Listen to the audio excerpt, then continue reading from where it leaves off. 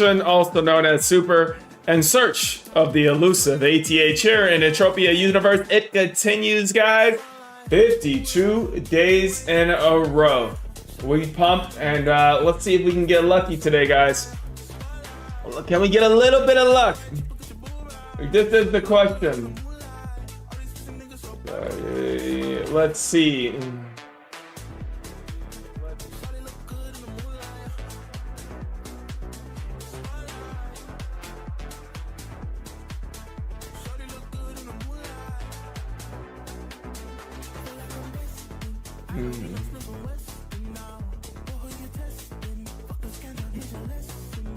What's up, Better?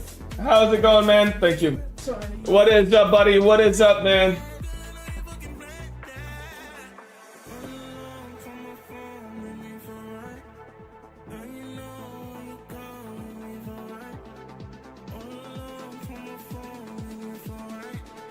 Machine number 52. Yeah, I heard you guys are out there, man. I heard you guys are enjoying the Ark boss spawn event. Are you guys getting any loot? I hope it's going well for you. There's a lot going on with planets today, man. There's a lot going on. You got the just mediocre. You got the Cyrene snow-based event. You got the Toulon weekend event as well. And snow-based, Toulon, and Ark now.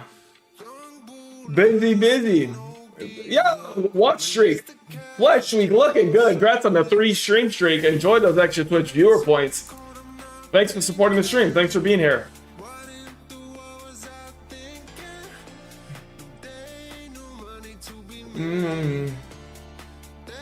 Eliola.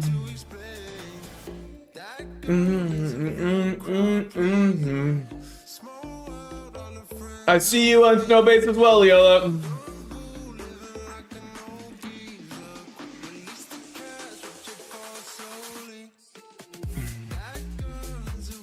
Let me go to the lower ones and let's go do a boss really quick. Let's go spawn the boss with you guys in these.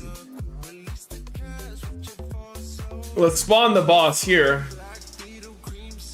And then I'm gonna head over and get ready for NI. We must defend Skeptic's honor, guys. We're going to go do NI. We're gonna go spawn a Gorgon wave with him. So we're about to go do this, boys.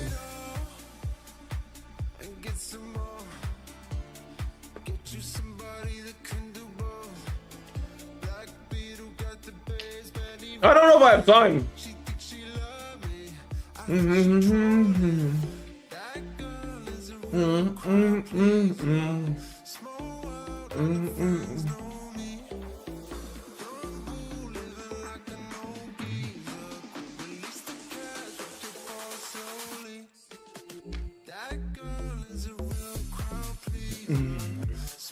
What's up, Great Hat? What's good, buddy? How are you doing, man?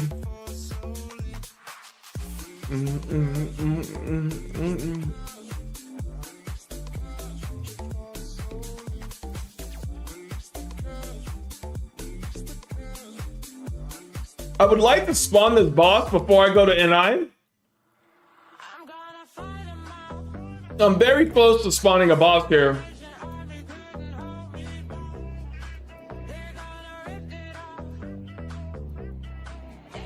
I'm gonna spawn it, then I'm gonna want to kill the boss with you guys, and then we're gonna go to NI, and we're gonna save Skeptic. We're gonna get vengeance against Gorgon.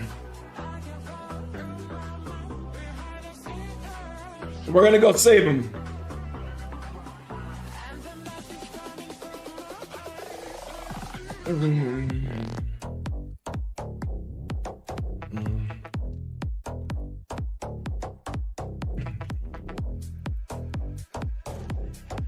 I gotta go.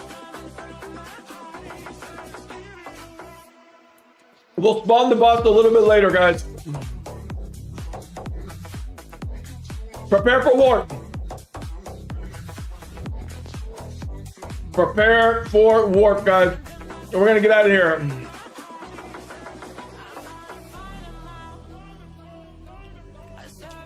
Let's empty my storage. Let's grab a bunch of shit from here.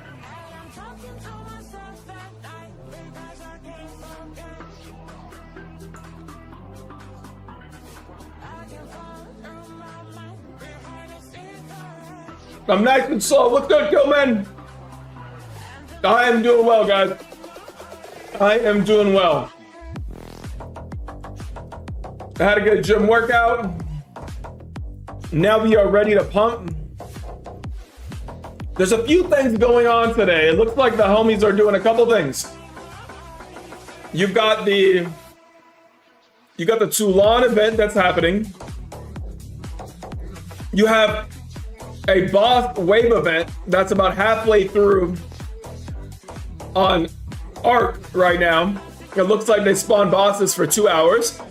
They're all like a level 1,000 and up. And then I got this NI wave event that I want to do with Skeptic. So we plan on doing it at noon. We plan on doing it in 12 minutes for him. So let's I like to be on time.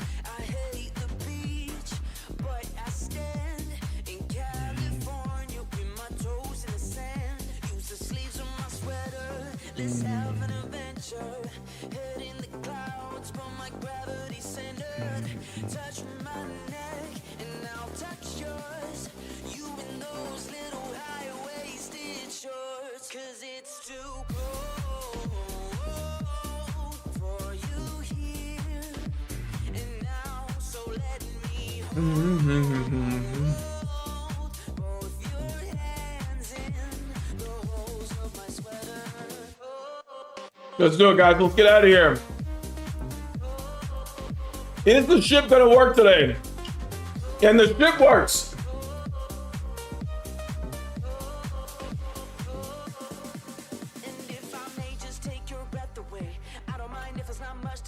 Sometimes the silence guides our mind to move to a place so far away. The goosebumps start to race the minute that my left hand meets your waist. And then I watch your face, put my finger on your tongue cause you love to taste, yeah. Let's go. I gotta pick up a little bit of sweat as well. Pour it on.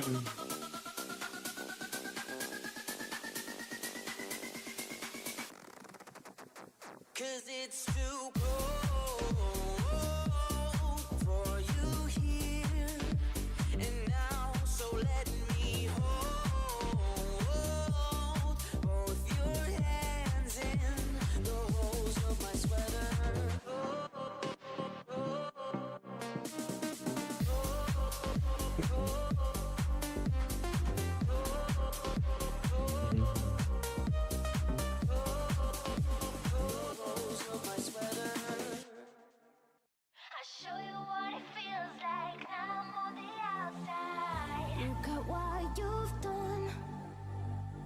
Stand still, falling away from me. When it takes so long, fire's out. What do you want to be? Now I'm holding on. Myself was never enough for me. Gotta be so strong. There's a power in what you do now. Every other day I've been watching you. I'll show you what it feels like now I'm on the outside. All right, let's get in here to the space station. A little slow boat.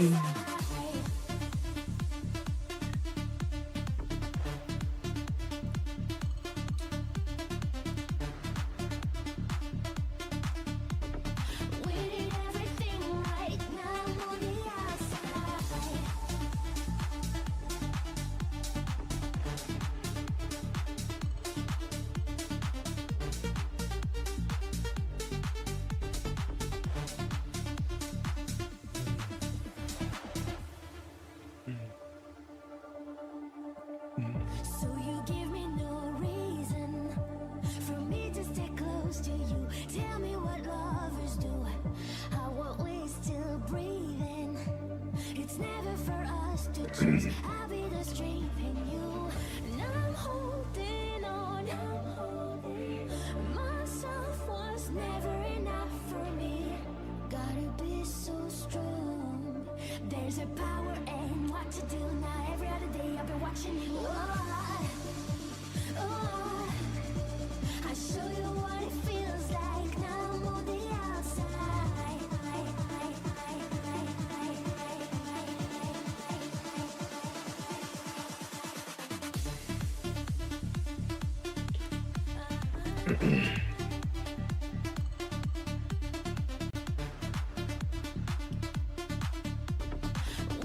Ooh, come on. Right now I'm on the outside.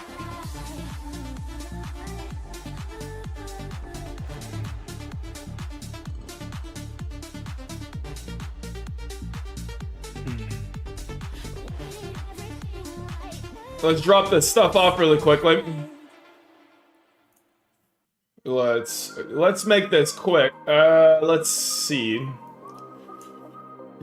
Drag, drop.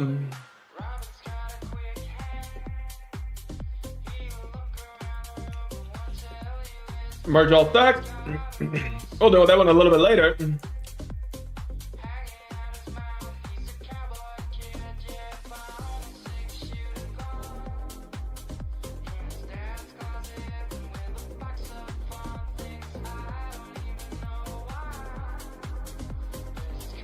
You see how organized that shit is?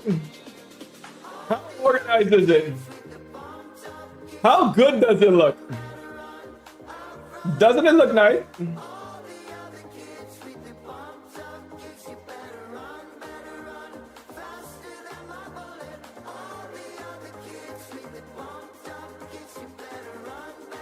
I need another. Let's buy some arts and chips.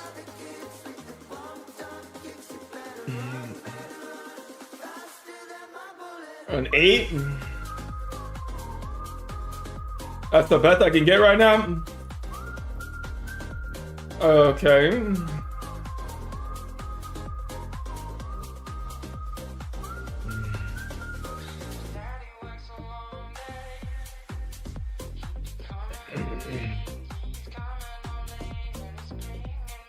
Let's grab a couple badges.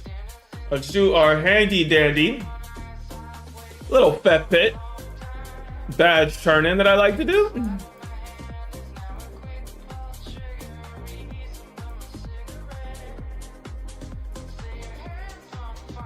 Look at electrocution chip. Let's use light mine essence. Let's see. Do I have a light? Do I have an electrocution? I don't know if I can use them. Like these?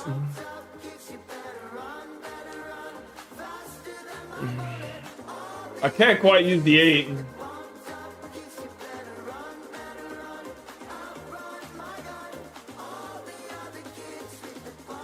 You're doing a little, get a little bit of business done real quick.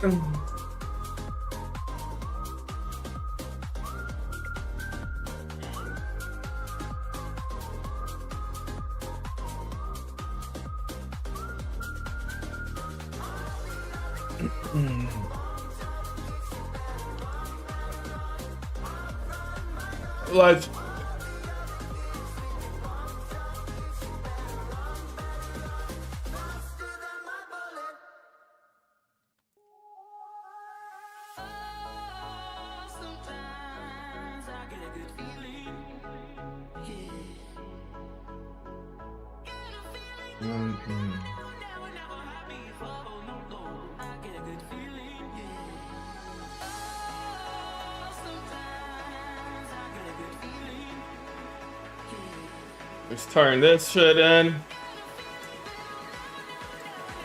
Let's drop this off. All right, that's done. A little bit of business is done. Let's get out of here. Let's get ready to rock and roll.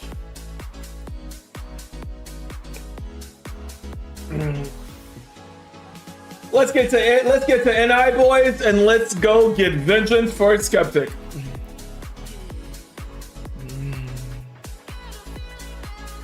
I like to be on time.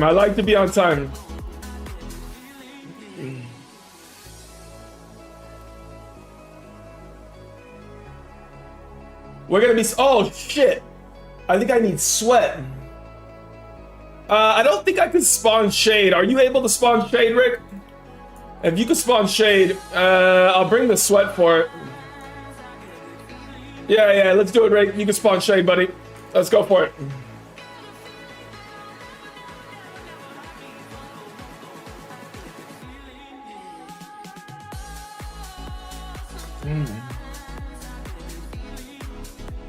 Let me grab the sweat.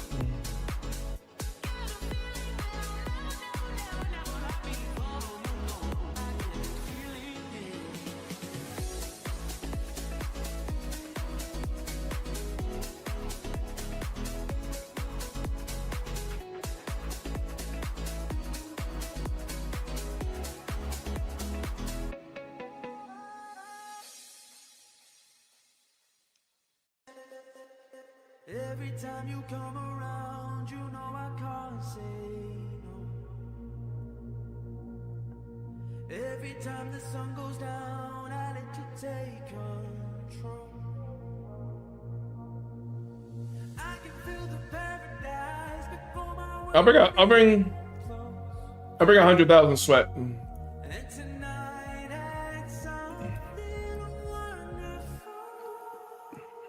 My bad habits lead to late nights, sending alone conversations with a stranger I barely know. Swearing this will be the last, but it probably won't.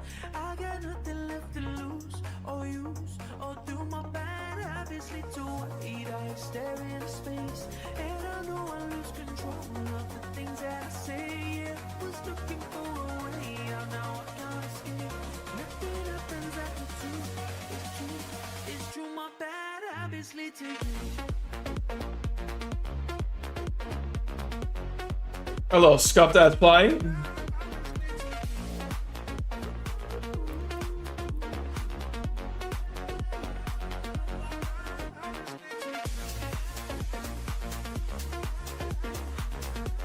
Rick, do we get anything back when we spawn? Does he give us anything for the sweat, or is it just an investment to spawn him and we get nothing? How does it work out, Rick?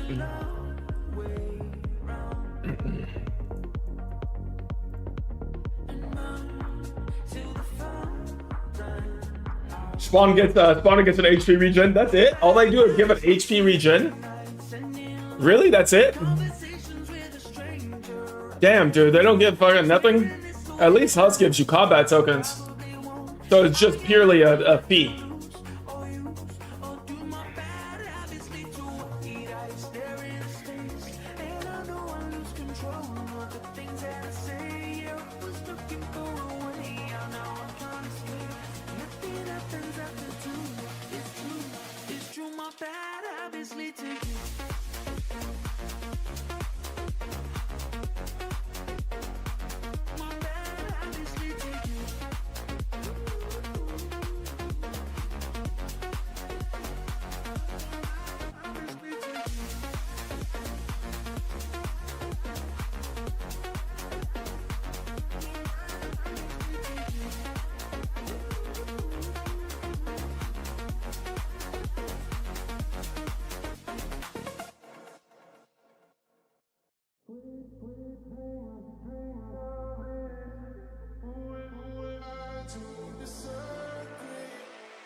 Yeah. Hell yeah, Madman. It's been awesome, bro. And this one can use 9 out of the 12 guns. What's up, Baba? Nice to see you guys. Nice to see you. It's stream number today, guys. Stream number 52. We are back, boys.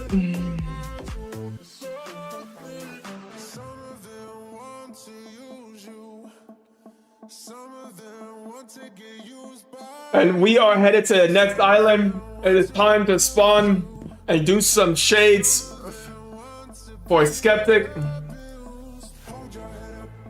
So we're gonna go out there and help him out real quick. What's up, Blue Legion? What's up, Motero? What is good, guys? Nice to see you all. Thanks for being here.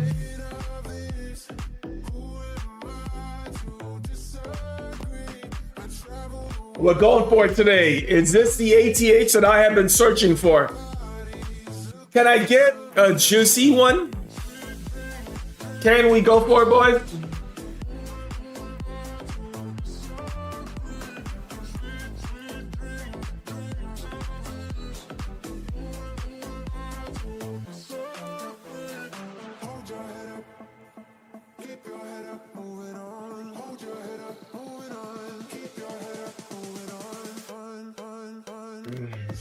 Yep, we're heading to Gorgon. We're gonna spawn Shade. We're about to do it, boring. We are going for it, my man. We are going for it.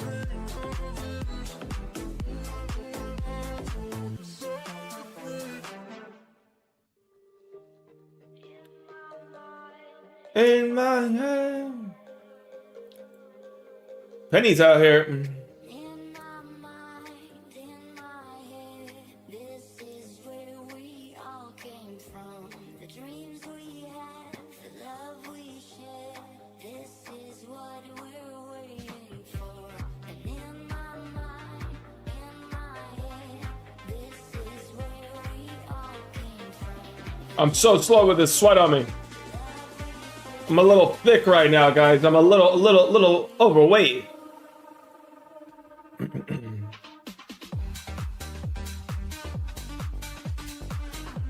We are coming. There should be an active, actually, Gorgon wave right now. No way I get the bug right now. You gonna give me the waypoint bug?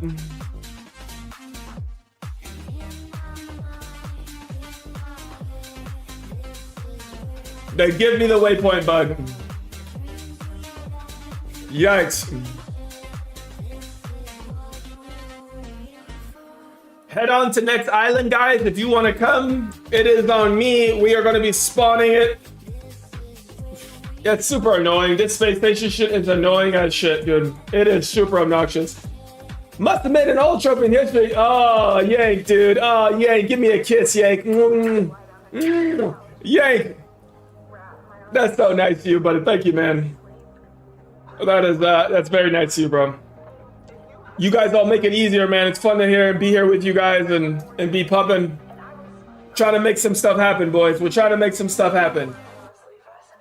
Wait for Gorgon's children. All right, let's get back in it. We're back in game, guys. We're back in game. So I'm coming down to the next island. Which one? Which one is that? Oh yeah, I gotta go to ancient Greece side, don't I? Wave 4. Well, I'm coming to help. I'm coming to help. There's a storage over there too, so I can store all this sweat. So let's go ancient Greece. Wait, isn't it ancient Greece? Isn't that the island I'm looking for? Oh no, it's not ancient Greece. Wait, what is it? Wait, is it not? Yeah, thanks for the follow. Welcome to the stream. It is ancient Greece. Okay. Knossos. Oh, it's down here. Okay, I'll remember that. I'll remember it's at the south of the map. There he is, Skeptic. Coming through to the stream with his first ever chatter. What is good, Skeptic? Nice to see you, my man. Nice to see you. We are coming for your honor, Skeptic. We are coming to defend you, to get your revenge for what Gorgon did to you, bro. It is not right, Skeptic. So we are coming, dude. You're moving so fast, I can't invite you.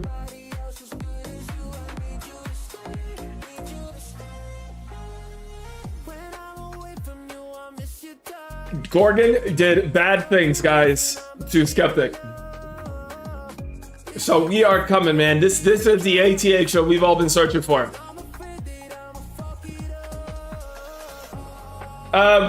Rick, do you want me to keep the sweat on me, or do you want me to put it all here? It's gonna make you too heavy, yeah? You want me to just drop off the sweat that I have? It looks like I had 100K sitting here. I have 40K. Just stick it in the garage. All right, I'll stick it there. You that I'll never will. Let's do it, boys. Reinforcements have arrived. Reinforcements have arrived.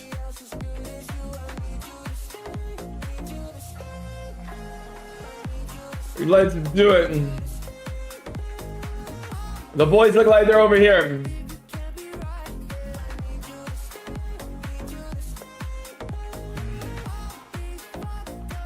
There he is. There goes Skeptic. There goes Skeptic. Look at him swinging away.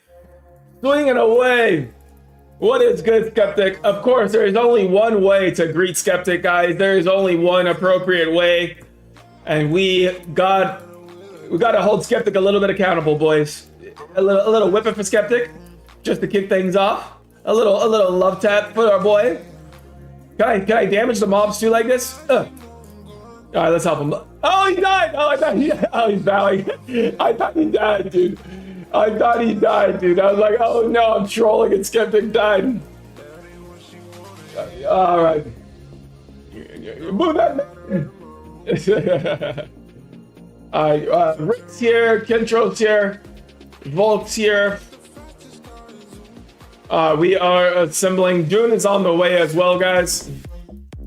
So we are pumping. Who else is here? Oh yeah, there goes Rick, looking good in the white. Let me see. Let me post to everybody.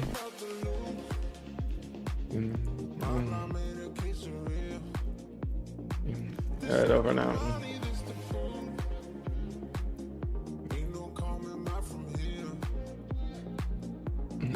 We got one way to do before we spawn shade. Is there any cooldown, Rick? Or are we gonna go straight, be able to go straight from this shade into, go straight from this Gorgon into shade? Are we gonna be able to do it? No cooldown? Okay, sick. All right, cool, man. Cool, buddy.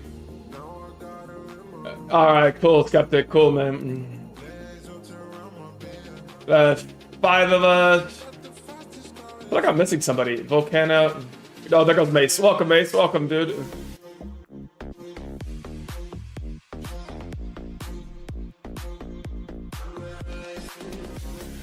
The Warriors are assembling.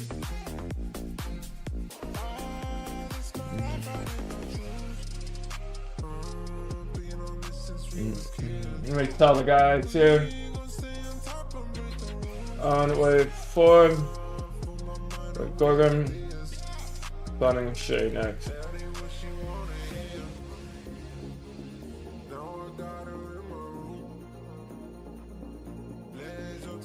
I appreciate it, Spartacus. Thanks, man.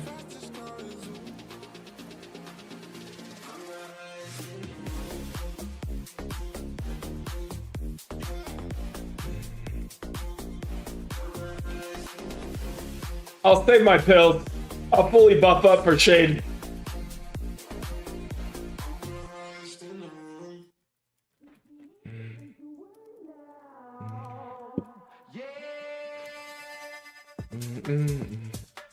The wife is making tacos today, guys. It may not be Taco Tuesday, but in my household, I'm a big taco fan. So we're gonna have the beef and the carne asada tacos today, guys. What are you guys eating? What you guys got going on today? Anybody eat anything good? Give me some good news, man. What are you guys doing today, man? What's going on? What do you guys got going on? Pulled pork. Been in the cockpot. Okay. Bolognese this morning, Rick. Rick, are you a chef, brother? You got some culinary skills, Rick? Carbonara. Is that right, Motero? The squad is eating well. The boys are eating well. You love to see it.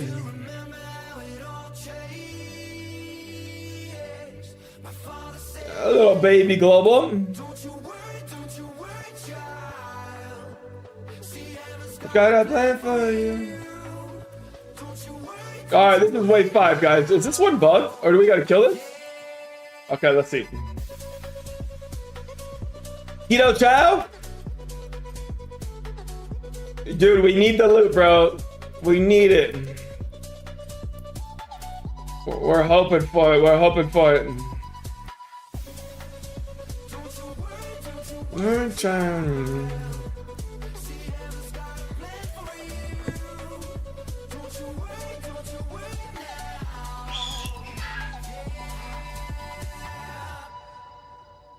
Oh, these guys are hurting me.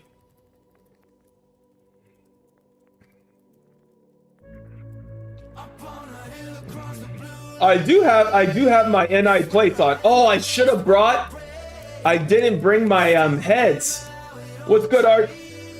We're about to we're doing this Gorgon wave, and we're about to spawn Shade and get going. The homies are assembling. Bick in the house.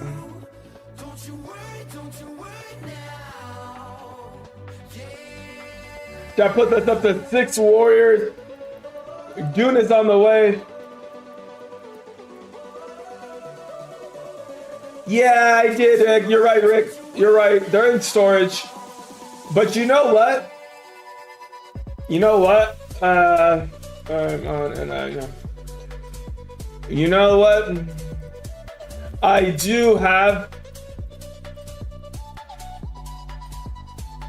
Oh wait, you mean you what? You think they're in NI storage or Cali storage? Which one do you think they're on, Rick? You think they're in the little? Oh, did you see them when I was putting the sweat? Maybe they're over there. Oh, okay, cool. Yeah, I still need more. I need to grab. Suki has 200 of them for me, so I'm gonna get. I need 120 for my plate upgrades now. So I don't have enough anyway, but. Let me see if anybody has them. Wanna buy Gorgon heads? Let's see. I'll post an NI trade. Let me see, and I'll post a Cali trade too. Nah, let me not post. Actually, let me post a Cali trade. Fuck it. I wanna buy Gorgon heads. I'll see if there's some. If I can grab some. Ah, there you go, Zeus. So Zeus was telling me about these chips, guys. What do you guys think? I already have a resurrection chip. Well, I have. I have a limited one. Sure, it's an unlimited resurrection chip, 8. I don't res that often. I mean, God, dude, paying 7. How much ped? How much ped do they want for these things? What do you guys think about these chips? Are these like vanity items or are these actually like helpful? What do you guys think? Does it make sense to buy? I mean, how much ped is it gonna cost? Less than you than my item? Thank you, alright, thank you for that, George. Thank you. They kind of look like vanity items. Like, I don't res people that often. Ice Shield I actually use and I get tremendous value. You know, like Wormhole, maybe Wormhole could be like a... That's true. That's true. You do get TP4. Actually, isn't it TP3? Isn't it TP3 to go to your apartment? It's actually TP3, right? I don't think it's TP4, George. I think it's only TP3. But yeah, the Wormhole. Let's see how much ped is these things. Even if you got it for 5k ped, I mean, geez, Louise. Okay, you got it, buddy. You got it. You got it. Keep it a secret. Protect my source.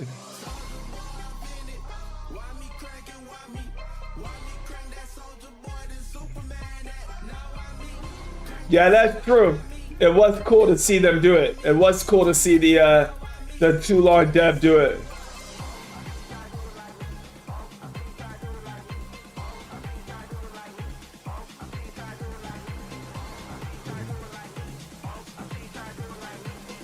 Indeed. It is a cool little mechanic.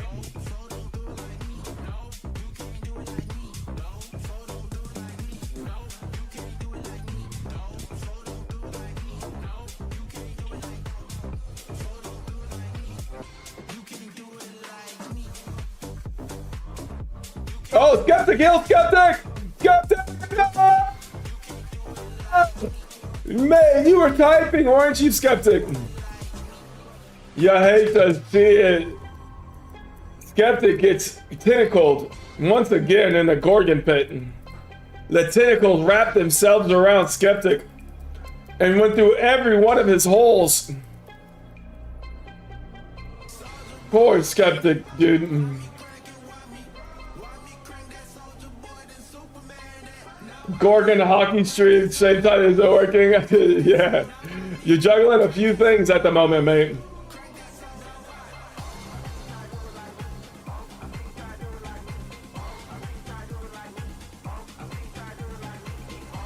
You got a few things going on.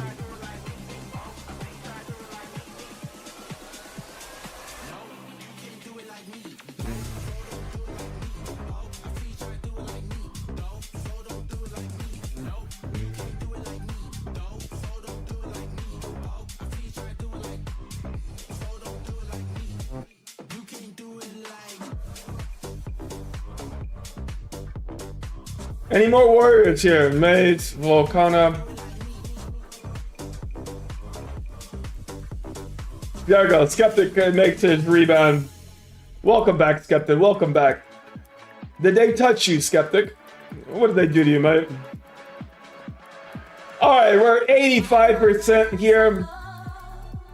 We're 85%.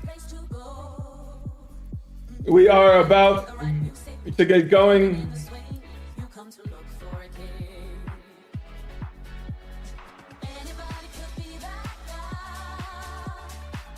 Ah, you got a little single out of it, huh, Skeptic?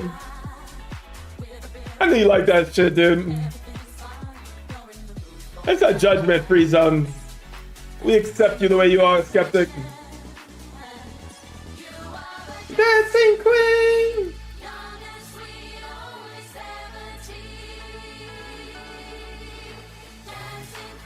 Alright, Dune's coming in hot. Dune's coming in hot, guys.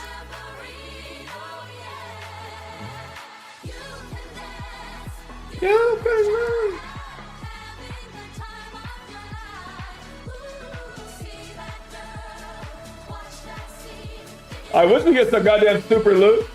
How sick would that be?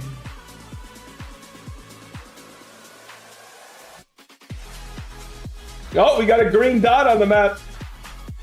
Is that Dune? Coming in hot? There goes Gorgon.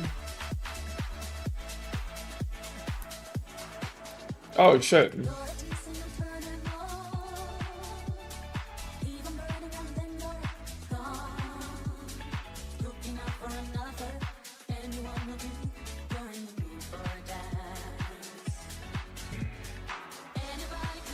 Gilead, perfect timing.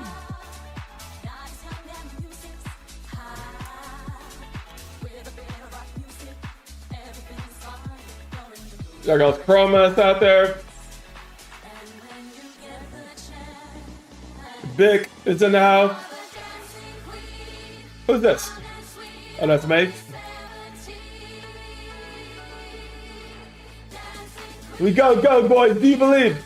Is this the one we've been searching for? There goes Doom. Oh, let's see if I can invite Doom. I think Doom might already have a team.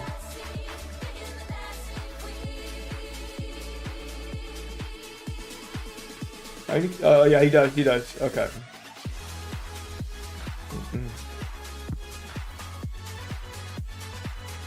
Aha, okay.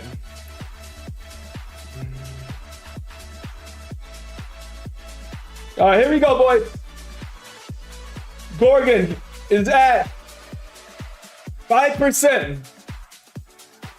Maximum DPS. And then we're gonna head to storage. Alright, let's wipe this out. No, that wasn't the one we wanted. That was not the one. Alright, here we go. Let's go. Let's head back to storage. Funny shade. Alright, let's do this. Let's do it, Rick. Head to storage. And let's go ahead and do a knock with June. Let's do a little fusion. Ah!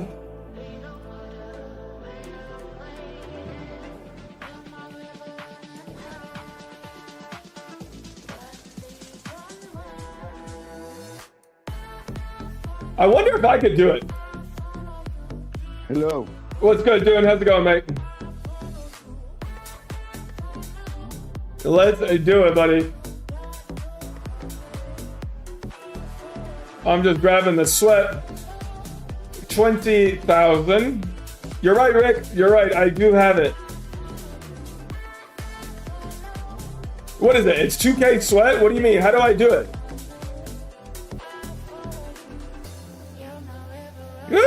Ooh. Ah, hooking it up, dude. Good man. Thank you for the contribution, sir. Thank you very much, dude. Wait, how do I buy it? 2Ks of materials for the mission? I doubt I did it. Let me try it real quick. Let me see if I can do it. Come meet me over here, Rick. Dude, can you hear me? You should be able to hear me. Do you get the material? I can hear you. Okay, good. I was gonna make sure you hear me. Okay, good. Can you guys hear Dune on stream? You have to have someone that's finished a long mission chain. And then they can spawn Shay right here, the statue. All right, cool. Yeah, I'm gonna try to see if I did it. I doubt I did it, but I'm gonna try real quick, and then we're gonna get it going. Rick can do it too. Yeah, but you raise his volume. Okay, Montero, I raise it. It's shade on the right. Here it is. Ready, boys? All right, let's do this. Oh, you need all this shit. Yep, I don't have it. Here you go, Rick. Where are you, Rick? Come here, good looking. Where are you? Oh, there you are, Rick. I can see you in all white, looking good, looking like a goddamn hero. You just need the sweat once you finish the mission. All right, we got it. We got it. We Gucci. We Gucci. We Gucci. Here we go. Let's get ready, boys. I'm gonna buff up. I'm gonna go 15 milligrams. We're gonna go fully juiced here. Dude, are you gonna be able to keep up with my DPS in here?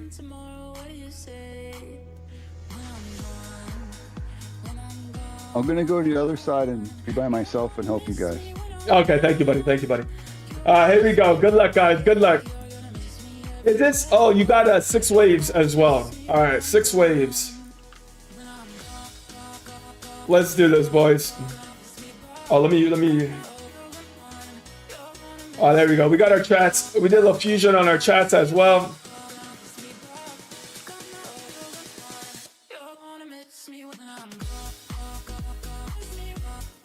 All right.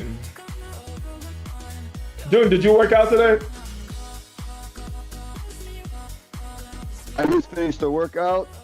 I made a great steak and egg lunch. Dude, that lunch looked good. After lunch walk, took a shower, and here I am. Hell yeah, nice. All right, let's do this, dude. Let's do this.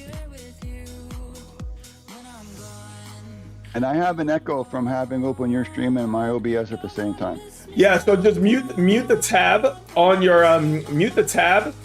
your browser. So right click your browser and just click mute. I think that protects the view too.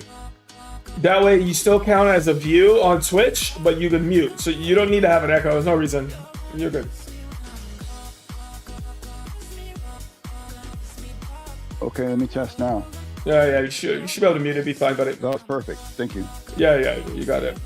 No, yeah, I still have the echo. What? I don't know why you have it. There we go. That's a little 294. Dude, that mob just gave us a better global than freaking than Gorgon did. Gorgon hit less than that mob. Lol.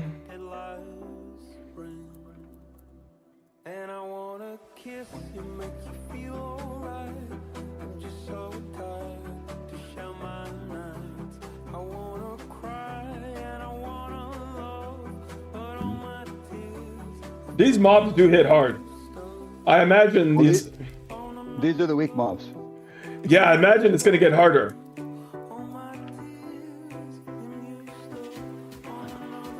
Don't worry, I'll tank them for you about wave 4 or 5 when they start to get a little. I will take them for you. You can stand behind me, bro. I will take them for you, dude. All right, I got you, little bro. Don't worry. Who do you guys think is the better take? Me or Dune? Who's more capable of taking these mobs? What do you guys think? Come on, chat. Oh, look at that. Ooh, look at that EP click. 38,000 EP click for Jessica. Dude, Mel, say they so. That's your Mel. That's your first chatter ever in the stream. Don't break my heart like that. Come on, Mel. Blue, you think I'm gonna die? No one's on my side? Are you kidding me? Not one of you believe in me? Come on, guys. Dude, hey, no way, God. Even you, brother. Come on.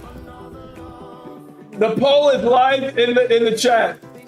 I don't know who wrote delusional in front of my name like that. That shit is fucked up. Somebody wrote delusional. But the votes are coming in 2-1. Thank you for the vote for me. The vote is tied. The vote is tied. It's 2-2. Dude, come on, boys. Oh no, dude. Oh, somebody changed their vote. Somebody changed their vote, dude. How dare you change your vote? You fucking baited me. You baited me, dude. Hey, dude, come vote for me in your stream. Vote for me, dude. Come on, dude. There it is. Thank you, boys. Thank you, boys. The vote is halfway through, guys. It is a tied vote. Thank you. Come on, guys. I believe.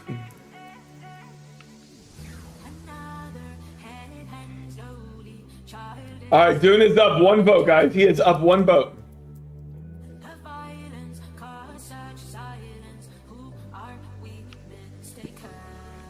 A little baby global for Dune. Thank you, Motero. Thank you, buddy. Thank you.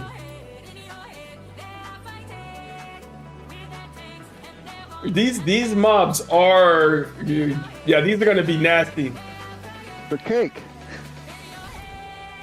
Easy peasy for you?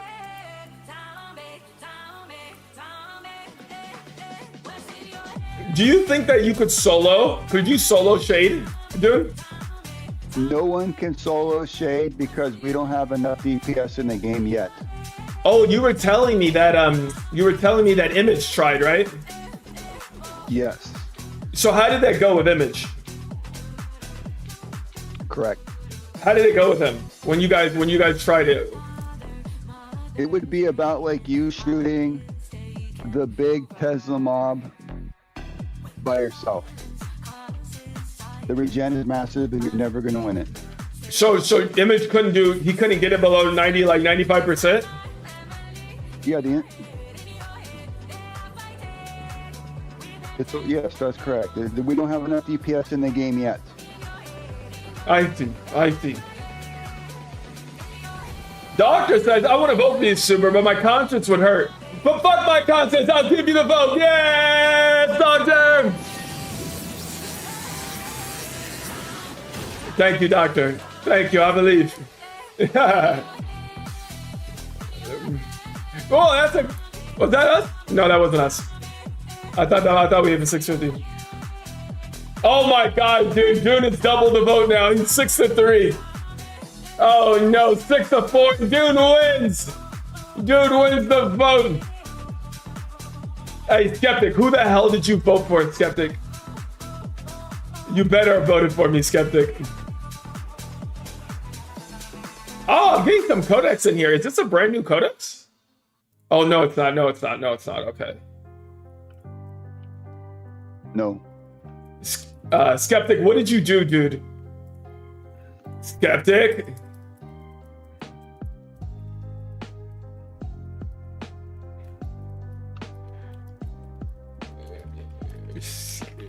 We got close, guys. We tried. We fought hard, boys. We did what we couldn't.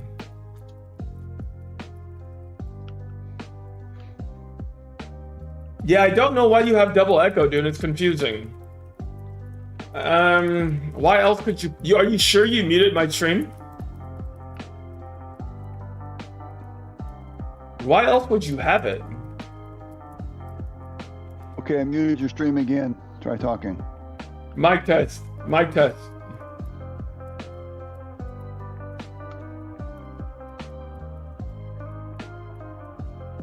On-screen On-screen celebration? Do I even have? I didn't even know I had that.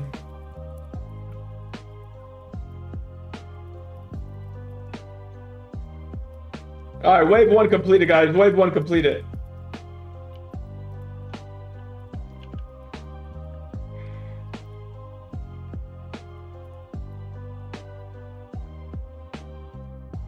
Show your spawn. Everybody heading back to the front? Okay.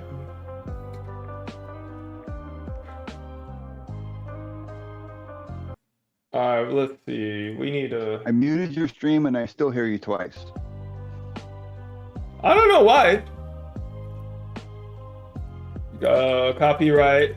Free. Oh, free. Oh, dude, I'm no longer banned on YouTube. I need to fix my copyright free music because I'm about to get banned again. All right, let's see. All right, we're back. There we go. We'll go like this. I've been having that. What's up, Digital? What is good, buddy? It's stream number 52. We are here. We're here to support Skeptic. And we spawned Shade today. I'm doing a little collab with the homie Dune. So we are pumping on that, my man. And doing our thing. We're gonna see if we can find that elusive ATH today, Digital Boy. We're trying, man. We're trying.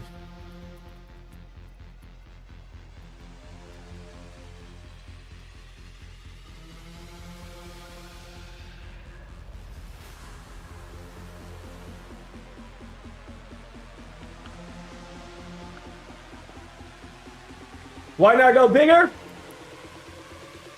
Oh, I've never done a Meet the Sister. What's a Meet the Sister?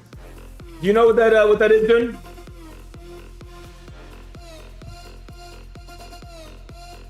It's yes, it's an extremely bigger version of Shade. You need a lot of people to do that. A lot of people are gonna die. Really?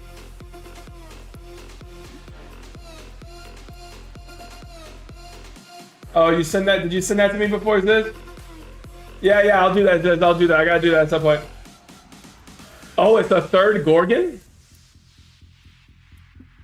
How many people do you think we need? 20. You're all gonna die. I'm gonna die. We're all gonna die over and over. It's ridiculous. Really?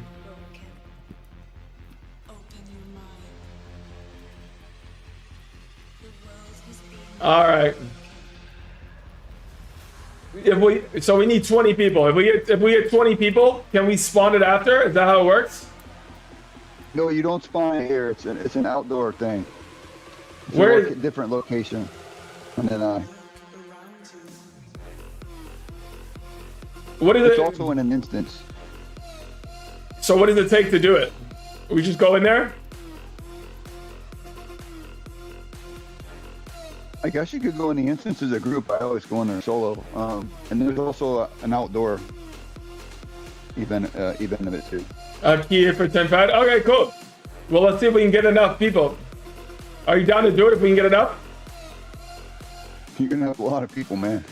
Yeah, let's do it. So what is this thing called? Let's see if I can help. Let's get some more people. Like need to set. Let's see. Skeptic says the instance is limited to 12 people. Doing Shade Gore right now. Like to do Meet the Sister after. Message me if interested. All right, well, let's see if we get enough, guys.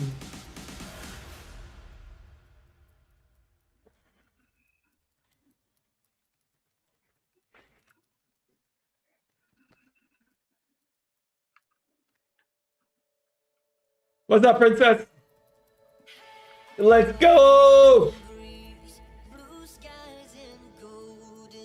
Yeah, come on through, guys. Message me in game if you guys are down. I'll invite you to the team. Let's see if we got enough. If we can only bring 12 though, guys. We're going for it. Let's see if we can do it. Let's go for it, guys.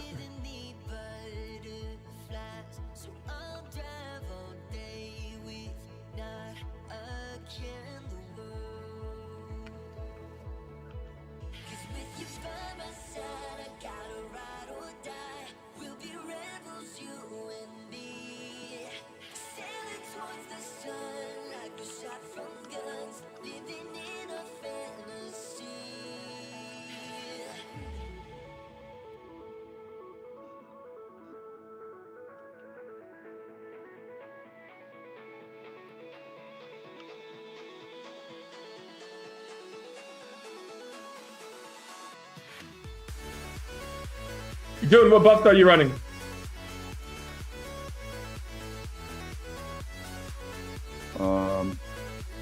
Tesla pet 13% damage increase. Crit damage increase. That's it?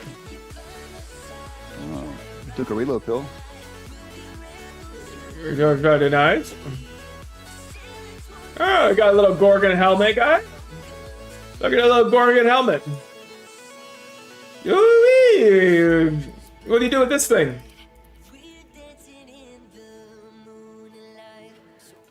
Oh, it's a little unlimited item, huh?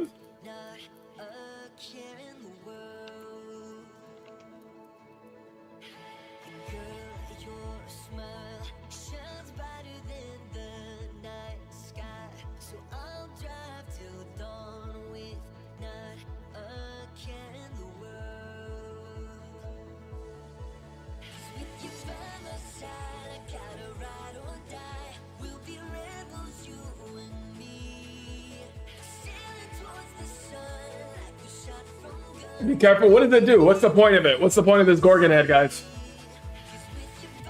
Is there any particular point for it? Is it just... I mean, it's only 2 ped. Does that really matter about the repair, Leola? It's just basic armor? Is it not needed for anything like special on here? Kind of like not a set. Oh, it's part of the armor trying to upgrade it. Oh, okay, cool. I see. It takes a lot, huh? What do you, June? What do you think about the Gorgon upgraded the upgraded armor set?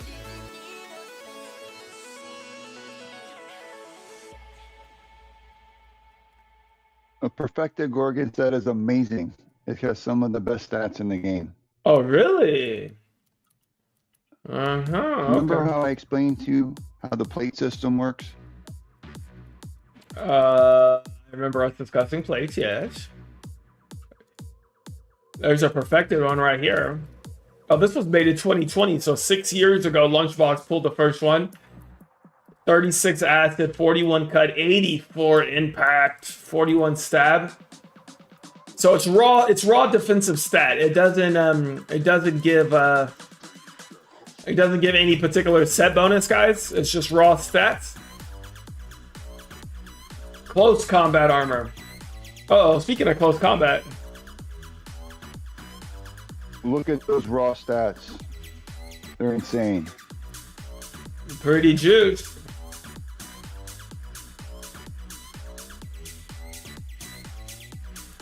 Oh, speaking of,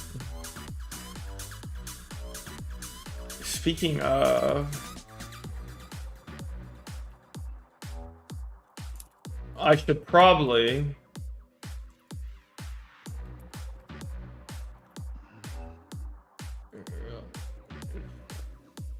oh, you never mind. I don't have the I need the tier 2 armor defenses. Never mind. Yeah. You made a bunch of limited for migration. Hit me up if you want to grind Emon Stalkers. All right, Rick's the go-to for it, huh?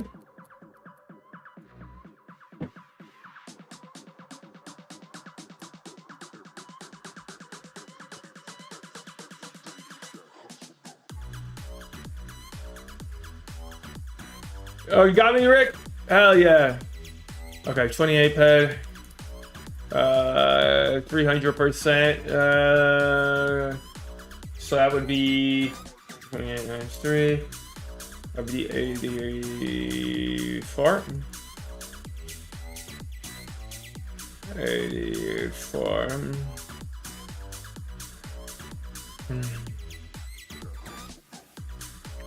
Thank you, Rick. Thanks for those, man. I just tiered up my armor to T2, guys. So Rick hooked me up with some of these armor defenses that I need, which I feel like I should be using them in here.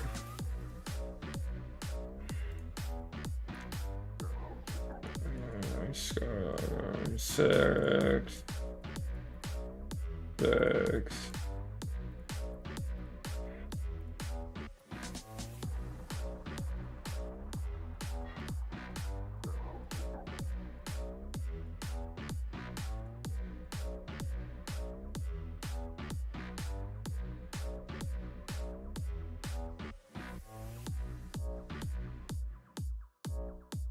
Thank you very much, Rick.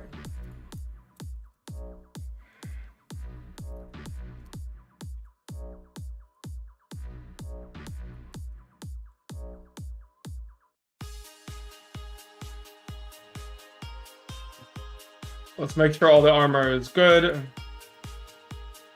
Oh, we're missing.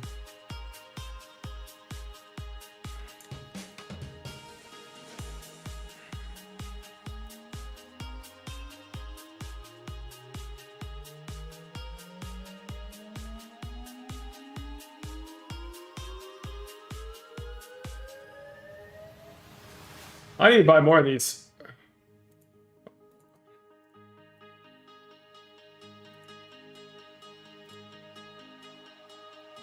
Rick, do you have tier 1s?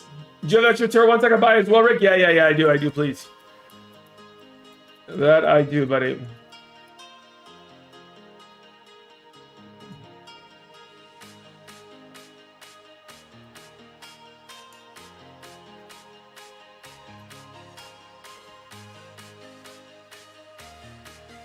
However many you want to give me, Rick.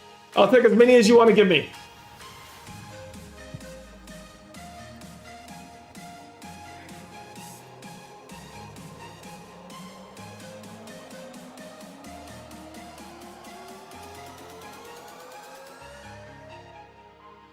$280 ped markup. 80 ped times 220.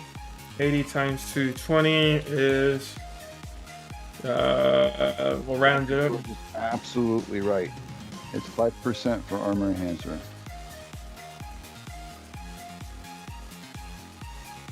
Okay, cool. Thank you so much, Rick.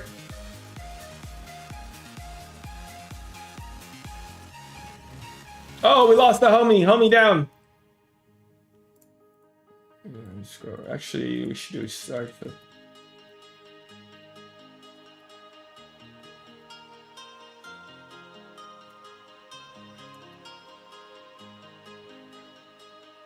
Okay, 20.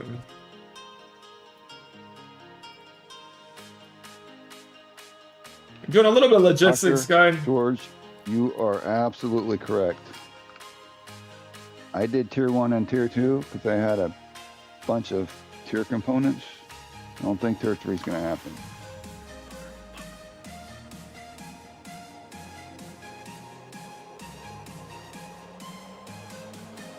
Hello, 300 global there.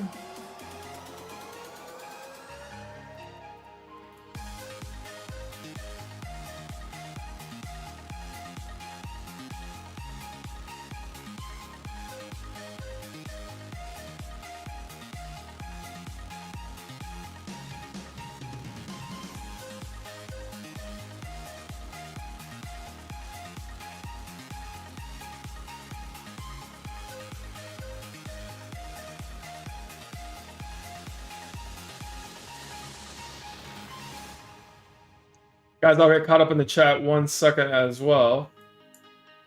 All right, we got all those added. A little bit of logistics. Dude says 5% per enhancer for armors, not 10, and twin armor tiers costs an arm and a leg. Refilling with AG refiners way more expensive though still. Yeah, guys, it's pretty condemning. If Dune isn't gonna tear up his armor, I think that says a lot. If it's not something that Dune would do. Because I know Dune, you're always looking for power spikes. You're always looking to min-max. It's mainly the cost, huh? How much would it cost for you to tier up to tier 3, Dune, with your armor? Did you math it out already?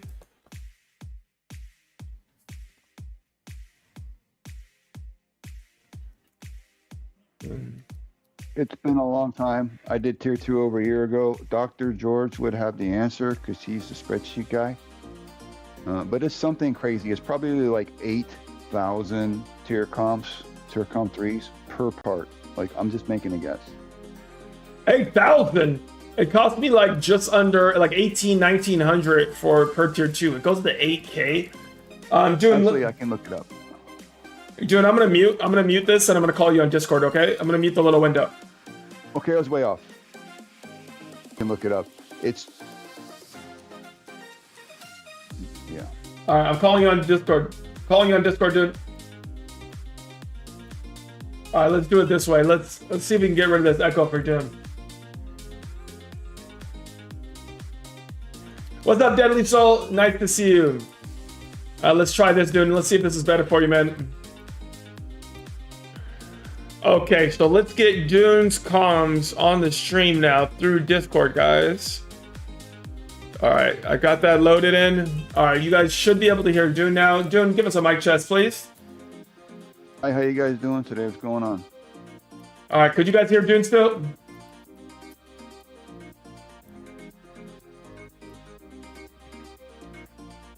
George says 24 tier 3 comps for all set or 21k. Okay, good. You guys can hear him. Thanks, man. We're doing good. We're out here pumping on Shade right now for Skeptic today. We're seeing if we can get some loot. We're out here pumping.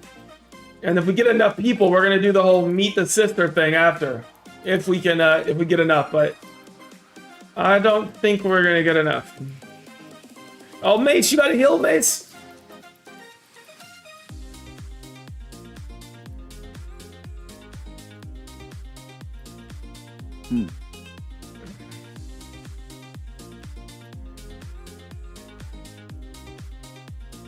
Oh, back down. Back down.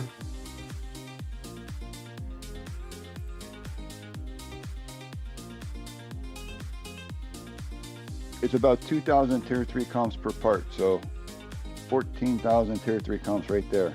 Yeah, there you go. That sounds like that makes more sense because tier 2 was essentially 1,800 per, so they raised it 10%. They added another 200 for tier 3. Okay. Tier 3 comps are generally the most expensive ones in the game. Oh my god, really? Yeah, unless someone's tiering up something specifically and drives the price up, tier 3 and tier 6. So it's particularly prohibitive to get past tier 3. So that one alone puts a big that wall alone is why a lot of people stop at tier 2 then, because tier 3 is just so prohibitively expensive. But if you do push past tier 3, would you go tier 4, tier 5 and then consider stopping at 6 if you did push past tier 3? I wouldn't do it. You just still wouldn't do it. It's not worth the 5% for tier 3. Yeah. I mean, it's not like tier 4 and tier 5 are cheap either. Like they still are gonna cost. Those are still probably some of the more common tiers. Even tier 4 is expensive, Blue Legion. Yeah.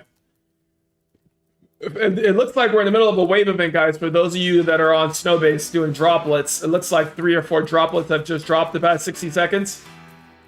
So it looks like we're in a little bit of a wave. If you're out there in Snowbase, good luck.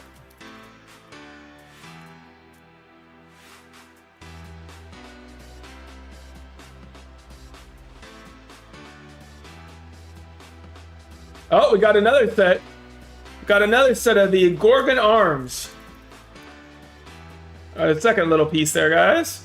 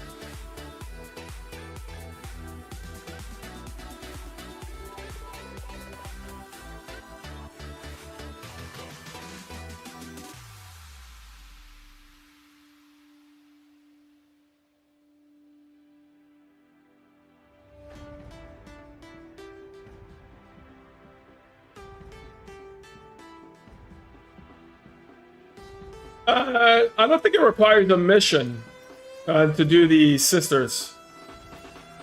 And I think it's an instance, right, guys? If it's open field, if it's open world, they have to spawn it, the devs. Is that right? Is that how that works? I believe so. And by the way, did this fix the echo for you, dude? I closed out your stream completely, and I'm only on Discord call. Okay, got it. The echo is not there anymore.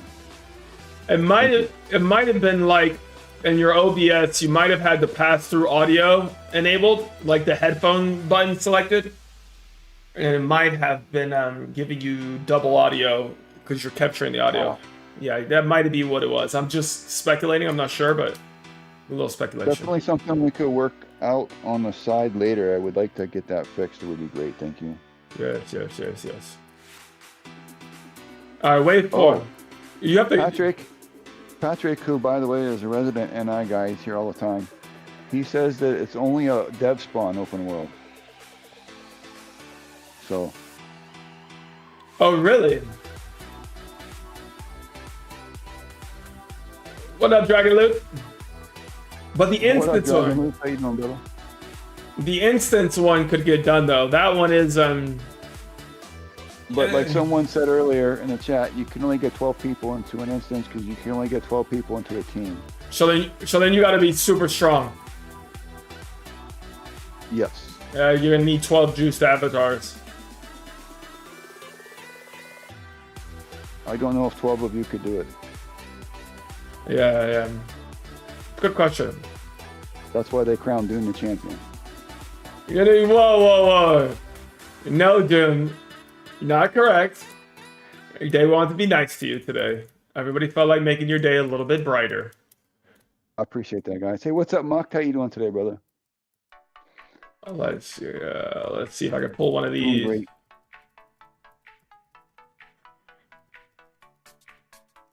Alright, pulling them back for the boys, guys.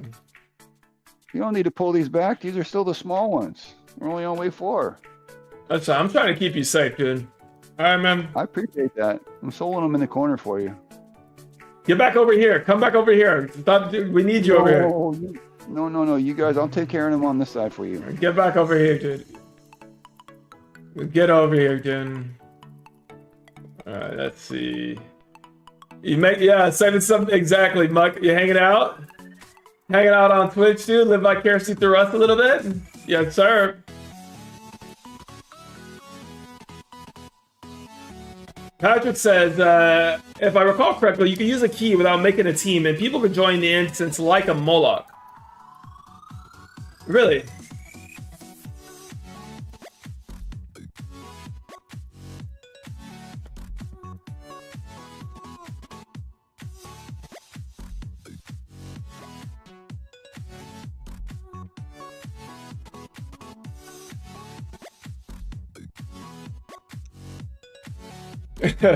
Super psyched.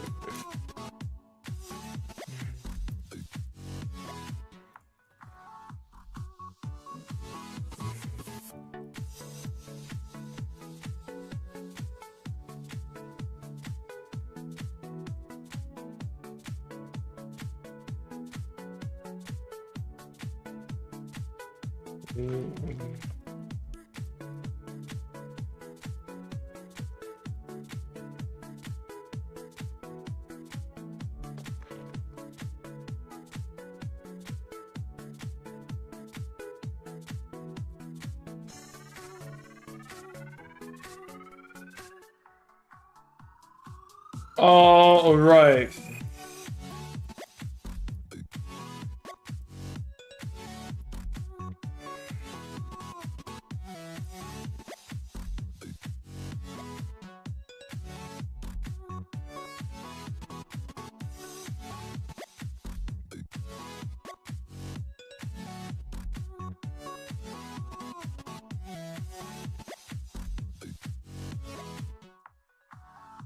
Christian, we're doing some technical troubleshooting on my end. Can you like talk for 10 seconds?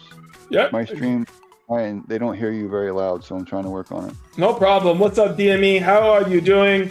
I'm doing well.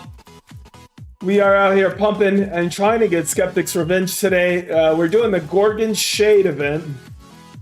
And we might try to see if we can make the sisters happen after, but we're gonna be a little short on people. But I'm trying to see if I can get one spawned for us actually out here at INI. So we're pumping. We're pumping a little bit today. How's your day going? How's Toulon treating everybody today? It was nice to see Toulon pay out. I saw that 20K hit. I see it. I think, where is it on the hot board here? Number one slot here is the mighty Wahish. Remember those Wahishes we were hunting yesterday, Dune? The Wahish. I sure do. They paid out 20. Yep. The old one paid out 21K to Shadow. So you love to see it. So you had a pretty juiced hit, paying out the number one slot.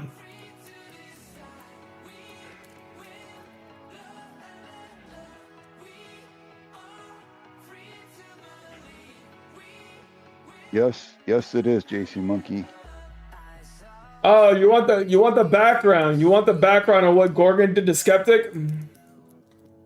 Skeptic, tell the people, Skeptic, what Gorgon did to you, mate. They took his loot. They took his pads, man. They took his pad.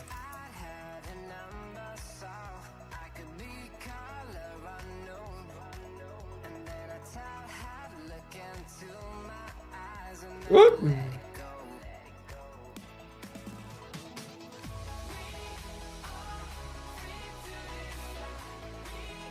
There we go. That was a nice one. Yeah, 380 global there. They took 3K from Skeptic.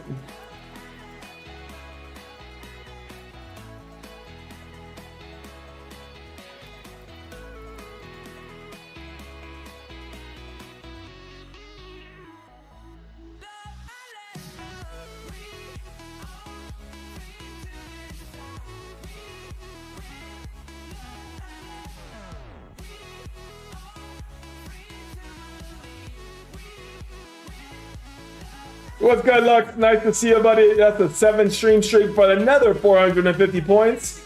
Racking up those Twitch viewer points. Welcome back, Lexi.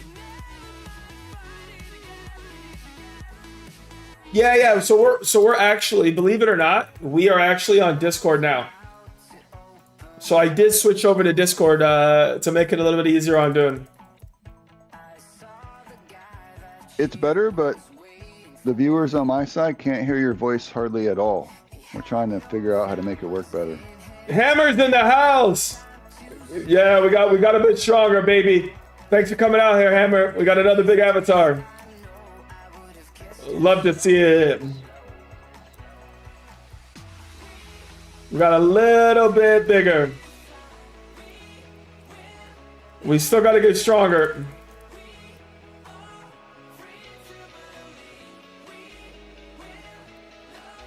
Yeah, we're doing a little shade, Luck. If you want to make it on over, buddy. And I'm trying to get the sisters spawned here in the Gorgon pit right now from the dev. So I'm gonna see if we can make it happen. And then if we could get them to spawn the sisters here, then we can all participate. I think we can all participate that way, right?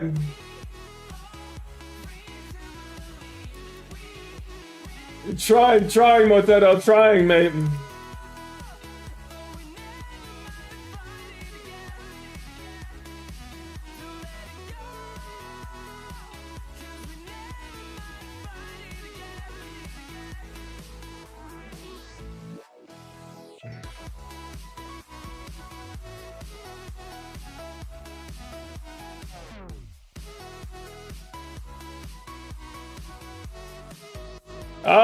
No, I want to be little. You can body sculpt me. I actually want to be smaller, Patrick.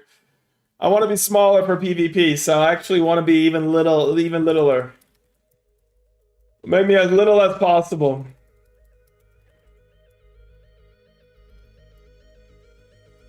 Uh-oh.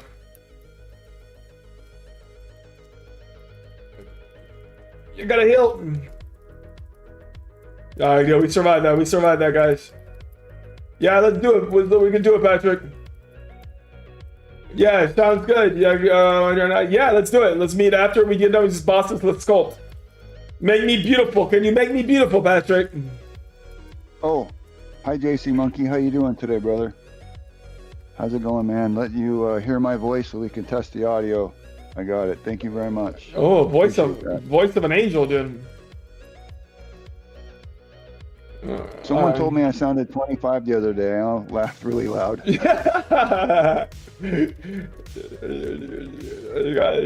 That's funny. Hammer, Rick.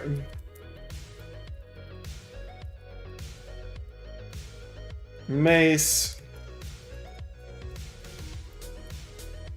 Thank you.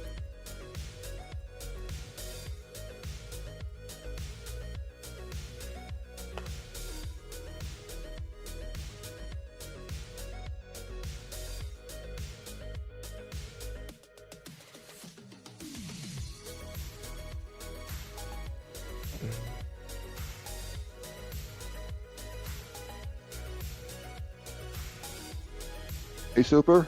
Yes? I had 2 of them on me, and I almost restoed, but I didn't have to, so I haven't had one heal yet. Well, since we've been here, Lifesteal's been doing it all. Yeah, neither have I. I haven't had the heal or ice shield chip either. It's been really easy so far. Super cake. This is a great spawn.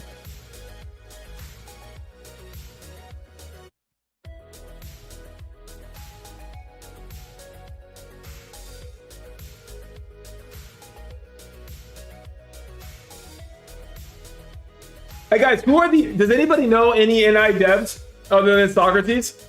What are the names of the NI devs, guys? Who's left? They were fired and I got absorbed by MA a long time ago. I know. Are there really none? Is it just Socrates? That's it. Yeah. Well, Socrates is a marketing director. He doesn't work for NI specifically. They literally fired them all and ended their contract. I heard. I'm just trying to see, is like, who else other than Socrates could I ask to spawn? But Socrates spawns the world bosses, so he still is down to spawn bosses. So I'm trying Socrates can only spawn mobs on Calypso. He said that already. But could he do one controlled by MA? Could he do NI? You need to ask him because he very explicitly said he can only spawn mobs on Calypso the other day, last week. He did say that. That is true. But he may be taking the weekend off. I'm going to recommend that you team up with some people now because these mobs are tough No, I'm when fine. you start getting them on you. Easy for me. You're having a hard time over there, dude? Yeah, I'm taking 3. Let me know if you need some help. If you need me to help you, I can help you out, buddy. No, it's okay. I'm not asking for your help. I'm just saying you probably need help. If you need help, little bro, I'll help you out. Oh, shit. I got 4 now. I'm chilling. I'm doing perfectly fine. Perfect. I'm doing all right with 4.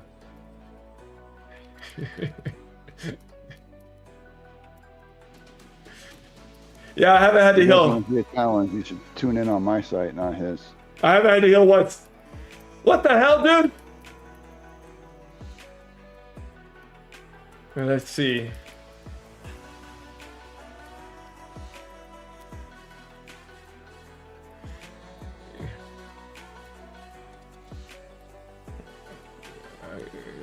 Which one did Rick pull? Okay, Rick's pulling these.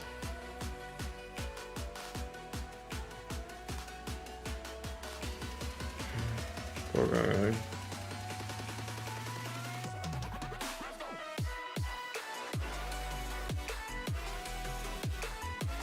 Mentions me.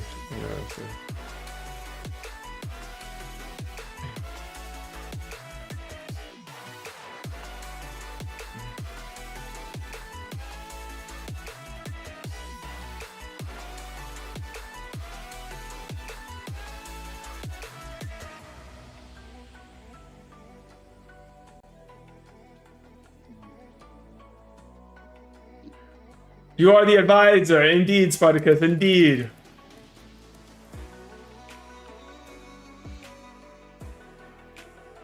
We are getting a little bit more people, slowly but surely.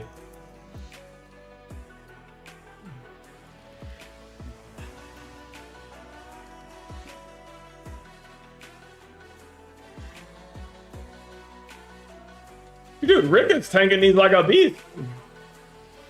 You're doing great, Rick.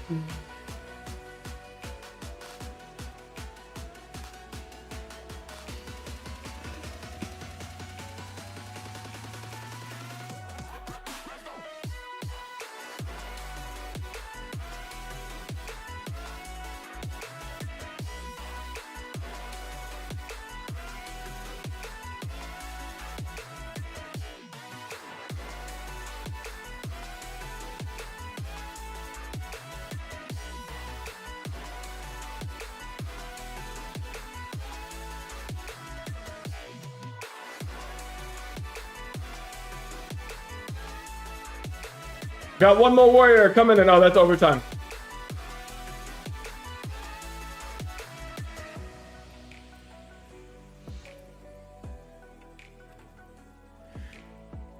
It's looking free over there, Muck.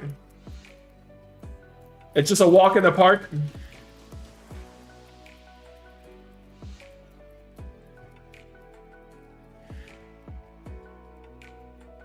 Oh no, Big.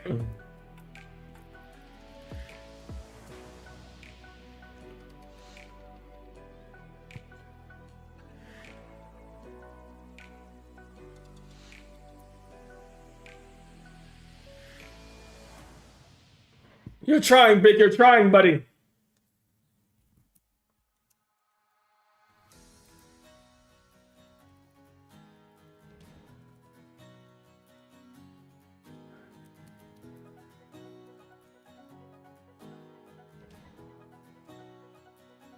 Yeah, the boys may definitely want eye shield on these guys.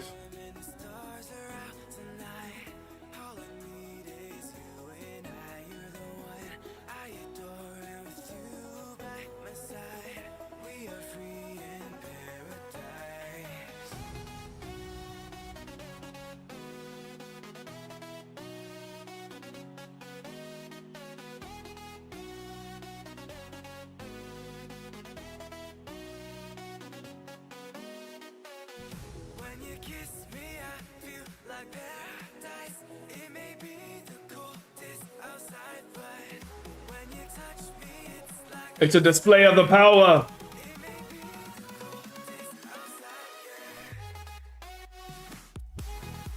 Here we go. Next one. Wave 5. So then we get Shade next. Yeah, next wave, guys.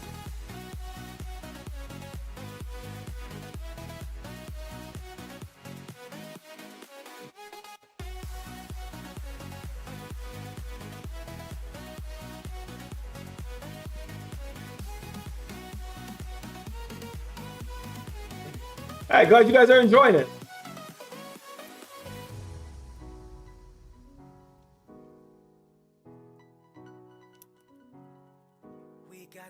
Let's buff up. Let's get some more power in preparation of Shade. Is Shade pretty tank and Smake, dude? Yeah, I practically sold it one time. Some guy ran into like the last 10% or something. Oh, yeah? Takes a little bit. Okay. I mean, I'm sure you could solo it. Okay, I'll run in there first. I'll lead the way. Didn't really hit that hard. You just got to overcome the regen. All right, good.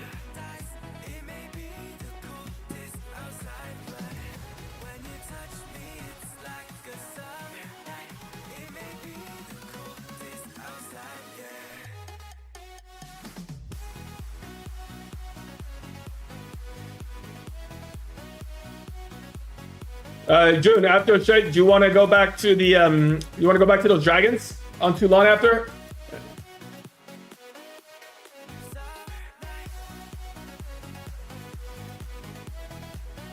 Dude, we gotta have more people because when you die, then I die, and I don't like dying. Yeah, that's true. At least one or two people that aren't gonna die on me. That's true. It'd be nice if we get one more at least. One more, I think, would make a big difference. He kept making me die. Didn't even offer me repair or nothing. It was sucked. Hell no, fuck that. Put you to work. Let's see.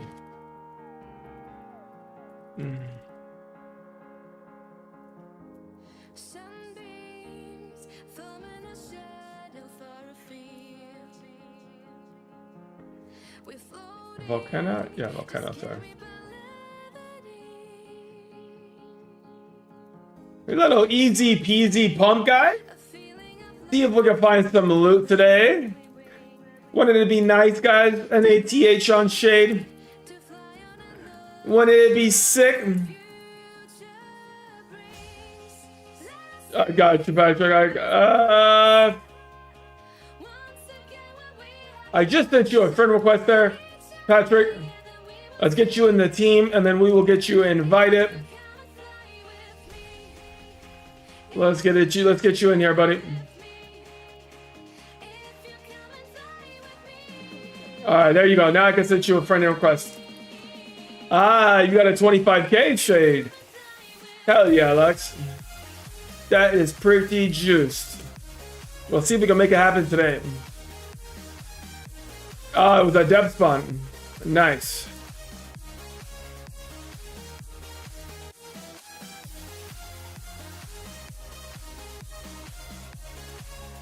Let's pump on it.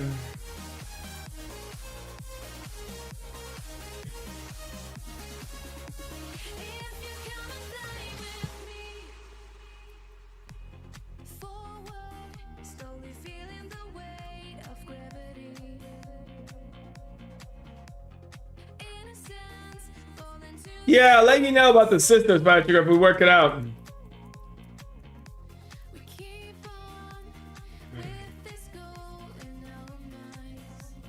You guys can do it. Who's a Yirle? A Yirle? What is that? What is that, Lex?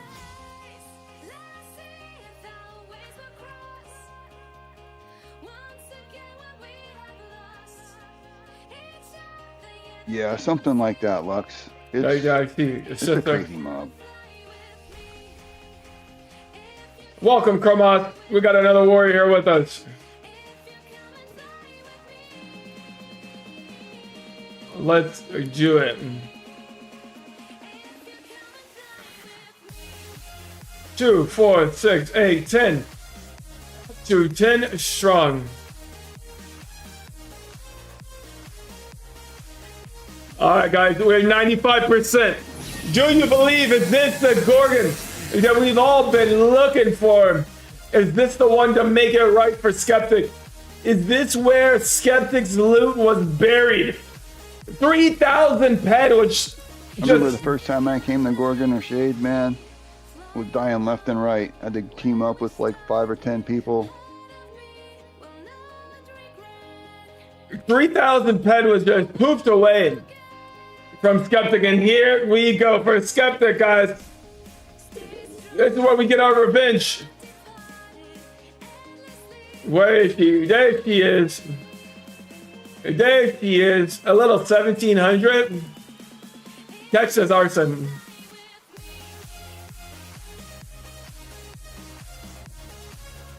Here we go. We pop on her. She's taking big time damage. There's no problem. Easy peasy on her.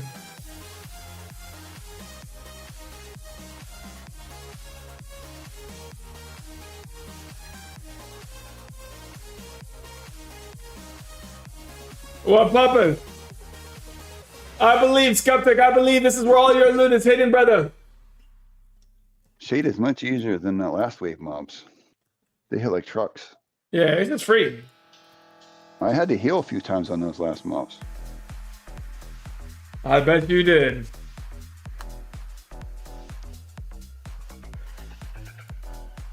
So what would you rather do? Dude, would you rather spawn more Shades, or do you want to, spawn more Gorgons in Shades, or do you want to go to Chelan? I personally would spawn more Shades because those mobs give bigger hops potential for an ATH, and you can get the upgrade parts for the plates or the armor. All right, let's do it. I'll carry you through a couple more shades. All right, you got it. So you have it. More shades to Flux, be when I'm in spun. land grab and I'm running around trying to stay alive and having fun, killing people and getting killed, whenever I see Christian off like 100 meters trying to plink me with his gun, I just throw 2 rockets over there and he disappears. He ain't gonna do nothing. He won't do shit. Not a single goddamn thing from Dune. He ain't gonna do shit. Absolutely. Little itty bitty Dune. Last time I saw him plinking me, I was like, what the? Oh. So I ran over towards him. I hit him as I was running by. Didn't even stop and kept going. He's And then I tiny. was very nice and I said, dude, you gotta move more in PvP. Don't stand still. Remember the last time I put my hands around your neck and killed you in the land grab? I do not recall that. One day you're gonna get me though, with everybody else hitting me. Someone's gonna hit me for 700. Someone's gonna get a 5, a 4, and a 3, and then you're gonna get the last shot. I choked the life out of you. Free. I don't recall that, but okay. 100%. 100%. My bare hands wrapped around Dune's neck. It was easy. Free. Free. Well, that's 12. Cat's here. What's up, Cat? There are. Oh, that's wrong. My bad. Okay, 12. We have 13 people here. That's nice. We're assembled.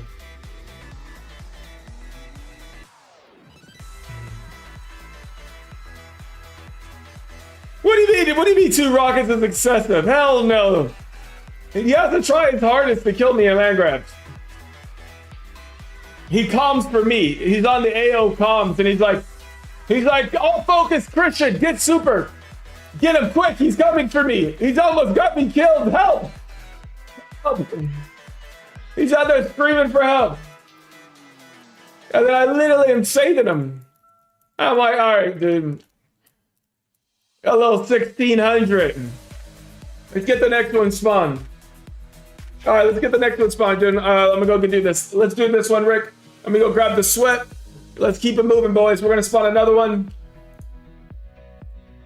Let's do it. Let's do it.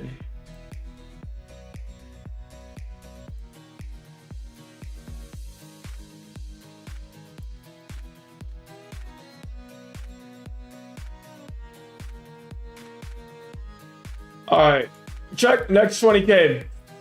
En route.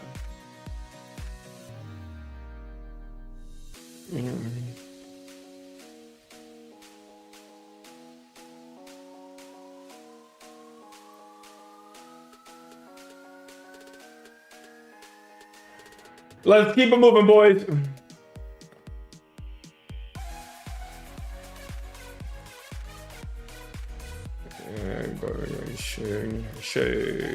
Shade, spawns.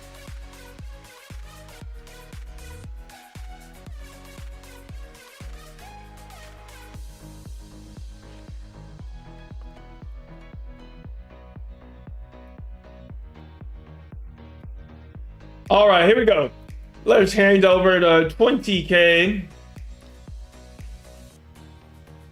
Here you go, Mr. Rick.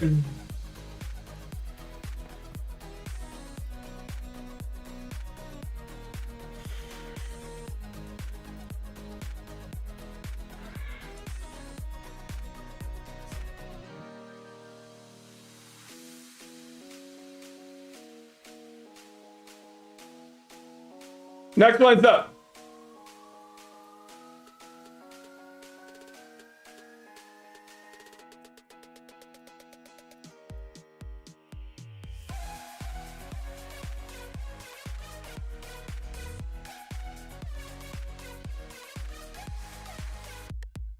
We're buffed over 400 HP, boys.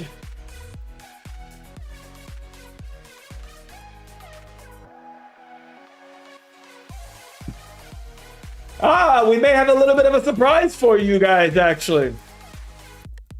Guys, who knows about Legends? Does anybody know about Legends? Does anybody visit Legends' shops? Who knows Legends? How would you guys like an interview of Legends and getting some perspective from him? How it is to be one of the biggest shop operators in the game. That's true. I have heard he's Canadian. So, what questions do you guys have for Legends?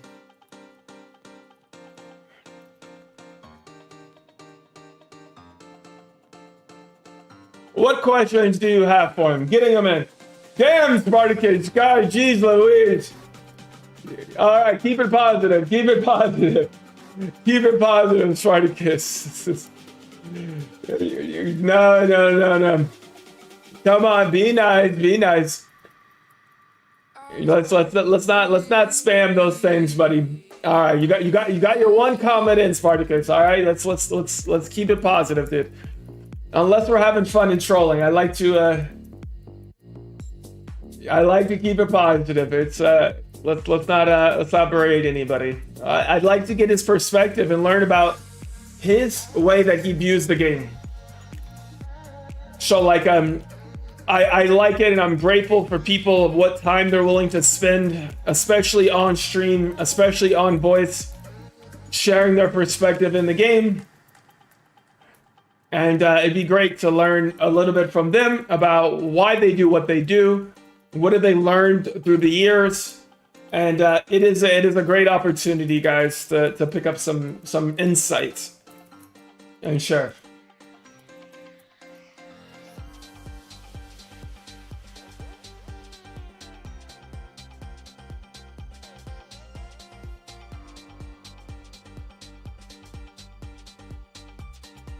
All right, Spartacus, that's your last one, buddy. Don't make me time you out, Spartacus. That's your last one, buddy. You know I like you, but let's be respectful, please.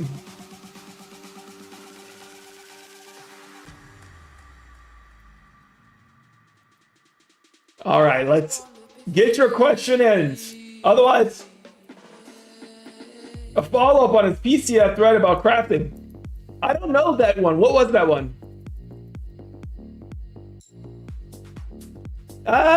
He's down. He's down to talk money. He's down. He said he's open to it. So he's down to talk money. And he's down to do that. So we can ask him questions about that. He said feel free to ask the juicy questions.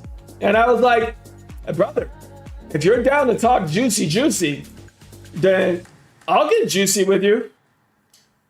Legends, the shop owner, guys. He operates the most shops that have been in the space in the game for a long time. He's a big armor guy. He's got a lot of shops. He's got a fishing shop.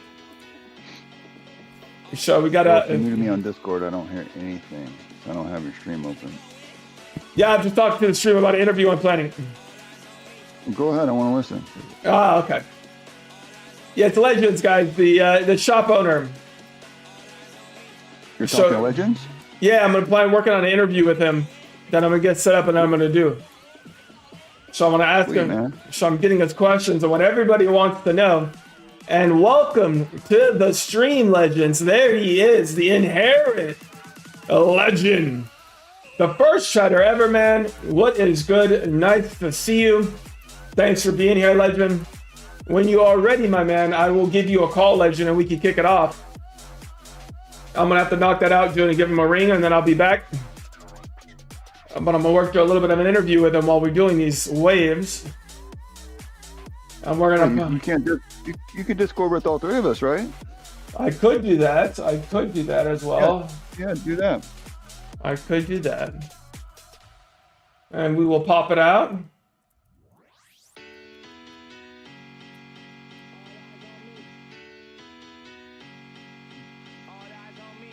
Legends is down for all the questions, guys. So I've got some from Patrick. I got some from Nutbar Chieftain.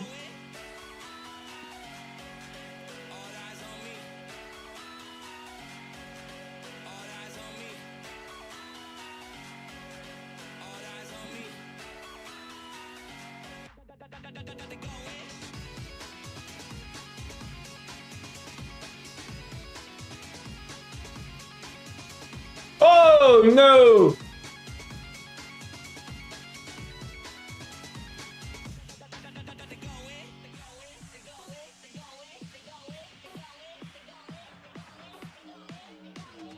All right, let's get back in here, guys.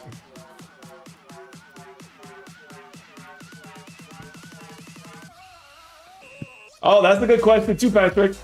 That is a good one. We'll ask that one as well.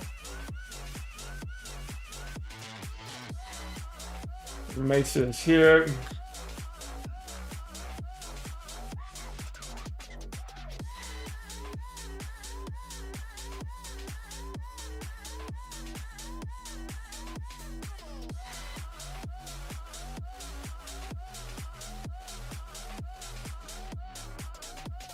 Let me write down these. Let me write these down.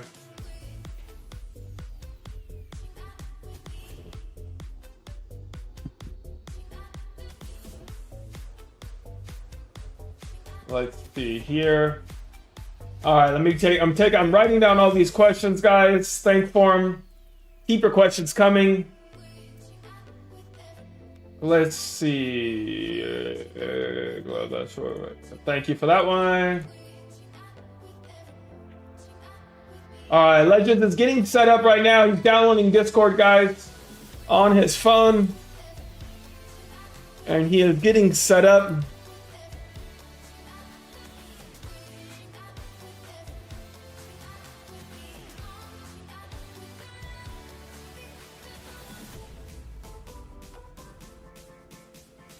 Let's see here.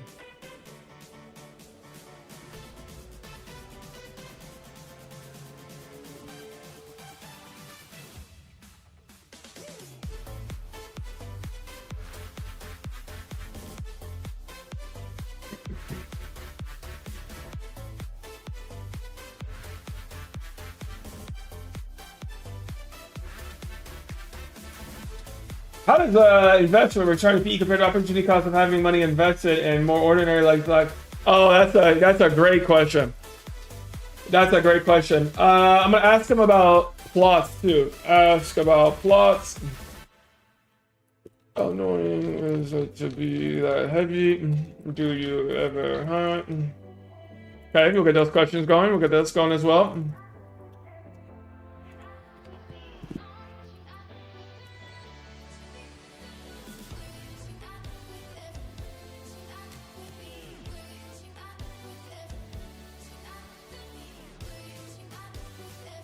We're almost wrapped up with Gorgon Wave number 1, guys, of Shade.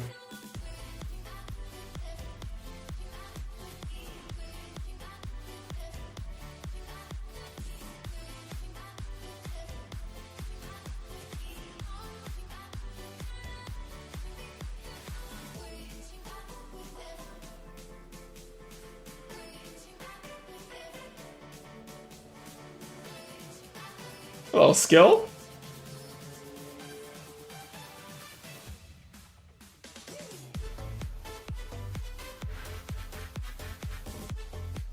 Oh, yeah, his tracking is a good question. And how does he manage his shots?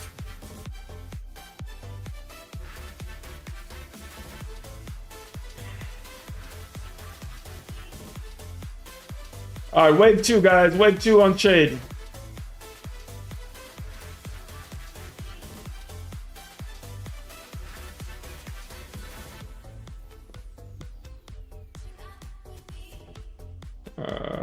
Got enemy?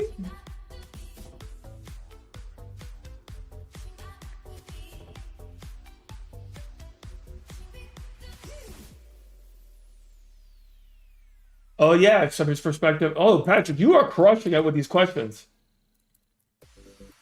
Oh, well, there you have it. You heard it from the man himself. Ledger comes in and says nothing is off limits, really. But I may choose not to answer. I respect your ability to do so, Legends, and you can just say that you would not like to answer, buddy. No worries, my man. As Dune says, I am inquisitive. I do like to ask questions and get to know people, as well as their experience in the game. I understand people's particular sensitivities about things they like to keep private or secret. As you know, like I am not shy about who I am IRL and things like that, but I do respect people's personal boundaries and the things they want to share. I'm also very open about things, sharing stuff in game as well. So I have no secrets in game either. I am down to share with the people. The people! And then I play for fun, and I love building the community. So let's do it. And so I love to do it.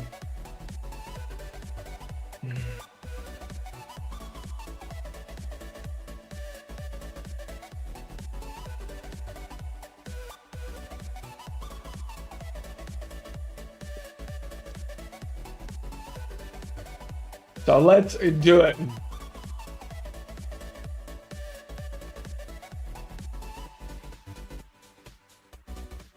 Yo, thanks for the follow. Welcome to the stream, guys. We are pumping up. This is stream number 52 in a row. We are pumping. We are trying to find the loot for Skeptic. We're hanging out with the boys. We're spawning some shades, seeing what we can do. And we are pumping here.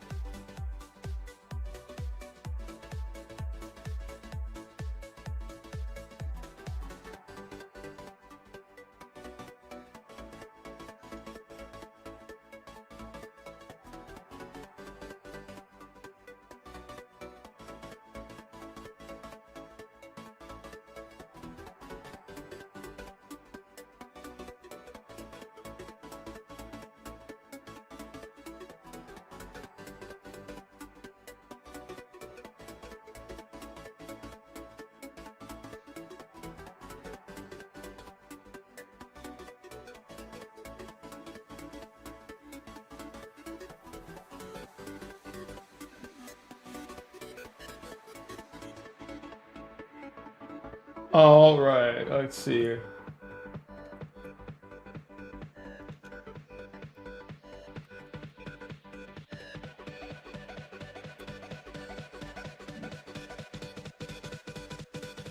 All right, then. Let's get this set up. June, I'm going to do this group call. Oh, we're going to swap over to this one now. Here we go. And let's get this kicked off, boys. Let's get set up here. And let's lower the end sound volume here. Let's get that set up. It is a little bit lower there on the comms. And we are standing by here. Let me make sure we got Mr. Legends here in the chat.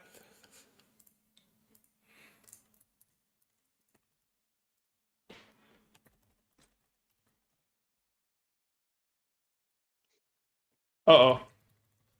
I saw it die like that. That would make sense, Patrick.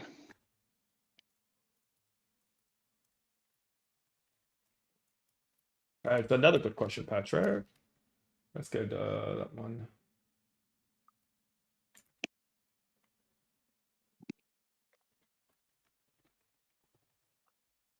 All right, Legends needs a moment. He needs a little bit longer, guys. All right, let's give him a little bit more time. He's getting it all set up on his end. Thanks, Megavolt. Appreciate it. What's going on today, brother?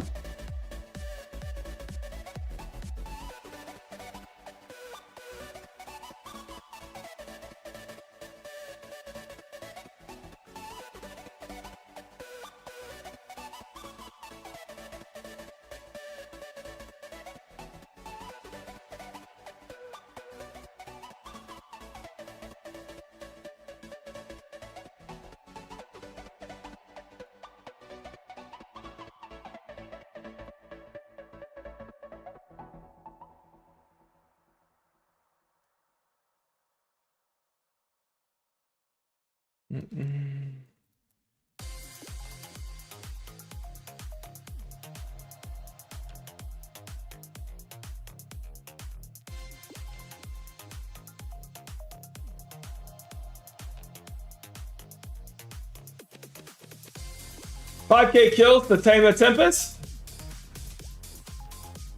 Ah, for Dune, okay. You got a question in the chat there for you, Dune? And Dune, you know how to mute Discord if you want to talk to your chat during the interview, right?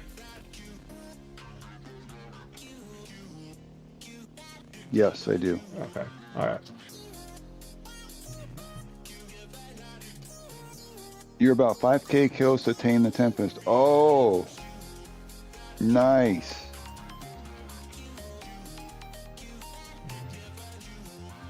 Patrick, I'm gonna have to think about it because I've only tamed twice in this game, and I talked to Old School Jack, and he gave me what I needed, a ring and a whip.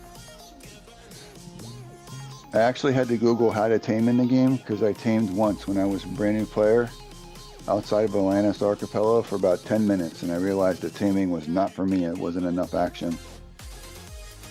But yes, he has the unique ring. He has some kind of dominance wings, and he gave me an appropriate sized whip. The pet mob is 4,000 HP, so he gave me something to hit it down, but wouldn't crit more than about 150. It crit a few times.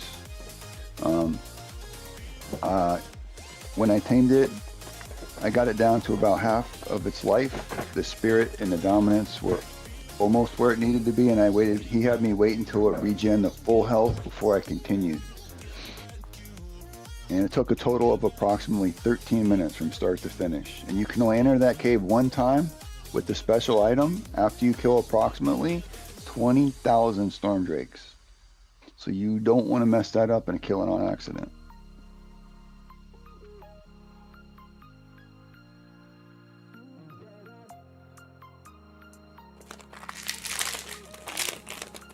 I just wore my normal armor, probably because of my evade. It didn't even really hurt me at all. But I would use, just like when whatever you hunt the storm drakes with, 100% electric is what their damage is. So I assume that that's exactly what the pet damage is.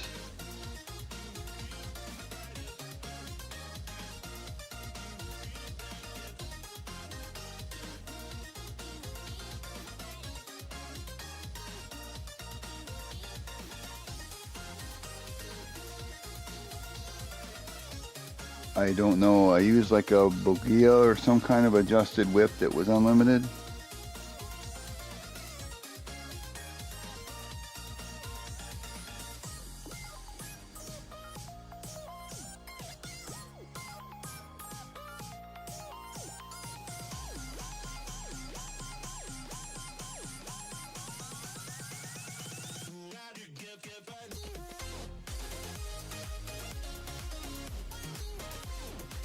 Yeah, that was the funny part. Because of side skills, I have level 56 to animal taming. And again, I had only tamed once in my for like 10 minutes when I first started.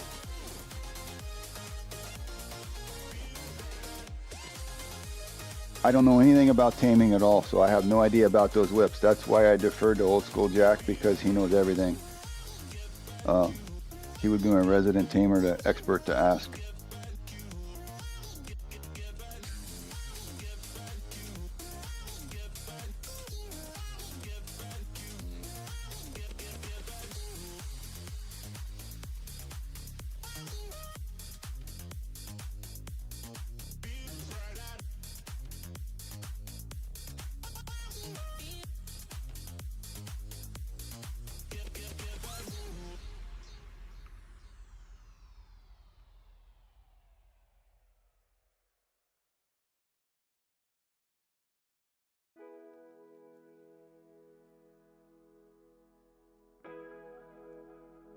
Patrick, send me a PM and we'll talk more.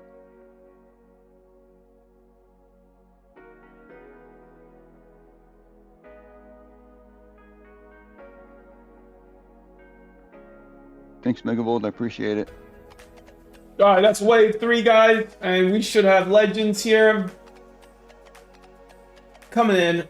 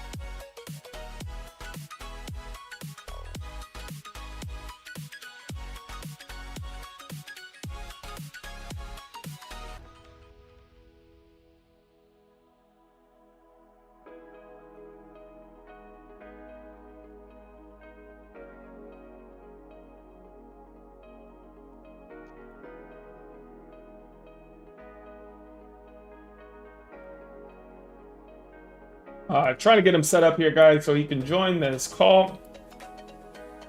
Almost there, boys. Thank you for your patience.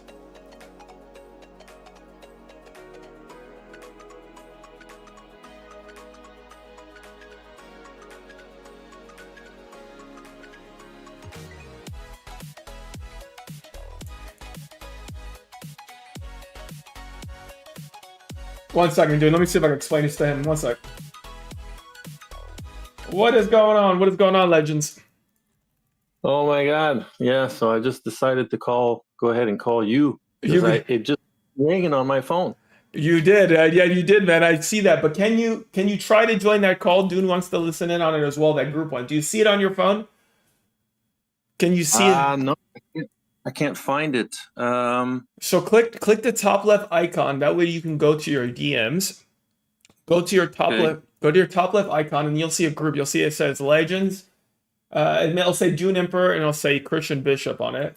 You'll see a DM. It's like a message on your phone. Let me see. Let me go to my phone and see. I see. There's an ongoing call, 9 minutes and 20 seconds. Tap to join. Yeah. Can you tap to join that one? Okay, I will. Okay, join that one.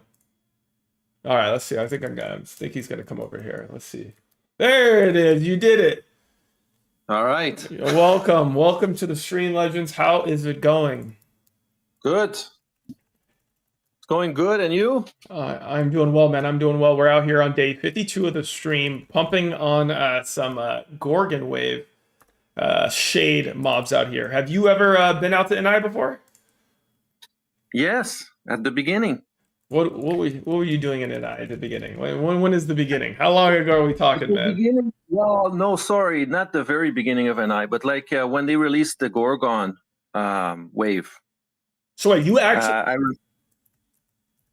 I remember that it cost a huge amount of sweat to get that wave to start at the beginning. I can't remember what the number was, but it was like a huge amount of sweat. And I remember people bringing loads of sweat over to ancient Greece thinking it's going to last. But after a couple of weeks, Mindark reduced the amount of sweat that was needed.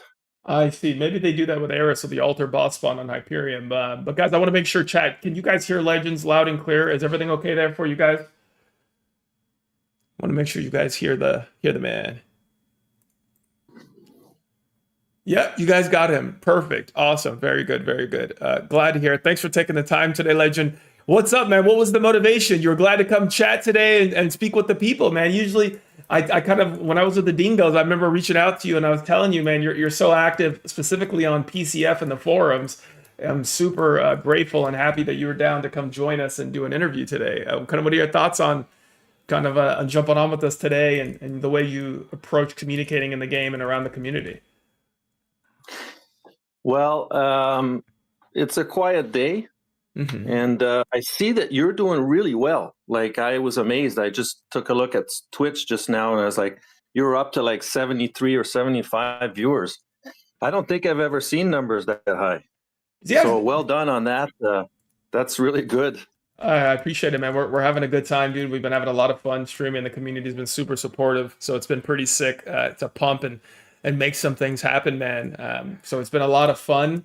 But there are some other big, Artanis has done well. Yeah, Dune does well. He's been streaming as well this month, and Bunker's been pumping, man. But yeah, we've had a good time, and one of the kind of content formats that I'm excited about is being able to jump in and actually get stories from people like you who played the game as long as you have and has invested as much as you have, and kind of get some perspective into that. I'm personally super curious. I've been playing for 6 months, man, and I'm developing a passion for the game as well. And clearly, you've had one for a very long time. Yeah, it's been a really long time for me, and you're really just indulging me because it's always fun to kind of tell our own path, our own stories. So I'm sure I'm going to enjoy it a lot too. Well, cool, man. Well, let's start off with the first thing. So you're Canadian, eh? Yeah, right. You had a resident Canadian who was rather proud of that in the chat here. Lux, was talking about that. So it's pretty cool. Where about are you? A lot of notorious, like well-known Canadian players. I can name probably 3 of them that a lot of people know. Like Raven Jade is probably one of our most famous players. She's Canadian. Oh yeah, I don't know her. Well, I she's haven't not as seen Raven active. Jade on in years. Yeah, she's not as active anymore. I don't know what she's up to, but she sold some. I bought one of her shops, and I think since then, like she hasn't been around much. But she was around doing YouTube videos and stuff for a long time. She was part of the government on Rocktropia when Never Die formed a government there. Yeah, she was a pillar for sure. I don't know if she's still playing or not, but I always liked her content and I always liked her gameplay. Okay, very sick, man, very sick. Well, let's. Another one is Maury. I don't know if people know Maury Kenby. He also streamed quite a bit. He's still around. He used to stream Mayhems. He used to be really good at that. I don't know if he's still doing them, but he's Canadian. Nice. Okay. Yeah, I didn't know. I didn't realize. We obviously hear a lot about our Romanian community. I know we obviously clearly have, an Australian community with some New Zealand folks in it as well. And I'm just meeting more and more Canadians, also. So Yeah. that's pretty neat. Well, let's start. The question that everybody loves to hear about is, how did you dig into the game? Like, how did this all get started for you? Excuse me. I wasn't working much at the time. I was still young, and I wanted to get into. I discovered MMOs, like massively multiplayer online games, and I was just searching, and I was searching for stuff, and I started playing some which were browser based because I had a Macintosh computer at the time, so it wasn't all open to me. But I found a few, and then I really enjoyed being part of a community and stuff. So I used my roommate's PC computer, and he went out of town for work at some point, and I used his PC computer to try some games. And I tried EVE Online, and I tried Entropia, because you could create an account for free. Okay, so how old are you? And I'm 49 now. How long ago was this? This was back in 2006. 2006. Okay, I was a junior in high school then because I graduated in 07. So, okay, so you're talking 20 years. So you got 2 decades in the game now. Yeah. Okay. I was 29 years old. Okay, nice. And what was your first impression of the game? You log in and what do you do? How long until you deposited? How long did it take? Well, I was sweating and Really? just discovering. Yeah. It was all happening around PA at the time. People who have been playing that long will remember like the big yellow square where this is where the trade hub in Entropia was. And we had to go and discover the teleporters on foot. There was no vehicles, and it was terrible. But I made my way to Fort Troy, and I remember at the time, I think it was Daikibas, and I was doing like daily, like there was this circuit that I used to do around Fort Troy, and we would swant our way around this whole spawn. I think it was Daikibas, but I could be wrong. And I would just do that day after day after day after day. I did it for like, I don't know, months. And I was able to play for free, and I just loved it. Okay. Started building up my armor collection back then. Really? And that was the beginning. And what you wait, is that when you first started becoming a hoarder? Yeah. I And you would agree that you are a hoarder. Oh, there's no questioning it. There's no doubt. Okay. So why did you collect? Because you're free to play, you're sweating at this point, and you were like, let me not sell this stuff. And you just started collecting? Or were you selling it early too? No, well, I was selling my loot and sweat and stuff so that I could buy armors. I was really passionate about armors. There was just something about it. The fact that every single one had like something specific about it and unique and had its own design and look and all of that. And I just wanted to see if I could build up a collection of all these different armors. So there wasn't as many back then than there are now, but you had all the classics like Kobold and Gnome and Pixie, Goblin. All of these classic armors all existed back then. What do you think about the armor redesign that they just did? I know Pixie was affected by that. I think it looks a little bit different. I think the color scheme. Do you like the changes they made to the armors?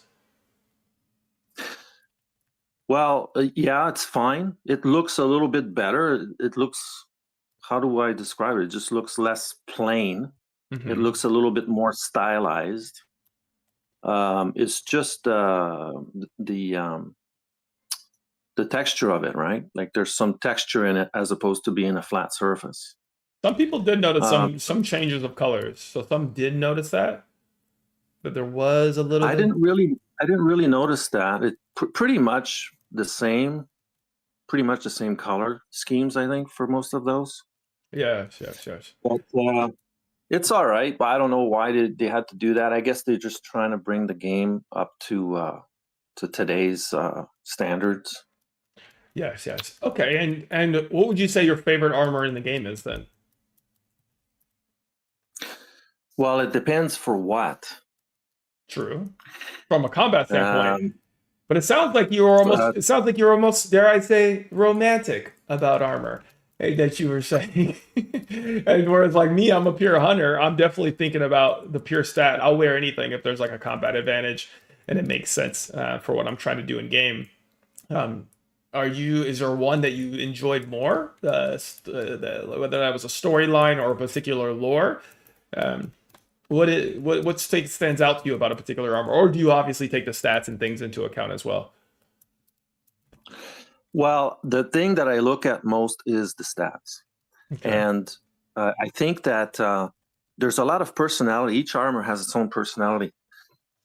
It's kind of interesting in that way. Like you can even find that there are certain color. There's a certain continuity with the color you can assign to different damage types, and you'll kind of see that too, like in my shops, the signs that I made. Yes. Some of the like for example, green is often associated with acid. Yes. And so the armors that have that have strong acid protection almost always have some green somewhere. Like even the new Ignaris has from Eris has some green in it. Mm-hmm. Mm-hmm.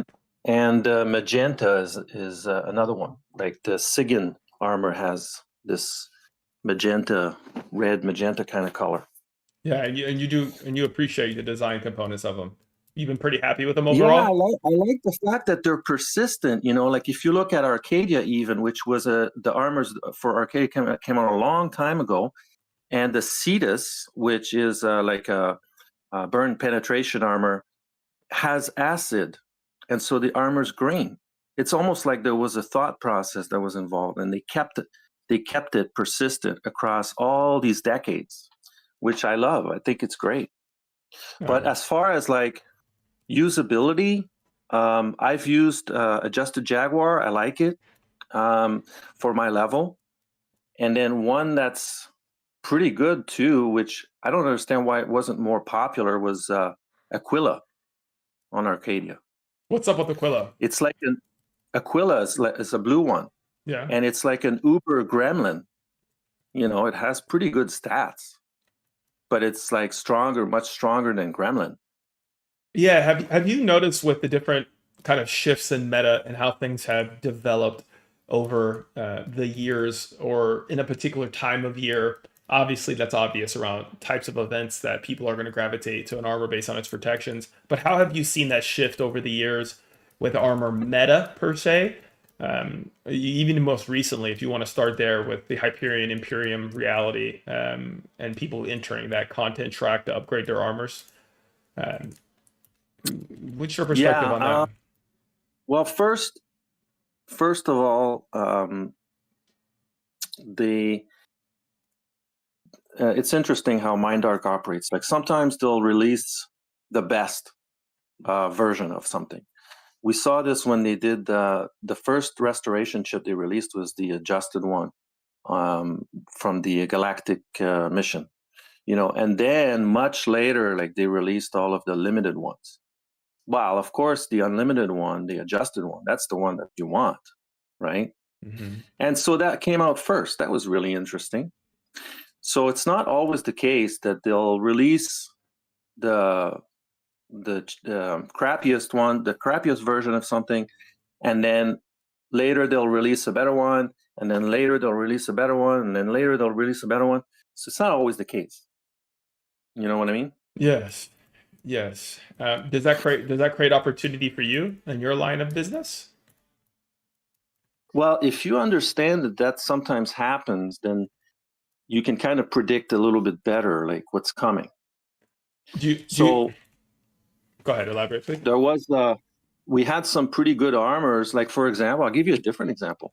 I think what's it called, Caramon?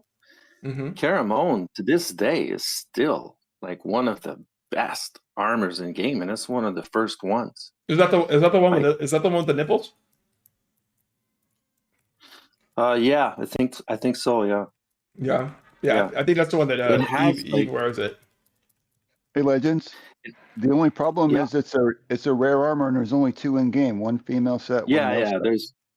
There's only 2 in game, but this is how I guess this is where Mindark has to be really cunning, because how do you get these things to maintain their values across time? So whenever they release something better, they have to be careful not to completely demolish the value of the really uber things that they already released before. So they're kind of looking out for the people who have invested before in that way. Oh, you believe that? You believe that they've been thoughtful, actually? Yes, they do. And so in 2000 and what was it, 17 or 18, they released those AP plates.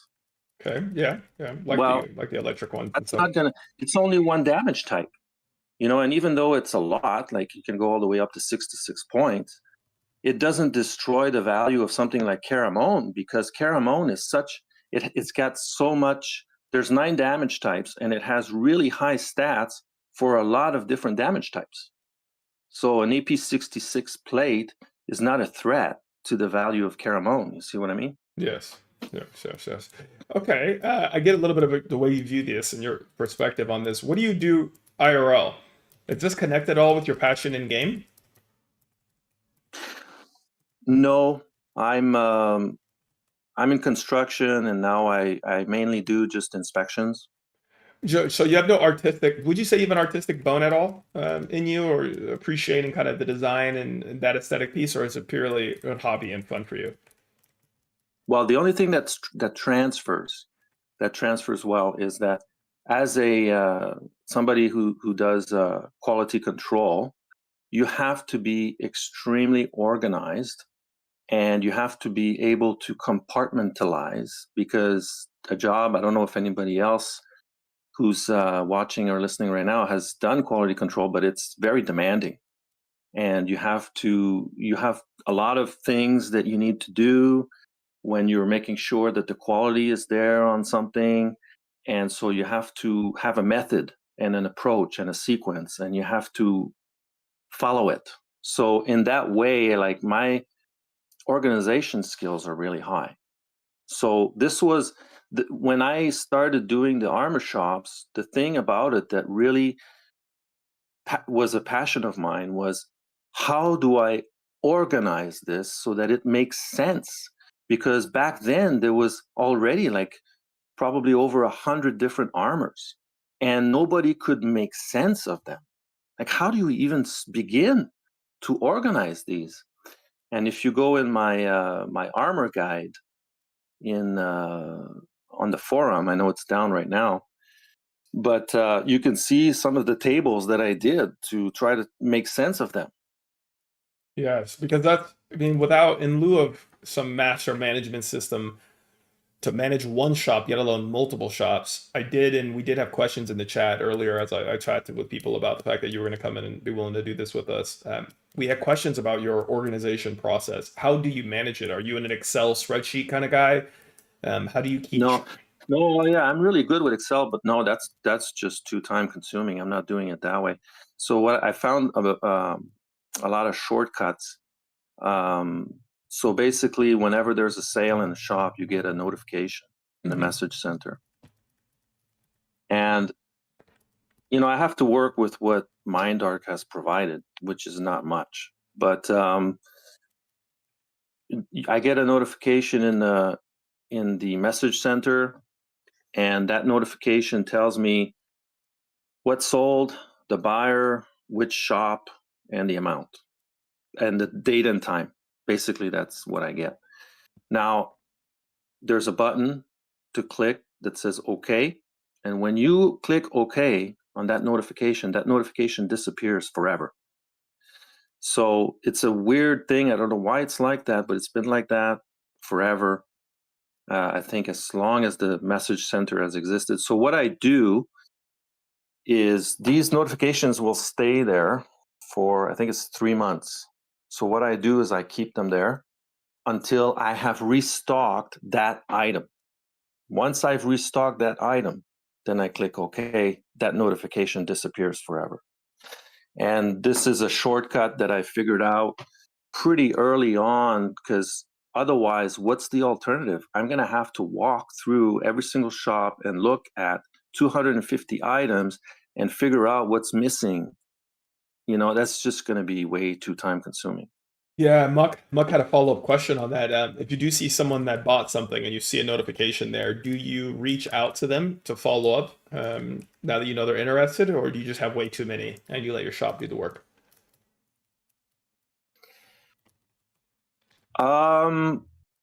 It has happened.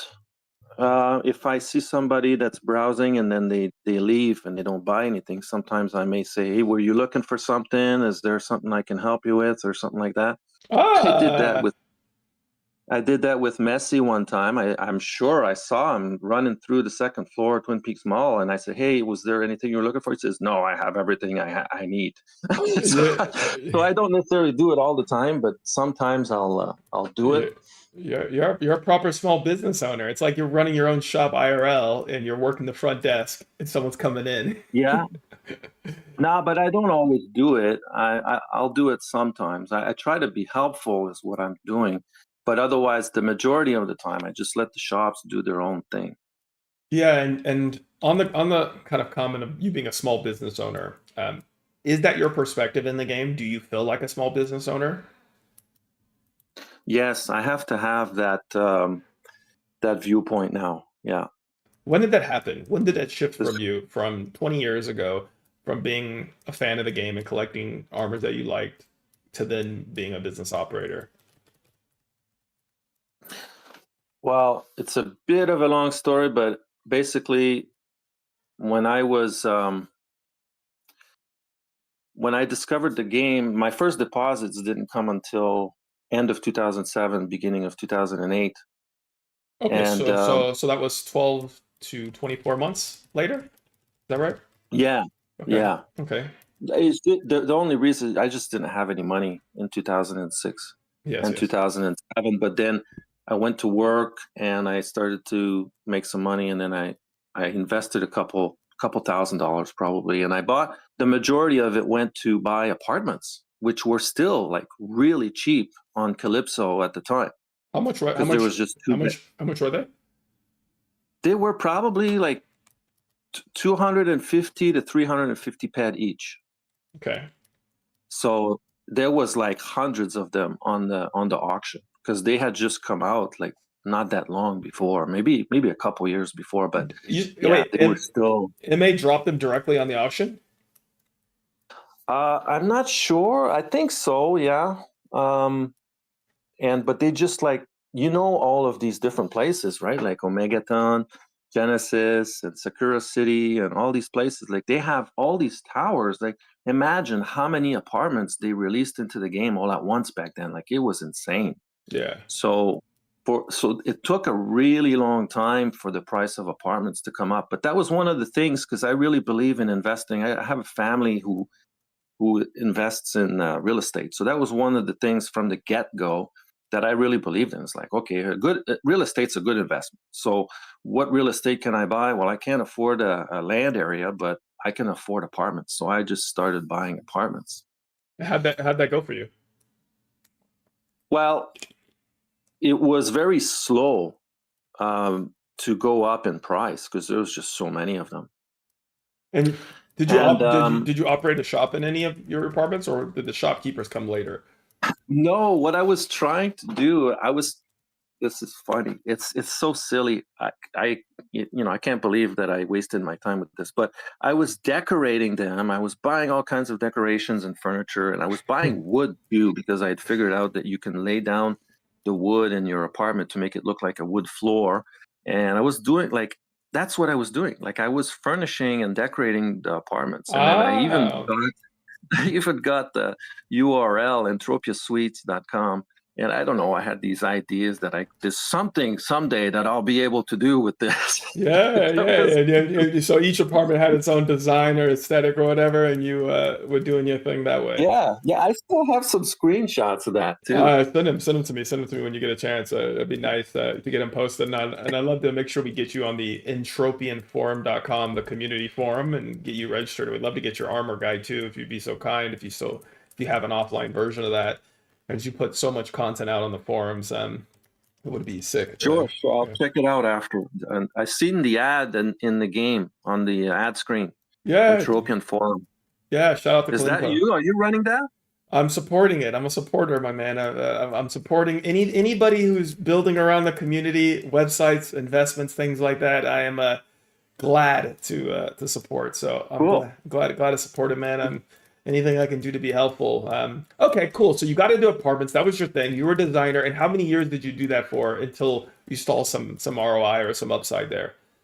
I only did it a little bit. I was doing a career transition, and I was pretty busy and working and going to school and stuff. So I kind of put down like $2,500, bought a bunch of stuff, hunted for a while, and then disappeared from the game. And then I would just log in like twice a year, just keep my account active. And then when the CLDs came out in, I think it was 2011, when I had some time, I made a transfer, wire transfer to Sweden. And then I bought, I think it was around 108 CLDs. And I was a little bit late on that. There was none left on the auction directly from Mindark, so I had to buy from other players. How much I paid? How much was that wire? Huh? How much was the wire? It was $11,000. So you took a couple years off, and you came back and swung that big, and came in with 11. Yeah, because I really believed in the way that Mindark was doing things. They were protecting it was really obvious to me pretty early that they were, if somebody came along and then, like, for example, Never Die buys, I don't remember how much he paid, but he buys this asteroid, right? Now, if they were really, if Mindark was really out to screw everybody, then after Never Die buys the asteroid, they're going to release 5 more asteroids. I mean, look at how much money they got from just the one, right? But no, they're not doing that. They're protecting people's investments. They want them to stay long term. So it was obvious to me that it was safe to invest a little bit of money in Entropia, and so I wanted to. Interesting. So the Never Die situation was a positive signal to you, but in your apartments, Yeah. did you ever make money from your apartments? Well, yeah, I sold most of them now. Okay, so you've held on to them for 20 years, and over the past 2 decades, you've been slowly been able to liquidate because now they 10x essentially. You can get one for like 2,500, 3K ped. So as the price as the price has gradually gone up. Over the last 8 or 9 years, I've been slowly selling them, and I only have maybe 5 of them now. Okay, what's your? Do you have a like your pride and joy one that you would never sell? Yeah. Oh, you have such good questions. Everybody knows. Well, it's not Drakil that's managing those shops anymore, but Octuma at Genesis Star Tower B, 5th floor. Right? Yes. Are you familiar? Yes.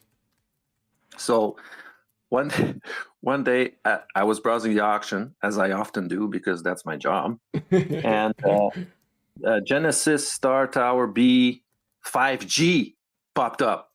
I was like, what? Oh. So I snatched it, and I still have it. How much did you get it for? Oh, I can't say that. Okay. You just want to show that one. Okay. Shoot myself in the foot if I say that. I see. Because I am going to try to sell it. Okay, got it. So it may be on the market, but that you would say that's your baby right now. Well, I mean, I it's just like perfect timing. So lucky. I don't know why the guy sold it for that. It doesn't make any sense. Maybe he didn't know what he had, or maybe he didn't understand that it has more value because of where it is. So yeah, I set up a sort of armor museum there, and it's full of mannequins that are wearing all the different armors in the game. I see. And it doesn't have different item point level or variation or anything like that, right? It's just placement, like location and proximity. The 5G, the G apartment is the best apartment on the floor. Got it. It has extra, I think it's 200 item points. So it has more than all of the other. It's a bit weird the way that Mindark did it, but like, I think it's A, B, E, F for the smaller ones, and then you've got C, D. I think there's a third one, and then you got the G, which is the biggest. Yeah, I got an H. I just looked. I was curious of which one I had. So it looks like I have H, and that's the one I'm running with now, that I'm using. Okay. Yeah, there's 4 of them that are the smaller one, and I think it's A, B, E, F, and then you got the 3 that are the medium ones, which are C, D, H, I think, and then you got the G, which is the big one. Okay, cool. So you did well. You've done well on your apartments. It's taken you over almost nearly 20 years to get out of the apartments that you originally invested in. You were patient. You sat on them. You didn't monetize these apartments, right? I imagine you never bothered renting, or you probably did. You ever try to rent, or did you never really get into that? There's just not. Okay. There's no use case for that. So you sat on them as a principal investment. Your investment has 8 to 10x. You know, we'll say maybe 5x on average. You know, as you begun to liquidate. Would that be fair? Would you say like you 5x your investment from apartments? Well, apartments, average over the years. I think average 5. Yeah, 5x. Okay, so you've done good there. You felt good. You made a big wire to Sweden, and you got into land plots. And land plots is what I've heard that you've done particularly really well on. And there was another thing that people seem to have been patient on. Can you go into that story now? Now we can turn the page on the apartment journey. Well, the land plots hasn't happened yet. I haven't sold any yet. Okay. The CLDs is where I made made a lot of money. Ah, so CLDs. Okay, we'll save CLDs. Okay, continue on the land pots because if we continue there, we'll. Wait, no, excuse me. I'm sorry. Did you invest for CLDs or did you invest? Yeah, Hold yeah, on. that was the 1 second. 11,000. Oh, sorry. 1 second. My wife. 1 second.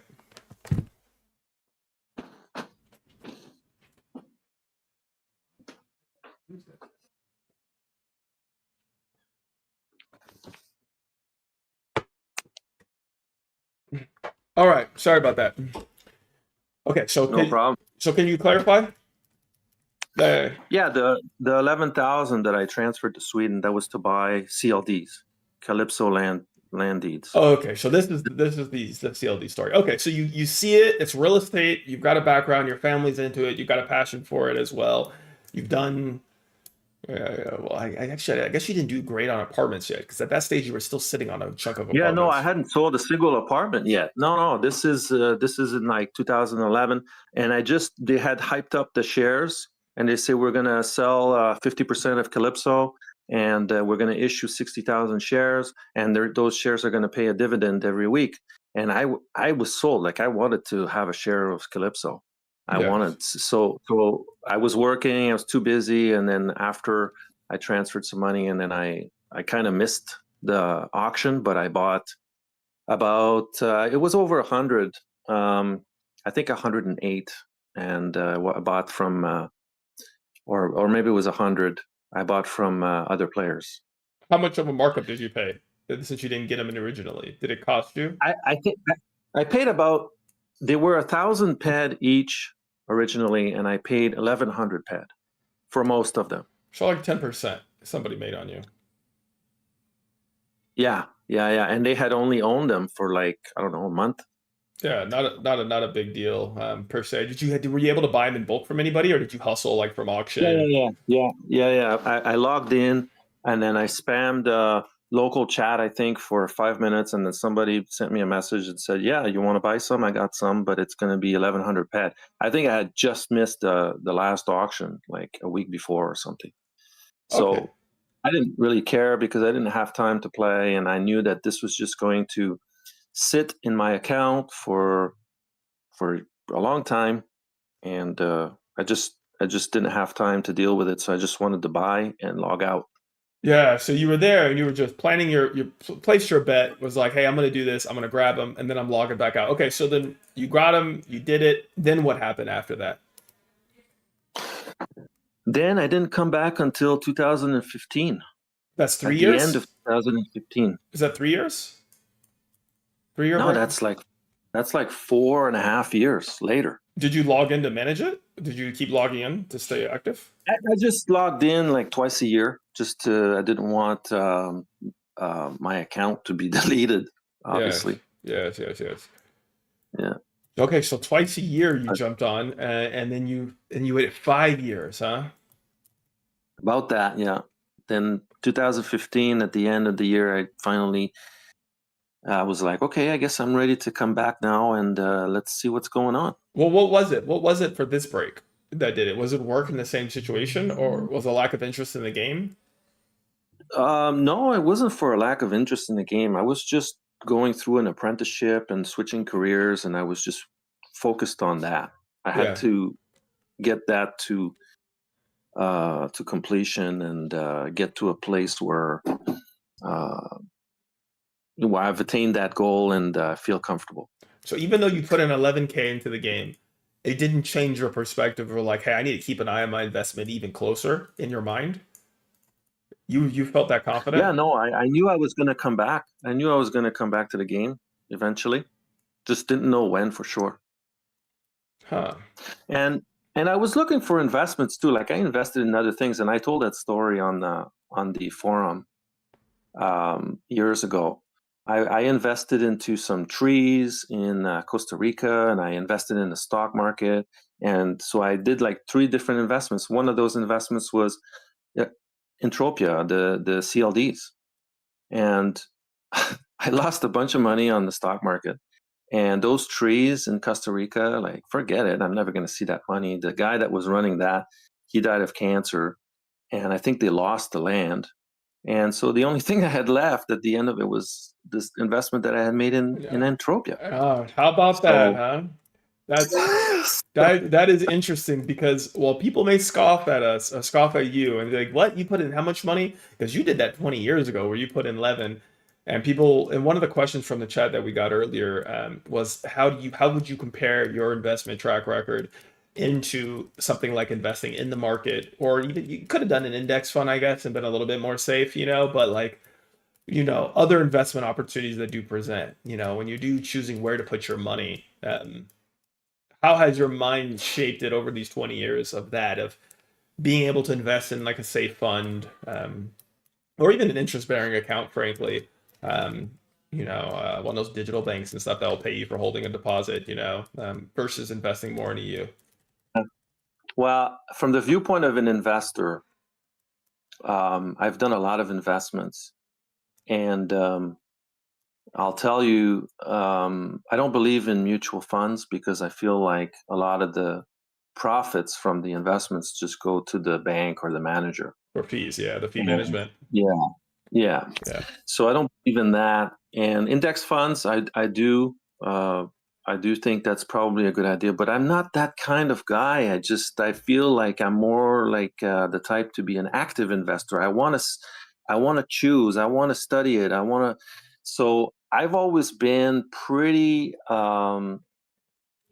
aggressive, and investing in, like I invested a lot of money in penny stocks. I invested a lot of money in. Oh, you got it at what, like OTC markets or Canadian penny stocks?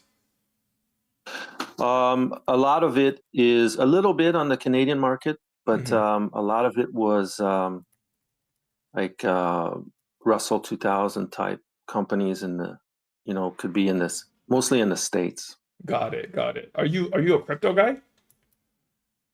I do have some, but that's one that I haven't invested heavily into, just a little bit. What about real estate IRL? Yeah, so this is the thing, because I'm getting older now and I'm going to be 50 soon. So um, this is what I've decided to do now. So since a couple years ago, I decided this is what I'm going to do. My dad was brilliant. He figured that out when he had my age. He already had over 20 doors, and so I watched him. He bought all of his buildings with no money down, and I've watched him, and now he's worth like 6 million. And I'm like, yeah, that's what I got to do. Yeah. So 2 years ago, I started buying real estate, and I haven't stopped, and I'm not going to stop. I'm just going to keep going. Yeah, man, I completely agree. I've been able to get up to about 14 properties around the country myself after I sold my media company about 3, 4 years ago, and built that asset to be able to have that kind of appreciating asset to tax depreciation and cash flow. When my goal was always like, how can I get my portfolio to cover my cost of living for my family every month? And Yeah, and that was exactly. and that was the goal, right? How do you get to 10K a month in cash flow so that you're Yeah. comfortable, your family's comfortable, and that's your retirement, Well, not including equity. And then just if as you're still an earner, right? We're still working age and we're still earning. I need tax yeah. depreciation. Like I need, at least in the States, right? Like the tax depreciation is great to be able to do that to offset some of my cash, my earnings and my tax liability. And it was like either pay more taxes or buy more real estate. That's kind of how I've always viewed it. Yeah, no, well done, man. And especially with like how much inflation we've experienced lately, like that's probably the best protection against inflation that you could ever possibly have. Like the value of the real estate is going to reflect, like if there's a bunch of inflation all of a sudden, well, the real estate's going to go up in value and follow that. Yeah, you've seen it. You saw what happened through COVID and the pandemic. Now you guys are starting to talk my kind of language. Dude talks for real estate. Dude likes real estate too. Dune's a vet, so he got to take advantage of We could some. talk about anything financial. He he Whole he different he ballgame. he got to pick off the VA loans. Those 0% down. Those veteran loans. Legend. Yeah, Yeah, yeah. How did your dad get to put down 0%? he was a real estate agent, and he for the majority of his life, and he sold only apartment buildings. That's all he sold. And he he knew the game. He knew how it works, and so what he developed a formula which worked. Now I have to say though, there's one particular caveat to this story, is that at the time in that city, nobody wanted to buy apartment buildings. It was terrible. It was terrible, and people just wanted out. Where is this? This is Quebec City. Quebec. Okay, that's the far east side, right? Like above New York. Is that Yeah. right? Okay. Okay. Super cold. Yeah. Yeah. And nobody wanted apartment buildings at the time, as there was a period it was really tough, and you know the interest rate was just going up, and people wanted out. So he was able to buy them, as so he would basically find a partner. First he'd find a property that was profitable, where he didn't have to take money out of his pocket every month to pay the bills, because the rent were enough to cover the bills. Mhm. And then he'd target that one, say, okay, let's buy that one. And then find a partner. He had like a pool of maybe 4 or 5 guys. And he'd say, look, I want to buy this property. We'll go 50-50. So could you bring like $15,000 or $20,000 down to buy this? And then the partner would say yes or no. And then they'd go and buy it. My father would basically, he would be entitled to a commission, because he was the real estate agent representing the buyers. Yeah. Is it 2.5% or different on commercial, like an apartment? I think every deal is different, Mm-hmm. and it's probably maybe 2.5%. Yeah. So But he has that commission in the deal, plus his work that he found the deal. He did all the work. yeah, and so the deal would be, there'd be 50-50 owners, and my dad would do the management, and he wouldn't collect a pay for it. He would just, that was the agreement. Like, you bring the cash, and I'll look after the building. You know, you won't have to answer phone calls. You won't have to do any. No I'll do the work. no management fee. Wow. Okay. No, he didn't charge management fees for a while. Like, not forever, but for like, I don't know, 8-10 years, he didn't charge any management fees at all. So that was a good deal. And then back in I think it was like 2004, 2005, decided to get rid of all of his partners, and now, like, the buildings that he has left, they're 100% his. Nice. And your family did okay through the crash and everything. So Yeah. So he was fine. Yeah. It didn't crush him. Yeah, no, he's doing great. Okay. All right, good. So get a little bit of that perspective. Thanks for sharing that. I can understand the passion for real estate. You've literally been grown into it. You're a quality control guy. You do a lot of work personally, IRL. You get into the Calypso land deeds. You paid a 10% hike on them, but you grabbed them quickly. And then from there, you took another break again? You took another break, right? After investing in the 11 for what was that, 5 years? Another 5? Yeah, I think it was about 4.5 years I was gone. And that brings us up to what year now? You know what brought me back? 2015. What brought me back was the land plots. That's what brought me back. Okay. And when I saw the land plots, they started coming out. I think it was in the summer of 2015. I was following this, like, the whole time that I'm not playing. I still check in once in a while on, like, the VUs and the forum and stuff like that. Were you actively reading the forums still back then, for like to scratch your itch? Once in a while, like a little bit, just to kind of get a sense of what's going on. Is there any new stuff? Okay.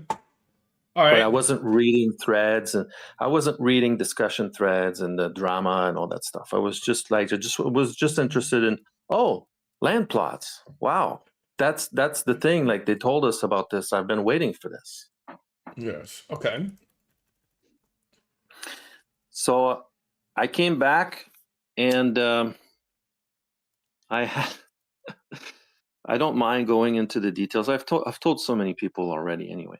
So I came back, And I was like, well, where's all my dividends from all those years of Calypso Yeah. land deed Oh my payments, goodness, right? 4.5 years. Yeah, true, true, true. Yeah, okay, okay. So you could log I you put you weren't looking? You weren't logging in and looking at your deeds all that whole time when you would no, come. I wasn't. No, no, I wasn't looking, and I had to put in a support case because I couldn't find like where's all this dividend that I'm supposed to get. Yeah. And so the reply explained to me, oh, click on your ped card, and there's like this thing called the Ped Flow Center, and you're going to look in there, and then that's where it is. Wait, how long did the And ticket then you take? How just long how long did the ticket take?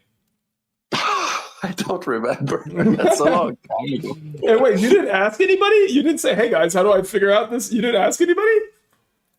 No, I don't know why, but I just didn't think it would have been so much easier to just ask in game, but I don't know why I didn't think of it. Maybe I was busy and I didn't want to spend any more time logged in. I just wanted to put in a support ticket, and that's easier for me maybe at the time. Okay, and then come the moment. You find out where it is. Yeah. So guess how much money there was in there? Chat, give some guesses. After 4.5 years, how much did Legends have in the chat, guys? Get your guesses in and predictions. How much in deeds? And it was 100. It was 100 deeds, right? Something like that. Yeah, maybe 101 or 2, something like that. All right, you got 50 ped, 560. George says 400K. Skeptic says 30K. Montero say it's the investment divided by 1,000 per week. 200K ped from X. Get him in, guys. Get him in. No, that's too much. It's not that much. 42,000 says Muck. 120 says Skeptic. I think you had an ROI of 100%. All right, what's the number? How much did you have?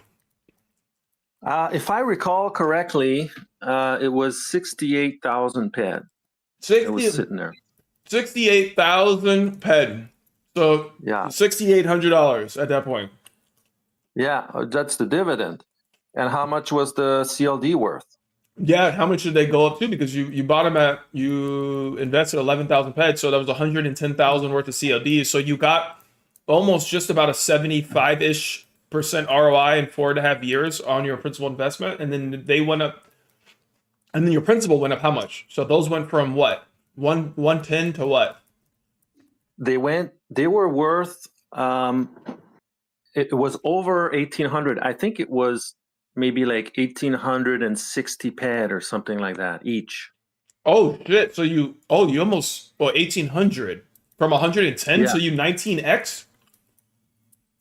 1,800. No, I paid 1,100 ped each, Oh, okay. and then they were worth in 2015. They were worth about 1,800 ped, 1,850 ped, maybe something like that. So you made about a 750 ped on 100 of them. Yeah, yeah. Nice. So that's another nice chunk of ped as well. So then you're profitable again. Okay. So what do you do? So you pull it out of your card, and then what do you decide you're going to do? First thing I did was I bought. I had FOMO on land plots. I missed it again, and so Good. Okay. so I was like, I gotta get a land plot. What's the biggest land plot I can buy? I found there was a medium that was still available at Livas number 10.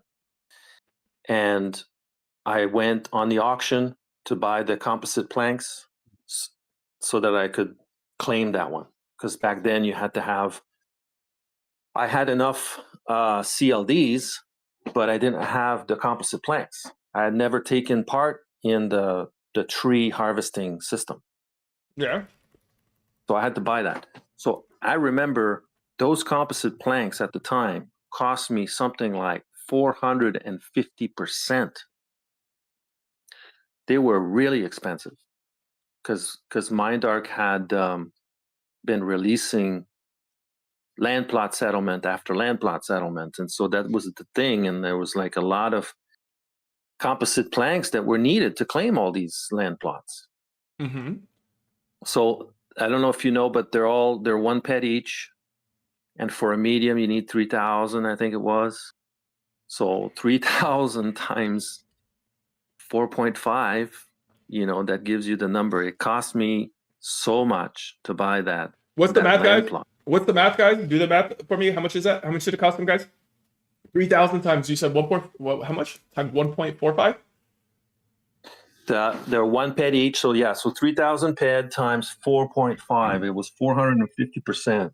Oh yeah, so you paid another 13,500. So 13,500. Yeah, but you got the ped. You're rich at that point. You're chilling. That's a fraction of what you pulled out of your dividends. That's no That big. was But- exactly what I was thinking. I'm like, well, I'm fortunate. I made a good investment. I got all this ped. I believe in it, in Entropia more than ever. So I don't mind. I don't mind paying the premium. I don't mind investing You more into it. You probably could have sold a couple of your apartments, frankly.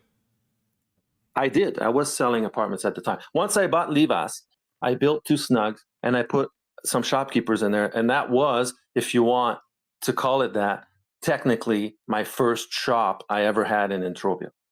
Okay, say that one more time. Legend's first shop in Entropia was.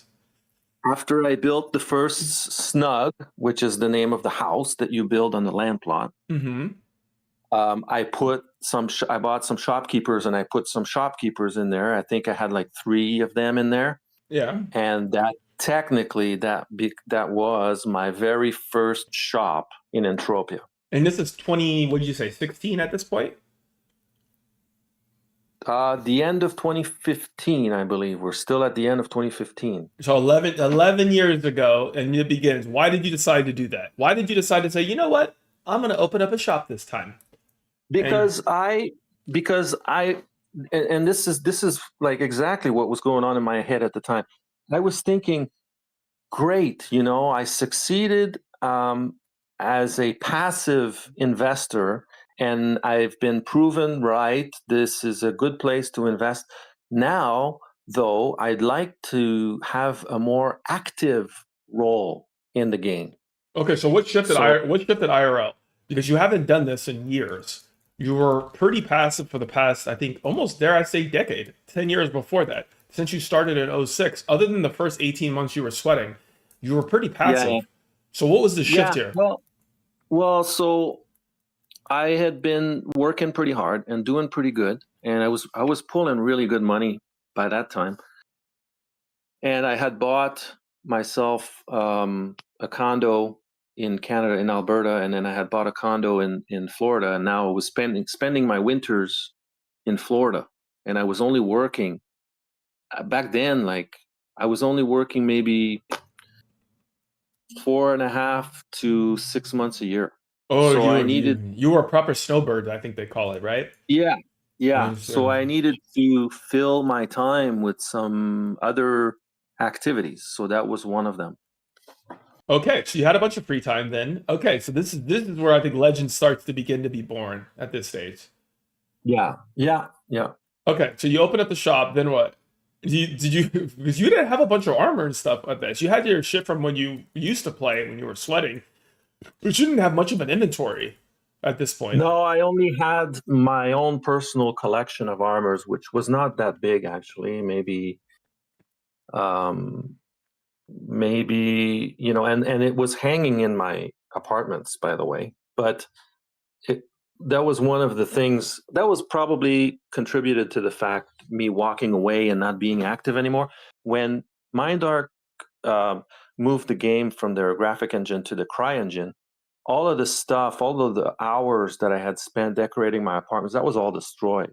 Oh, yeah, I heard that engine migration was rough as well for a lot of people. It was pretty rough. I mean, I had put a lot of time in to put down a wood floor and hang stuff and figure out the best way to hang the armors on the walls. And so I'd spent a lot of time and coloring too, like coloring curtains and coloring furniture and all this.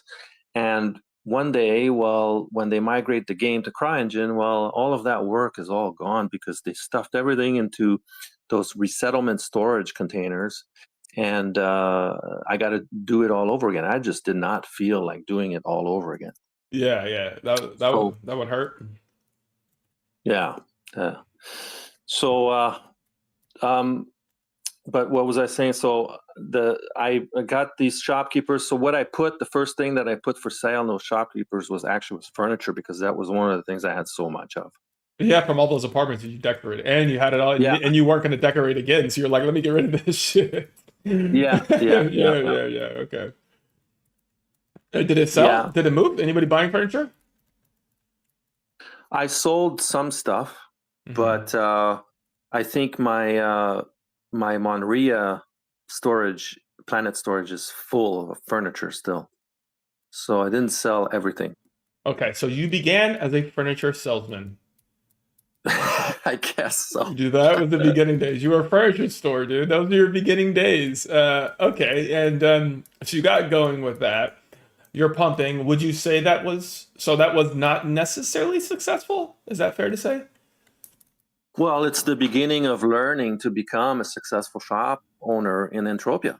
So the first thing that I learned was, my God, man, I really don't have a whole lot of foot traffic, and it's like so hard to get people to come out here to look at the stuff that I have to buy. So I'm going to have to look for, well, what's the mantra in real estate? Location. Yes, sir. So I started browsing the forum and looking like, okay, are there any shops for sale, and where's a good location and all that stuff. So I had to start right from the bottom. And Maury Kenby, a Canadian player from Toronto, he is the one who sold me my first proper shop. Well, it was a shop booth on Rocktropia at the landing spot. And I didn't even know about these other planets. I wasn't familiar with them. I hadn't been there. So I took a trip. I went and said, oh, you know, your booth on Rocktropia looks good. I'm going to go check it out. So I went to Rocktropia for the first time. Okay. And I made a deal with him, and I bought his booth. And then he offered to sell me a whole bunch of stuff as inventory to sell in the booth. And I said, oh man, I got so much stuff. You know what? I'm going to pass on that. And I tried to sell furniture and stuff. And oh my God, it was a disaster. Wait, don't wrap us in the details. What did you pay for the ship? What did you pay for that shop? Well, I don't want to say, because then, you know, people are going to watch. And if when I do sell it, because I will sell it, you still own it? Yeah, I still own that. You think that the shop, unlike apartments, is vulnerable to? You don't think that there's been natural inflation of the shop prices that kind of protects you from that? Well, the problem is that people are not following what these things are worth. They're not tracking. Mm-hmm. It seems to me like I get a lot of people asking me, how much do you think this shop is worth, and how about that shop? And they're shocked when I tell them. They don't understand the value of a shop. Well, how about there? How about we go there then? How about you, and then we'll come back to the story. How about you give us some general education of shops, of ranges that you think, or how you work through a valuation exercise for a shop? Maybe you can give us some general education, because even me, I have no clue, right? I don't know what shops really go for. I would just ask. So I do like a price check or something. Yeah. So there's people that are going to disagree with me. Yeah, because clearly you have a vested interest to protect the value of shops, right? I think that's fair. Well, yeah, and I'll say, if I ever sell, like for example, the stupidest thing probably that I could ever do would be to sell my Twin Peaks Mall second floor shops one by one. That would probably be the stupidest thing I could ever do, because nobody ever, I mean, other than a bank, because a bank is a pawn shop and it has a massive amount of item points and it operates like a shop. But nobody has amassed this number of item points concentrated on one location. I don't think that's ever been done. Oh, because because your shop's aggregated, so you have more footprint. So that's kind of how you view it. Yeah. Well, you have 5 large shops. That's 270 item points each. So you add them all up, and then I got 2 small ones, which at Twin Peaks Mall is a maximum of 120 inside and 10 outside, so 130. So you add them all up, it's like, and then you can put shopkeepers in there, and then you can bring that number way up. You know, we're talking an easy 2,000 item points on Calypso in one location. That's really hard to do, man. That's really hard to do, and it took me 9 years to do that. And so you generally have taken a real estate approach of when a shop opens up near you, you're going to grab it and you're going to look for the adjacency. Well, that's not how it happened, because these malls were created, I think it was in 2008, 2007, 2008. Mm-hmm. I think it was at the end of 2007, early 2008. I think that's when they came out. And what a great investment that would have been. Those deeds for every single shop, they just got dumped right into whoever bought them all. And then they just sold all the shops one by one. Do you remember what they And- do you remember what they came online for? Oh man, was it like 180,000 PED or something? I can't remember what it was, but it wasn't that much. Honestly, when you look at it now, it's like, wow, what a great investment that would have been. Mm-hmm, mm-hmm. Why did you miss the boat there on that?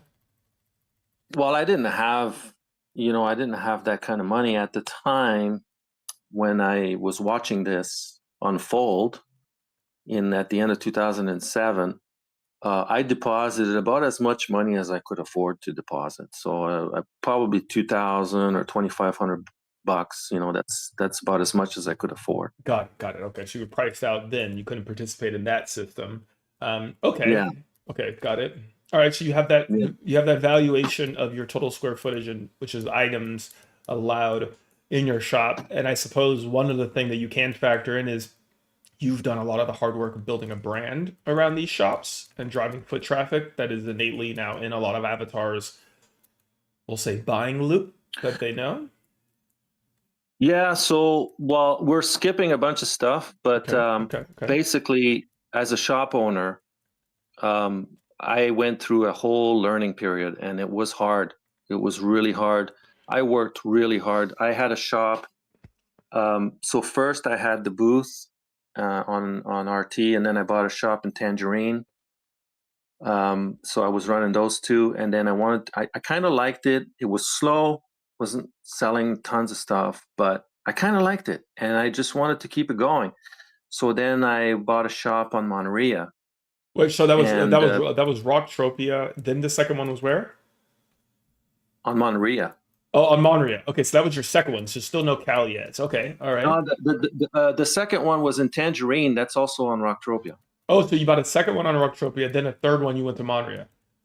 Yeah, then I went to Monteria, and then I bought a shop there, and I tried to be part of the communities. And the thinking there was like, well, you know, I'm sort of like a Johnny come lately, and I want to do armors because I love armors, and so that's just going to be pleasant for me because I'm going to be in my element. You know, that's something that I love, I'm passionate about. So, but there's already somebody on Calypso that's doing armors that's going to be really hard to beat. So maybe I'll start off on, you know, they're not doing armors on Rocktropia and Monteria, so maybe I'll just take that market. Okay. So that was I see your thinking. Yeah, that was my thinking back then. Did you get into armors with Rocktropia Shop 1? Or was it just furnitures and stuff? Not at the booth, because there wasn't enough item points there. There was only like 30 item points.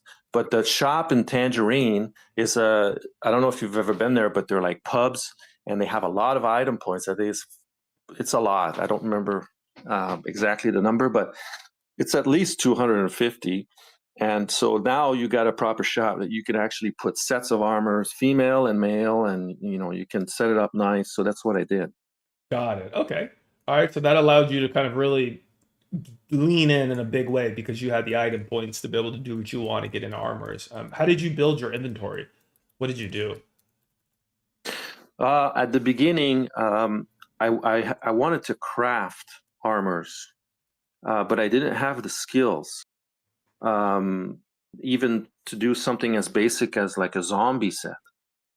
Um, and I saw, like, I was shopping around and I saw there was somebody selling a set of blueprints for Disco, which is like the Rocktropia equivalent to Jaguar. So I thought, I could do that. I could do the zombie set. I have the blueprints for that. I could do the Disco, and then I was shopping for blueprints, but I didn't really have the skill to make those armors. So I found out that you can go on a mothership and you can do these repair runs, and it's great because you get a whole bunch of engineering and it goes fast. And sure enough, I did it a few times, and then all of a sudden I could craft the zombie set, and that's kind of how I progressed at the beginning. Got it. What was your total skill points at that point on your avatar? Oh man, I have no idea. But as a hunter, I think I was maybe level 25, and as a crafter, I was nowhere. I was pretty low. And at this point, Like your daily content loop, did it persist of like hunting or anything, or were you just pretty focused on, you know? I tried to yeah, I was hunting. I was hunting sometimes, but I found it hard to do it for a really long time. Like I could like in spurts, like I could do it for a couple of days, but then at some point like I just couldn't do it anymore. But you see, you're a different kind of entropian. You actually have played other MMOs. Like you did mention Eve. You didn't mention any of like you didn't mention WoW. You didn't mention EverQuest. So like, were you not a grinder, like a hunter, like that's used to more grindy games? No. I played WoW a little bit, only to maybe level 40 something. Um, and I played Eve, is probably the second one that I played the most. I played Eve quite a bit, but I didn't have see again, like I didn't really have the patience to go mining for weeks and grind. I wasn't like that. I wasn't that kind of player. Yeah, it doesn't interest you the same way. Um, okay. And what are your skill points today? I'd have to log in and check. It's not that high. Most people, when they find out my skill points, they go, "Wow, that's not a lot, man." Roughly. It's like 108,000 or something. I don't know. No way. Yeah, it's pretty low. Have you ever done recycle clicks or explosive clicks on full condition? No. I can't do that. I'm not a gambler. I've Well, set foot in a casino maybe twice in my life and didn't really like it. so you consider it, but you could get some skills. You could get some engineering skills, you know? I have quite a bit of crafting skills, I thought. I mean, I'm level 50 something armor engineer, and it's not bad. And I'm level 55 hunter now. Like I it's not nothing, Yeah, but so you can do what you need to do now in game. You don't feel like you actually have the skill anymore. Have you ever? yeah, the only two things that's left that I'm kind of like, well, I should be working on that, but I'm not really working on it, but I should be working on it is metal manufacture metal equipment. Um, I, there's something that I need and I can't make it because my skills are not high enough, so I have to buy it off of the auction. And so that's one, and then the other one is enhancer constructor. I'm one and a half levels away from being able to do damage 10, and I should be working on that because my shop doesn't have damage 10 right now. But I just don't have the I feel like I just want these things to come naturally as I progress, and it'll come one day. It'll come soon enough. Got it. Okay, so yeah, damage enhancer seems like an interesting business for sure. That one's interesting, and it makes a ton of sense. Or even the armor enhancers and defense have natural synergy as well with the armor piece. Okay, so I understand you pivot now into armors. You get your three shops. All right, let's pick it back up from there. I like to speak of. Yeah. So I've been making damage enhancers for like 5 years, and I only make my own. I click 900 or 1,000 every day, and I find that the jump from level 9 to level 10 is 10 levels, and it's the most absurd jump in the game. Every other one was 5 levels. I want to know. I'm really wondering why MA came up with that progression. It's so crazy.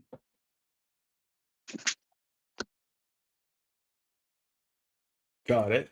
Oh, you back? You guys still talking? Mic test? Did I lose you guys? What was he talking about? From level 9 to level 10, what? Yeah, I think you're doing your. I think you're having some issues with Discord, Dune. But he's saying that the level 9 to level 10 jump is aggressive and takes a ton to make that jump. On the Like in crafting? yes. Yeah. It slows down like drastically. Like I craft Perseus quite regularly in these blueprints. You know, it's a pretty big click. I think the Perseus harness is like a 50 pad click or something, 52 pad click.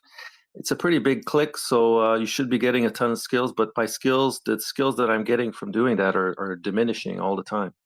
It's really pretty harsh the way that the system is designed as far as giving skills. Got it. Okay, so you get into that. You have your 3 shops.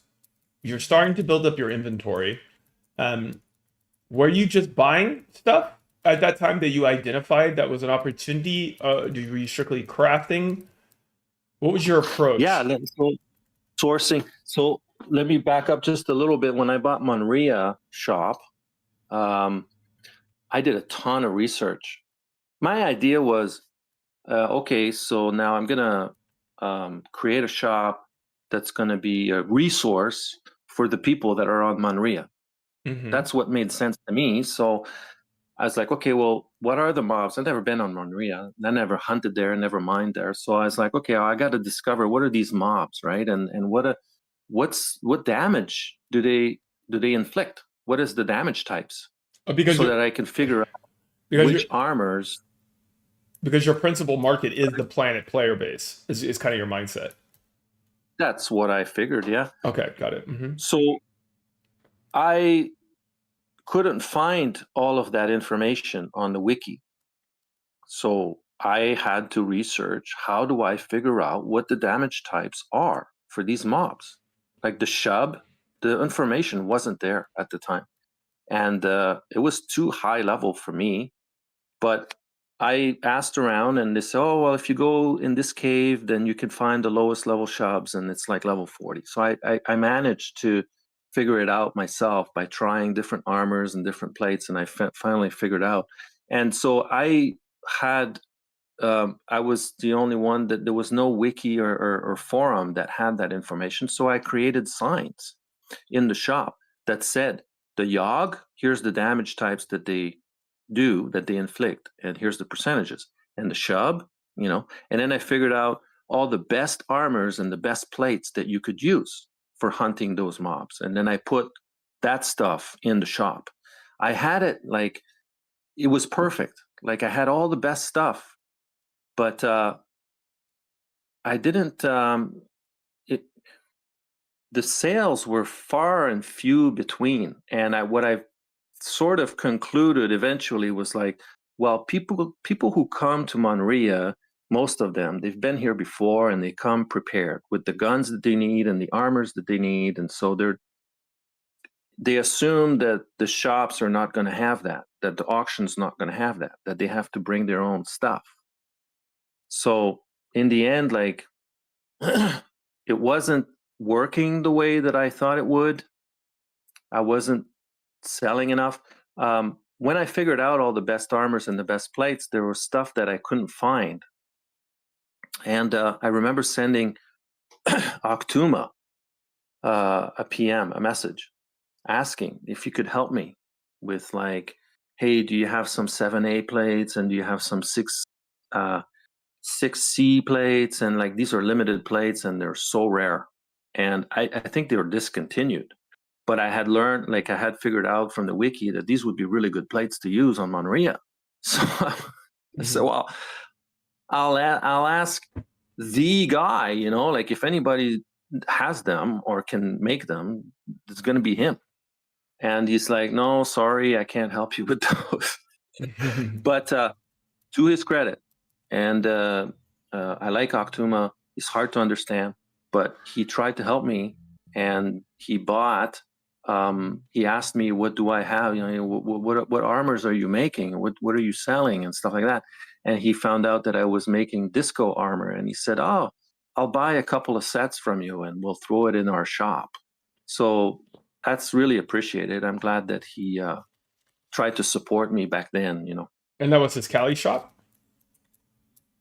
Yeah, that was because Drakil was looking after the shops, and Octuma was crafting everything for that shop. So that was your first forte, essentially, limping into the Cali market, was the fact that you had the disco stuff, and Takuma was willing to put those up in his shop in Cali for you. Yeah, well, he bought them from me, and then he put them in his shop, and then they tried to sell it, but it didn't sell, and ultimately Drakil, you know, took them out of there, and I don't know what he did with them. He probably gave them away because disco is incredibly hard to sell. It just doesn't sell.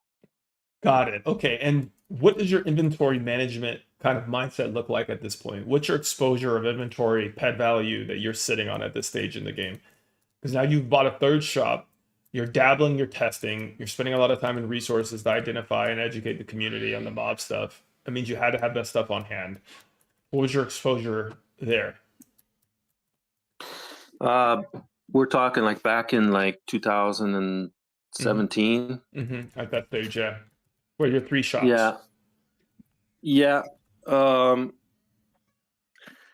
My inventory, I was trying to, I think I started buying from the auction. I started developing my system for buying from the auction.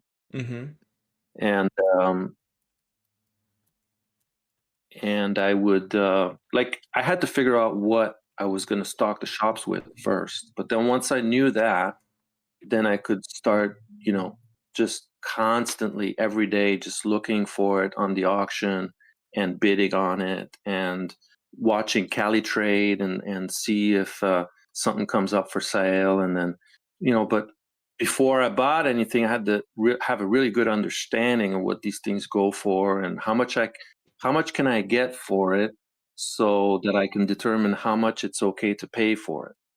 So this was a work in progress, and it's always evolving. Like right now, Nemesis and adjusted Nemesis and adjusted Vigilante is crashing hard. So I have to have a margin of safety where I'm not going to lose a ton of money. I just can't afford to. Yeah. You know, so obviously, the more inventory you manage over the years, you innately open yourself up for more risk. But you try to imagine, you try to get market share, you try to have enough things so you have what customers need. You want to have enough so your shop looks compelling and looks like it's fully stocked. Yeah. Would you say you say it's like a 10 to 20K inventory at that stage? Oh, because you still had a lot of ped. You had your three shops, but you didn't like withdraw or anything at that point. So you still had ped. No. I never withdrew anything until I think it was 2021 or 2022. Maybe 10 to 20K. I'd have to guess. I hadn't gotten into Perseus yet, and there's a lot of high TT stuff that I hadn't gotten into yet. It just was hard. It was hard, and yeah. So back then, yeah, maybe around there, maybe around 10K, 15K, something like that. Yeah, you still got ped. Did you get into any other systems at that point that you thought were interesting, or were you pretty focused on your shop and stayed pretty liquid? Because you still had your deeds, and those you didn't sell. You didn't sell those, right? You kept them, so you had your. No, I was selling them. Yeah, sorry, I missed that. But the way I bought the first booth on RT is I traded some of my deeds for it. We came up with a valuation, and then I don't remember exactly how many it was. Maybe 10, maybe 9. I traded CLDs to Maury for the booth, and then the balance in ped, like maybe 500 ped or something. I don't remember, but and then he quickly liquidated those deeds. I found out later, but that's when I started to exchange my CLDs for shops, and that's pretty consistent over the years. Is how I went. I mean, some of them I sold them on the auction to get the money and then buy the shop, but that's how I did that. That was Because that was the pivot from your deed business and your investment. And that's how you realized the Yeah. gains, and then you I converted all my deeds. I converted all my deeds into shops, and in the space of probably about 2 years. Ah, okay, got it. Okay, so you're into 3 shops at that standpoint. What year are we at there? Thanks for the follow.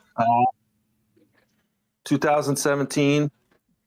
Okay, all right, 2017, and Rocktropia is out. Is Never Die still in the game at that point?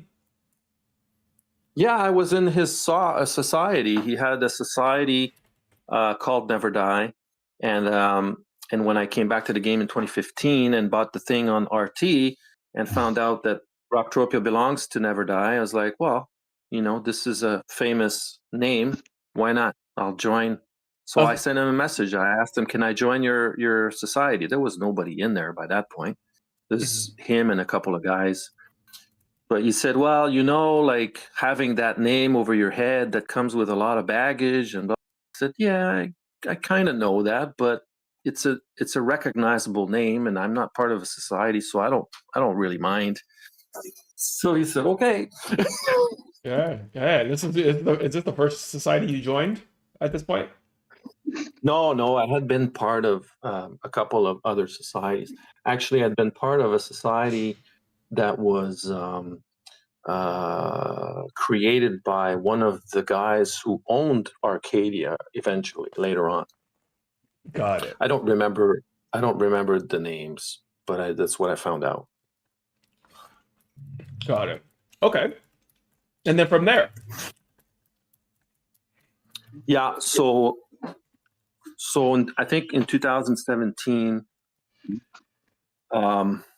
I had Monria and RT, and I was kind of flying back and forth, and I was flying quite often, like in a triangle. I was going to Calypso to pick up stock, and then I was going back, stopping at Monria to restock, and then fly to RT to restock, and then fly back to Calypso. Like, it was just like constant. I was just flying back and forth all the time. One of the things that was nice was that when I became a shop owner on Monria, I had access to those free flights. So that was nice. Yeah, and DME is here in the chat, and they're saying Dark Knights, Dave Dobson owned Arcadia at that time. Does that sound familiar? No, yeah, but I was part of a society that had the name Legends or Legendary in it. I remember that, but I don't remember what the name of the society was. Okay, I think it was Legends of something. I can't remember. Perfect society name for you. That makes a lot of sense. Yeah.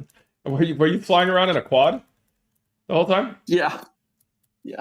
Did you ever die in PvP? Was like PvP around in that time? Oh yeah. It used to be really bad. You couldn't when they would triangulate and fly, diagonally towards you, they could catch up to you. And so the pirates had learned this trick, and I was getting killed like so often. I just yeah. I would get mad. I would get mad in space chat, and I would call people names and call them gay and all kinds of stuff. Oh shit! Did you ever hit your desk? No, not that bad, but I would get mad in the chat. That's how I would frustration. It wasn't about the fact of getting killed. It was about the wasted time, because I was so busy and I was just trying to get someplace to restock a shop, and it's just unnecessary, Did you ever get caught with lootable stuff? What was your biggest loss? Oh, it wasn't bad. I've been fortunate. I might have lost like 60 ped or something like that, but I never lost any significant amount. That's not bad at all. No, it's not bad at all. Okay, so they waste your time, and that's one of the things I think about how annoying it is for shop owners who manage shops on multiple planets. Unless you got a warp ship, it seems pretty rough if you got busy shops. Yeah, yeah, but yeah, I mean, I never had a shop on NI. That's far, and yeah, I decided to skip the whole NI thing.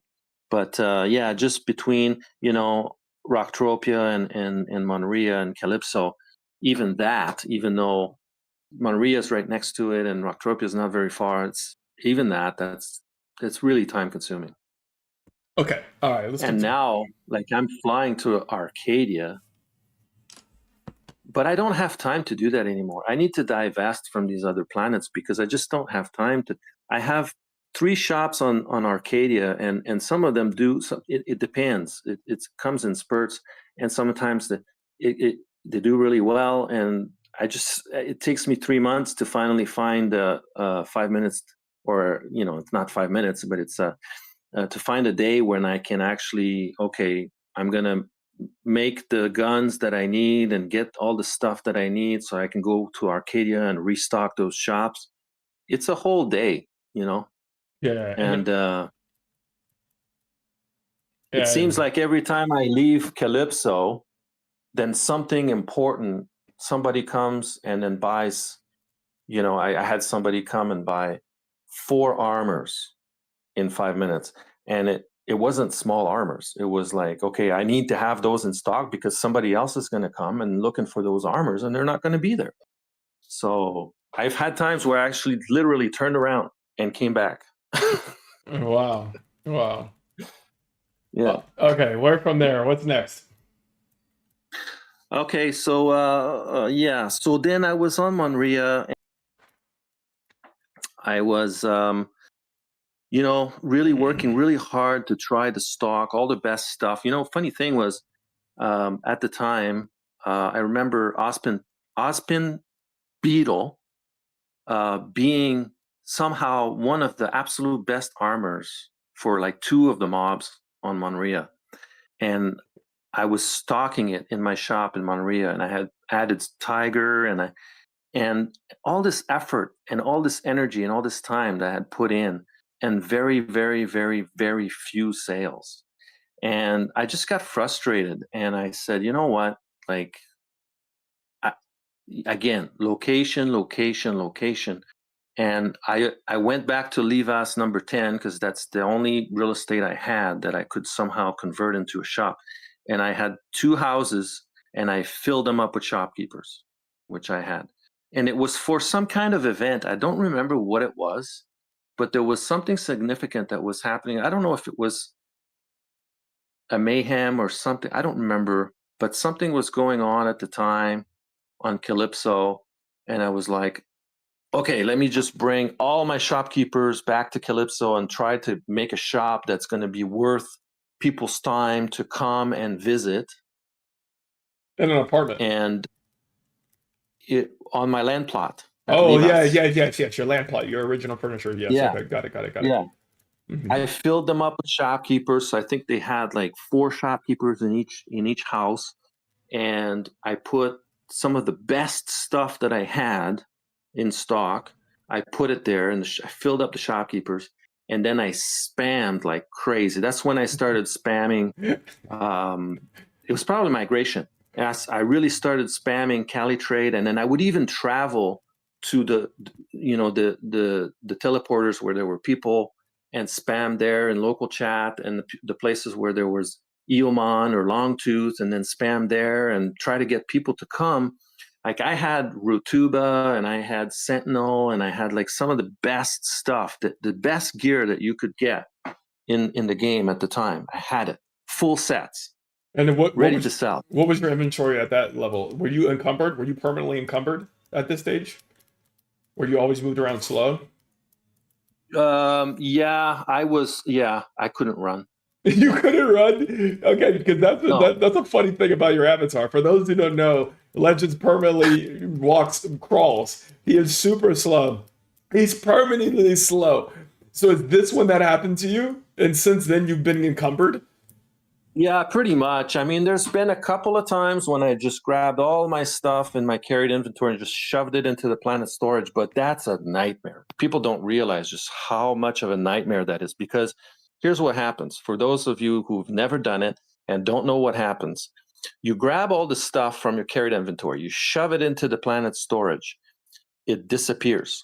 When you close the Planet storage and open it up again, it only loads 500 items. It cannot. So if I have 1,500, 2,000, 3,000 items in there, it's only going to show me 500. You Well, can't, where's the other 2,500? you It's can't, not there. You you can't gotta see organize, it. you gotta organize in waves, essentially. Well, even if you organize it, then what happens? It disorganizes. It's a total mess. So then you have to start. I have a whole way that the stuff is organized in my inventory, in my carried inventory, and as long as it stays there, it generally stays pretty much organized. Right now, I'm having a problem with the tools tab. It doesn't stay organized, and every time I open it, my refiner has moved to somewhere else, and my stuff is kind of shuffled a little bit, not totally, but a little bit. So I have to kind of place things back. If that was to happen with the armors tab, oh my god, would be, oh, forget it, man. Like, Yeah. try to find armor. Like, if I have a set of Jarhead, I know I have a set of Jarhead in my carried inventory, but in my armors tab, let's say I have 1,200 pieces of armor and they all get shuffled, completely shuffled. Try to find that Jarhead again. It's like, forget it, you know? Yes, yes, yes. Proper So, man. so I, there's been a couple of times when I really wanted to participate in an event. One of the last ones was Monria had this St. Patrick's Day thing. It was a long time ago. And was right towards the end of me being on Monria, and I wanted to participate in it. I think I grabbed a whole bunch of stuff I had in my carried inventory and just put it in Planet storage. And then I probably spent like 3 hours afterwards reorganizing the stuff. You know, Did you regret it? every time I've done that, I've regretted it significantly and promised myself, this is the last time. I'm never doing this again. Okay. So that's when you permanently encumbered, and you're dealing with the dead. Okay, so then what was your total inventory value at that stage of the game when you go all in, and you're mobilizing around migration, which people say is the best time of the year in Entropia, and you go all in for your shops, and then tell us how it went for you. How much did you have an exposure there? Did you have to depot more in anything, or were you all from your principal investment? You're still in good shape. Um, Basically, it's like people talk about turnover, and it's pretty much the same thing for me. Like, every day I transfer the ped over from the ped flow center from all the sales in my shops, and now my ped card has money on it again. And then I just rotate. I just kind of find stuff at a good price to buy so that I can restock the shops, and it's just turnover. That's all it is. At the time back then, I just don't remember, but I know that that's what I've always been doing since 2000. When I started with the shop in 2015, I bought my first batch of inventory from Mori. I can't remember how much ped it was, but probably 5,000-6,000 ped. It wasn't even that much. And ever since then, that's kind of what it's been for me. There's been a couple of times when I've deposited, and I don't remember the reasons, but there was something that I just, there was a good deal that came along, or there was something, and I just had to not miss that opportunity. So I deposited what I didn't have at the moment on my ped card. But I haven't really deposited a lot. Probably since I've owned these shops, maybe I deposited $2,000. The rest of it is just turnover. Just keep rolling over the ped. Sell stuff, then buy new stock, put it in the shop, sell it, and just keep the ped flowing back and forth. So you've generally been profitable. You've been a profitable business owner. Yes, but I've always reinvested everything into the game Yeah, because until 2021 or whatever was your withdrawal. yeah, somewhere around there, 2021, 2022, when I started withdrawing, making some withdrawals. Got it. Because up until that point, we're gonna spawn another one. Let me tell these guys spawning another one. Okay, so because ultimately what's happened is you make PED, you're pulling it out of the card, the exchange or whatever the thing when you redeem it, and then what do you end up doing? Do you just buy more inventory? Has your inventory essentially grown and crept this entire time, and you've just gone heavier and heavier and more stuff, and essentially it's your principal investment Yeah, items pretty much. Yeah. have gone up, Yeah. and you've never had to develop like a mindset or a process of protecting how liquid you are. You're like, hey, whatever comes in, I'm good. You don't have any baseline rules for yourself.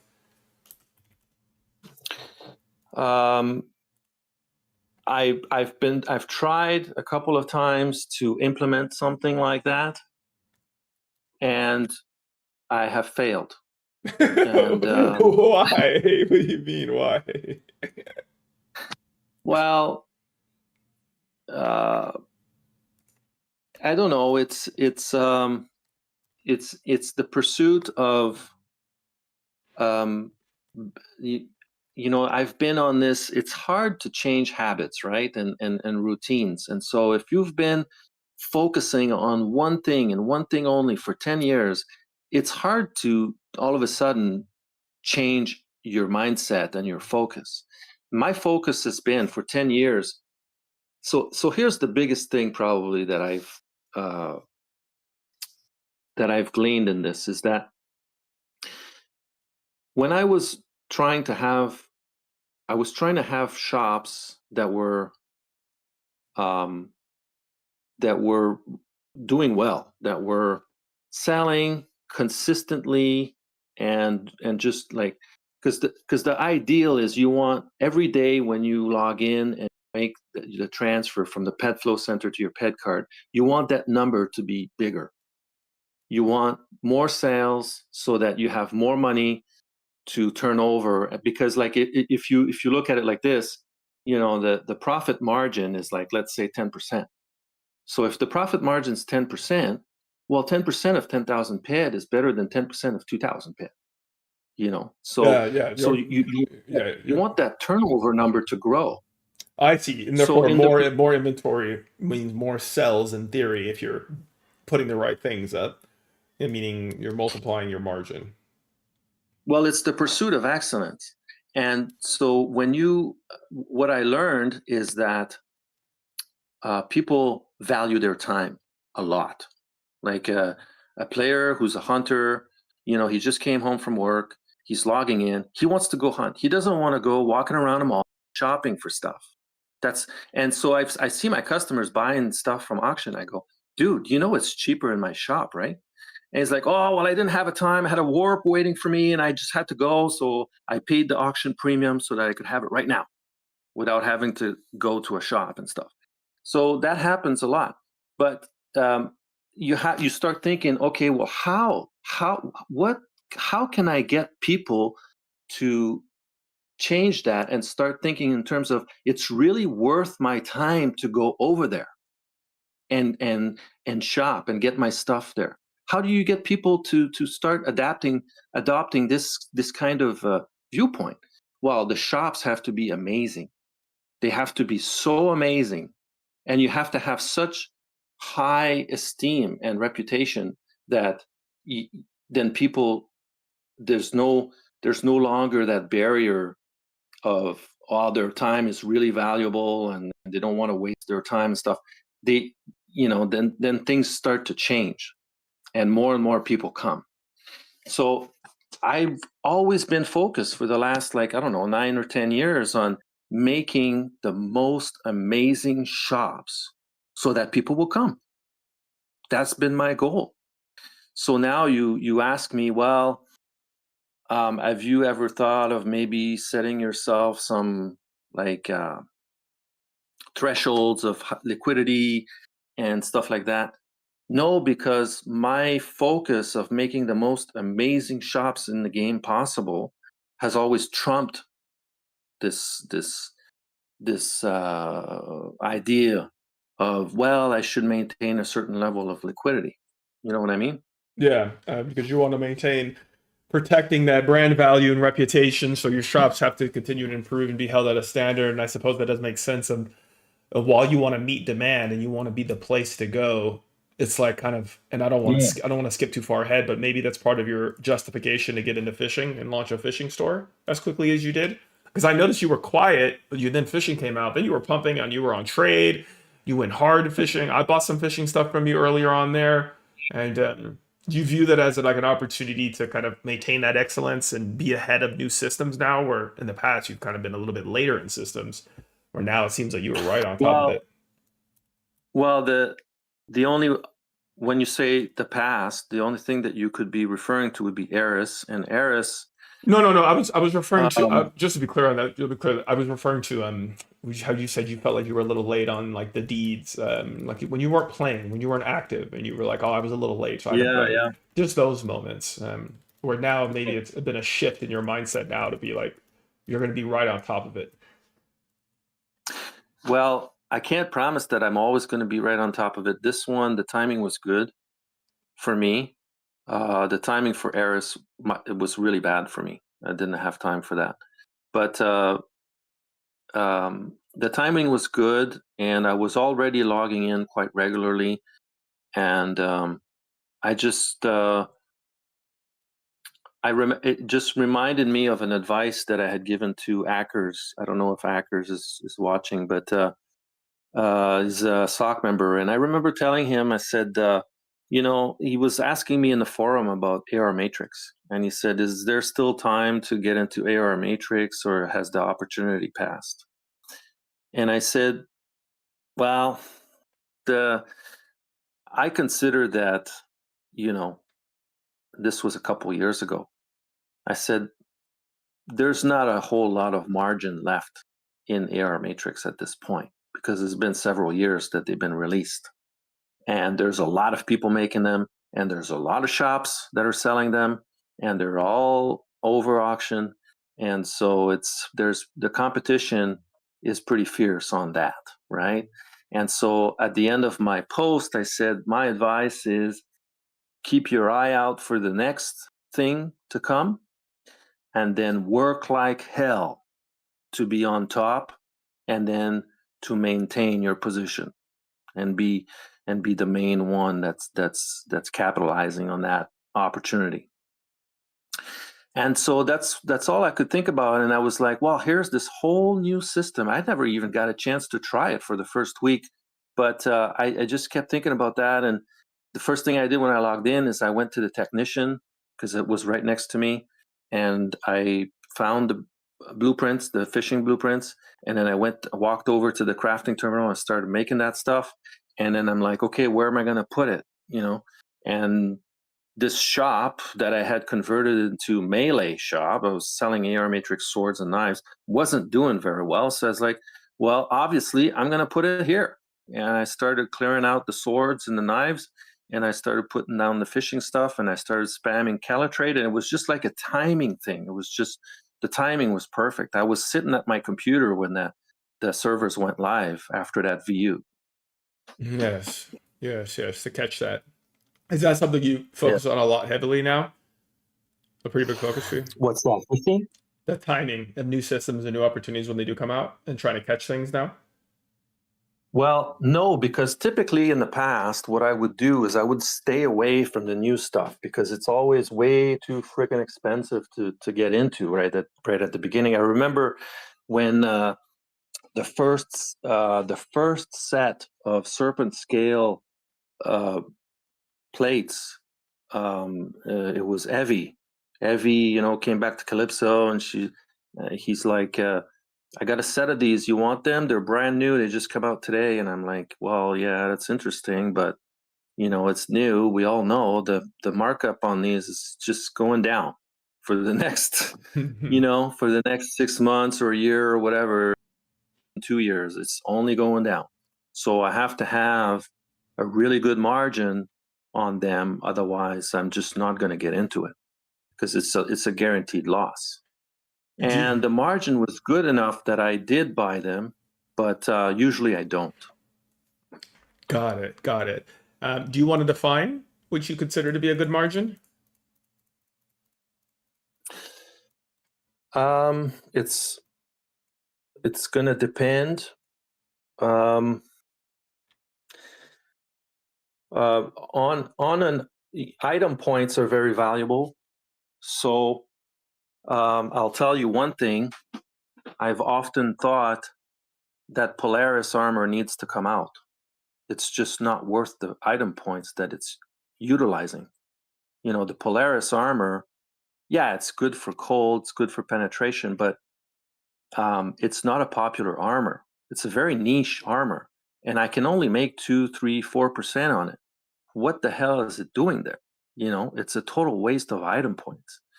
But I keep it there because people who come for cold plates, it's, hey, look at this Polaris armor. Have you considered that? You know, and it just widens the offering. And if you want to have shops that people are going to go, wow, this is awesome. That's what you have to do. You have to widen the offering and make it so that people who come for one thing, they have all these other things that they didn't even consider before, and they're learning something while they're in your shop. And I think that's great. So what's a good margin? I think that something has to get you 10% or at least 10 PED of profit on the item. Otherwise, you shouldn't sell it. It shouldn't be occupying space in your shop. Got it. And not to mention your effort, your time, your energy, and everything else that you put into it, and I suppose the opportunity cost of getting into it as well. Okay, so just as a little bit of a break of story time here and transitioning, and thank you again for this. This is good. We'll dig into some questions. And what are the thoughts here? And one of the questions that we did get earlier, and I'd love to get your perspective on how you view this as a business operator and somebody that's trying to do business, and dare I say, good business at that, where things are clear, prices are advertised, people can take it or leave it, they can make their decisions. Sometimes people could view it as, and this is an aggressive word, they could say, oh, what's this fine line between being predatory, buying low, selling high, and making more markup on items, or buying out something that you see as an opportunity on auction from somebody who didn't want to put in the time to sell it and receive top dollar, or who isn't as educated. What's your perspective on that and how you view that? On being predatory? Well, people's perspectives or claims against business owners or someone operating at scale of doing what you do, right? Some people have no issue with it and I say, hey, they get it's just business. Others could feel like it's, there's cases where it'd be like, oh, you bought that low and you're selling it much higher now. Or say you bought out all the armors on auction of something and you kind of cornered a market. Yeah. Well, I think, I don't know that anybody's ever accused me of that, but the first thing I would say is I have never bought all of something so that I could have a monopoly on it afterwards. I've never done that. And that's not my style. I wouldn't do that either. And I don't think I can anyways. I usually don't have enough PED on my card to do something like that. Mm-hmm. The other thing is the stock that I buy on auction. Like, I don't have a choice but to buy the looted armors from the auction, because there's no way I could loot it. That's not the way the game is designed. I can't loot that much armor. Like, for example, Hermes. I can't loot that much Hermes by myself. It's not possible. Some people don't understand that. So I have no choice but to buy it from the auction. Mm-hmm. And the way I work, and I don't think I'm compromising myself here. I'm perfectly fine with explaining my method, and I encourage other people to do it too. But this is what works for me. I browse for example, the armor tab or section of the forum of the auction every single day. Every time I log in, I sort it by the latest listing. So I go to the very last column on the right and I click that twice. And then I have it the most recent listing at the top, and then the second, third, fourth, and then I go through the last 24 hours because typically it's been 24 hours since I looked at those. So I see everything that's just been listed in the last 24 hours. And if I see something that is obviously with a buyout that's too low, I know how much I can sell it for because I've been selling it for years. You know So- you know by memory? It's all in your head? Oh yeah, I know all the armors, how much I can sell them for, all of them. And the price, by the way, the prices are different for male and female, and the prices are not the same for each part. For example, right now on a Hermes set, the harness and the shins is what's hardest to find. So I'm willing to pay a little bit more for those two parts, but I got tons of helmets. I don't need, so I'm not going to pay 105% for a helmet right now. So I got 20 of them. But if I see one that's listed for 102%, you better believe I'm gonna take it. Mhm. So that's what I do, and then the start bid. You know, if I see items, you know, some of the better ones, Rutuba, Sentinel, Supremacy. Supremacy's hot. I can't believe how much Supremacy I've sold in the last couple months. It's unbelievable. I look at the start bid. Like, let's say somebody, this happens a lot. Somebody lists a piece of Supremacy for the start bid is like 100% or 101% or something like that. And then they put like a buyout of 120%.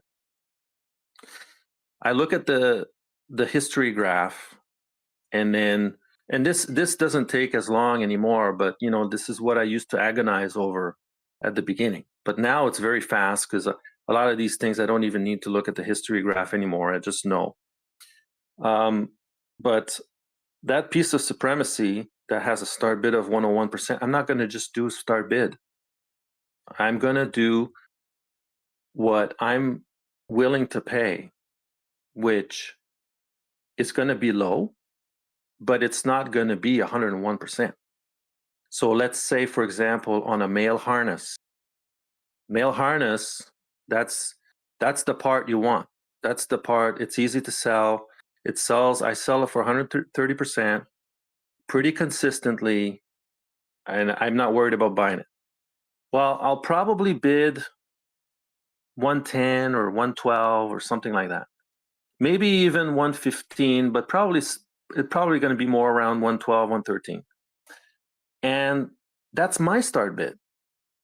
And then if somebody else comes along and bids on it, fine, they can have it. I'll wait for the next one. I'm not that greedy. I don't have to have all of the good deals that are listed on auction. I'm willing to let other people have them. But, you know, you're going to have to match what I'm willing to bid for. That's it. Fair enough. Thank you for that perspective on that. Would you say that you're a healthy and important part of the economy and ecosystem, the role that you fit in? Yes, especially since the wiki doesn't work anymore. I don't know if it's working for anybody else, but for me, it hasn't worked. Mm-hmm. Does Entropia Wiki still work? Slowly. It kind of does, but it's super slow, and it has some good days and bad days. That's for sure. Okay. The last 5 times or so that I've tried to load it, it just hasn't loaded. So I tried to make my shops more than just some place to buy something. I try to make it into a resource. And I figure that the least a person has to navigate outside of the game to figure something out, the better. So if there's a way for them to just figure out stuff without having to leave the game screen, then that's great. And that's what I've tried to do. So I put a whole bunch of information in my shops that, and by the way, like these signs that that are specific to a mob. Like I have a Rex Tellum sign, and it says the damage types, how much damage each maturity, not each maturity, but some of the maturities, how much damage of each damage type they inflict, and the armor setups that could fit for these maturities is listed there too. Well, these signs, I have Rextellum, I have Phefoid, I have Phefox, I have Atrox, I have Leviathan. And I used to have Proteron, but Proteron was kind of pointless because most people just kite that mob, so I just removed it. But I'm going to be making more. Well, these are based on, if you go to the Entropia Life website and then you go popular mobs, and it shows you the most hunted mobs in the game. That's how that came about. Like I went there and said, okay, what are the most hunted mobs in the game? And let me make some signs.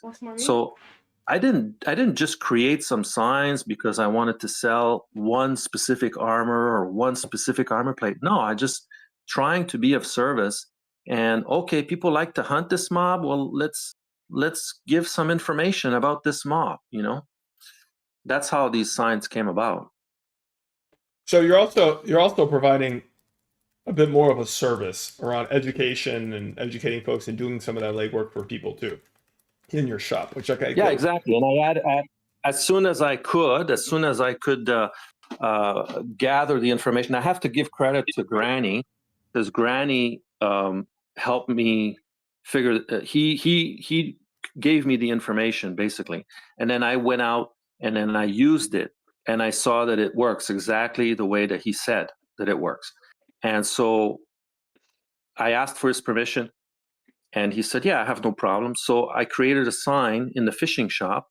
It says faster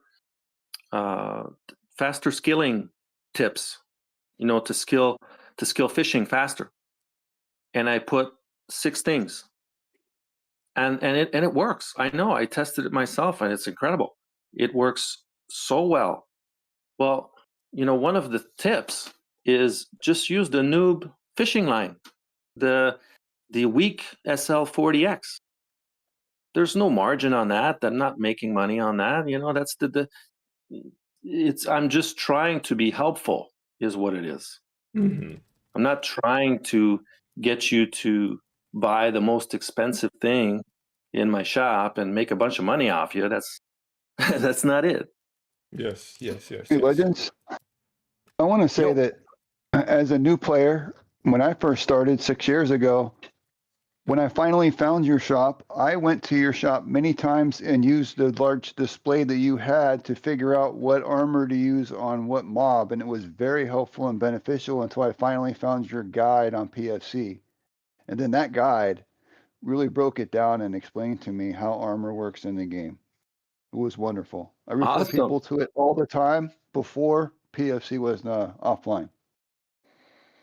Awesome. I love to hear that. That's why I did it. See, that's awesome. Who was this anyway? That's Dune. Dune Emperor. Dune Emperor. Yeah, you told me this in game, I think, a few days ago. Right. Yeah, I PM'd you that, but I just want everybody. I talk about your information on my Twitch a lot. And I want to be able to refer people to your posts, but the server's down. Kind of sucks. Yeah. That armor guide came later. You know, we were talking about 2017. That armor guide came at the beginning of COVID, if I recall. like January or February, something like that.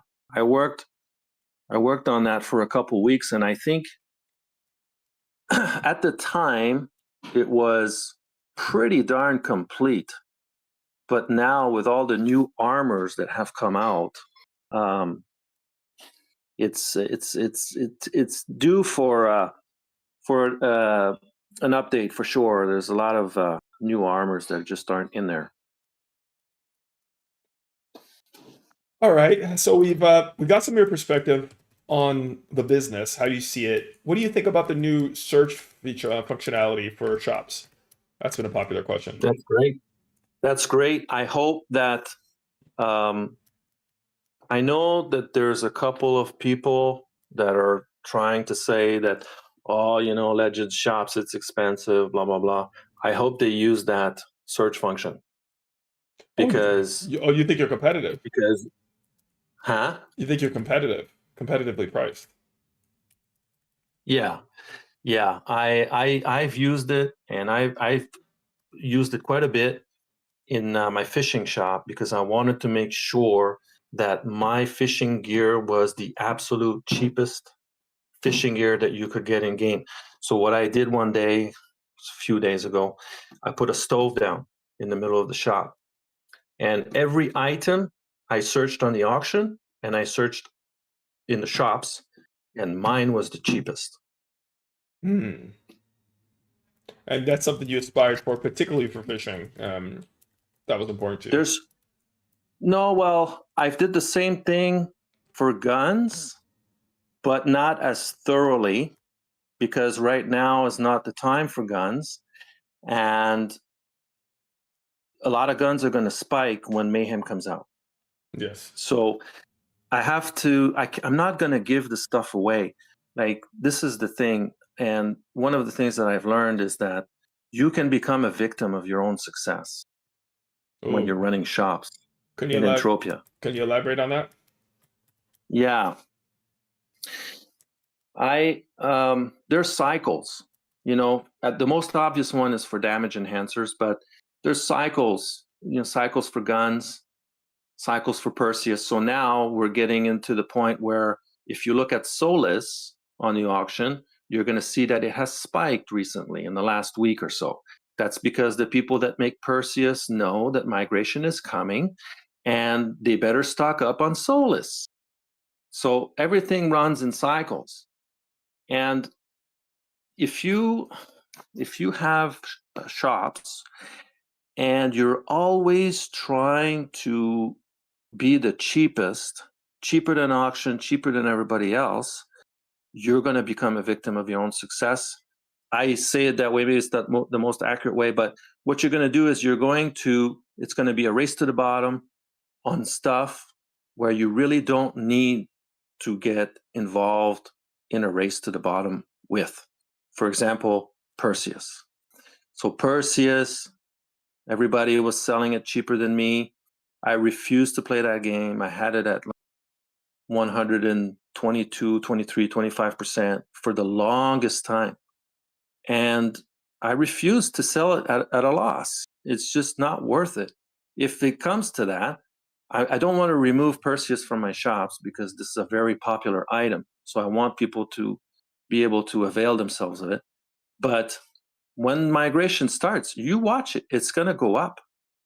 Mm-hmm. It always does because people load up on it. It's the best armor for migration. So go ahead. So if you get involved with this race to the bottom, like for right now, like the guns,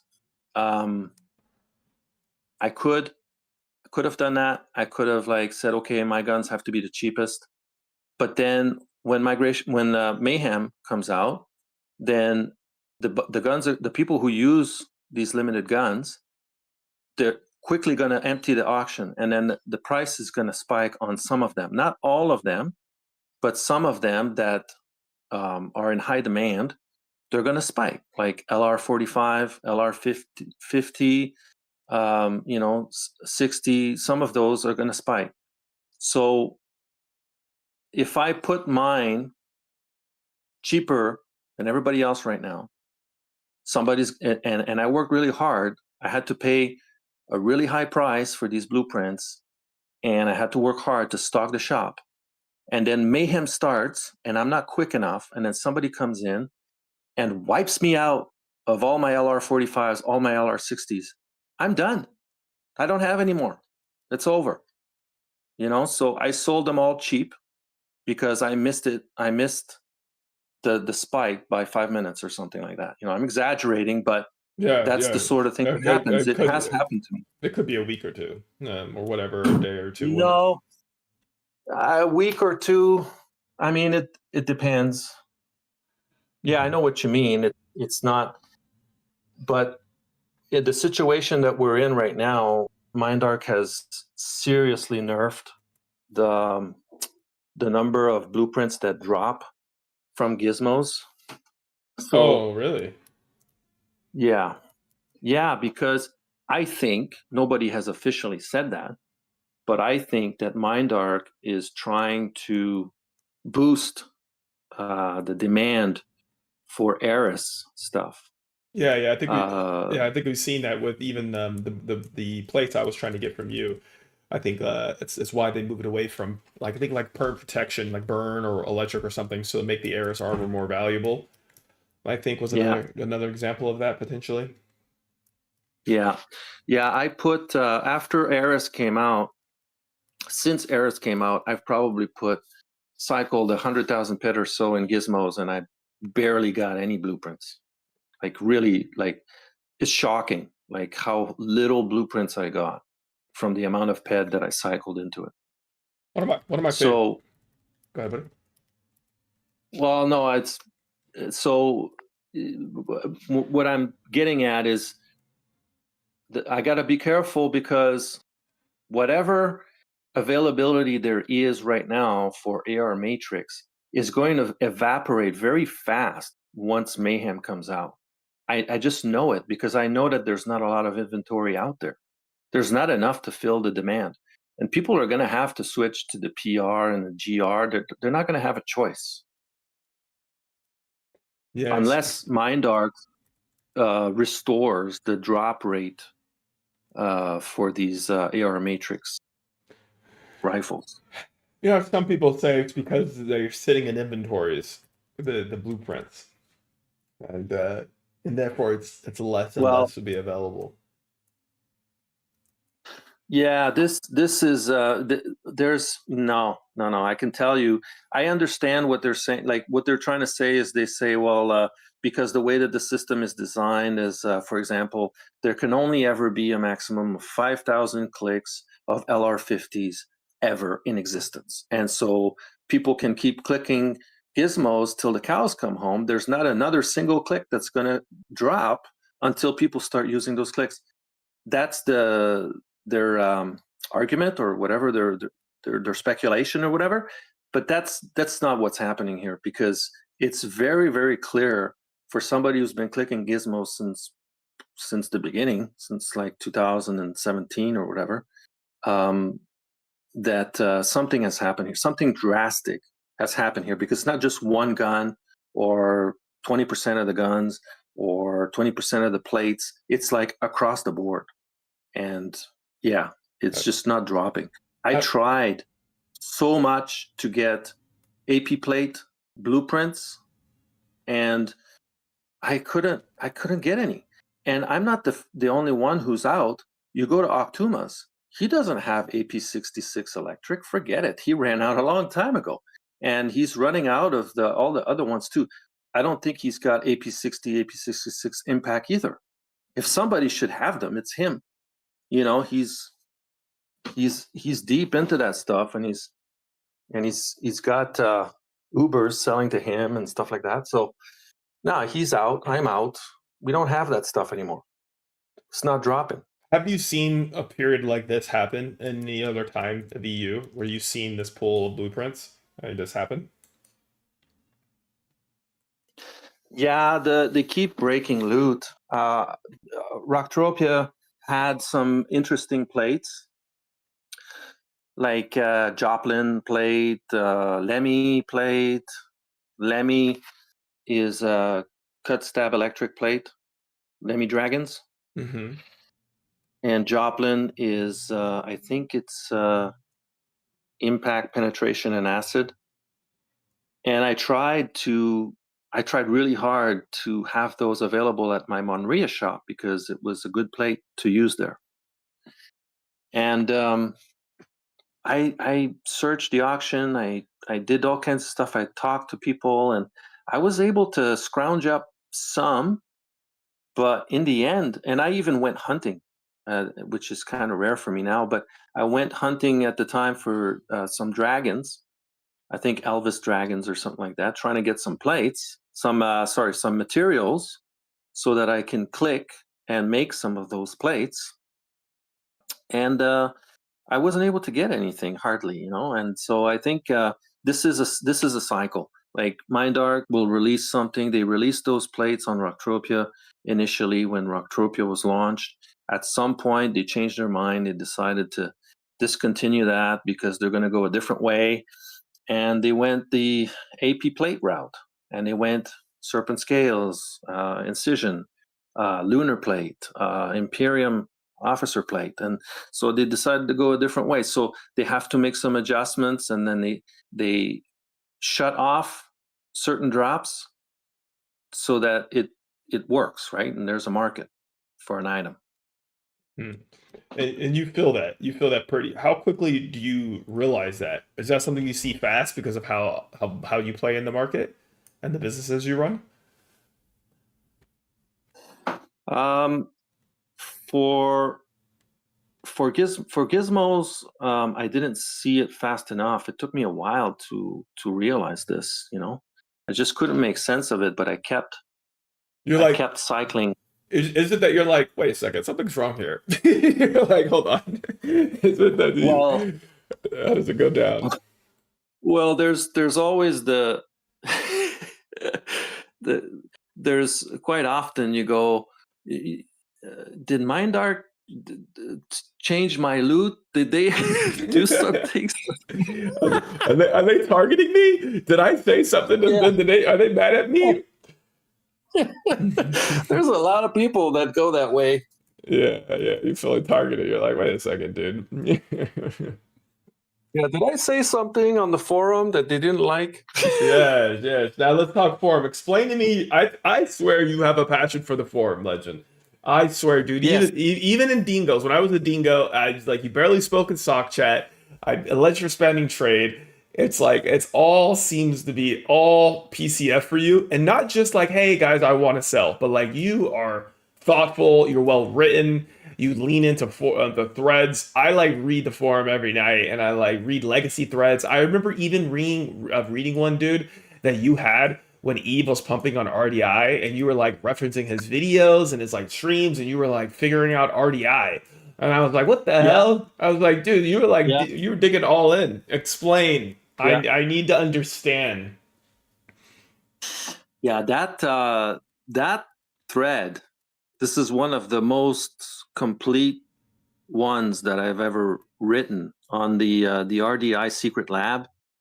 I watched that video from Eve like multiple times and paid attention to the icons that were popping up in the health bar and stuff, and re-verified stuff and asked people and all kinds of stuff. So I love Planet Calypso Forum mainly for this reason. It's permanent and it's organized.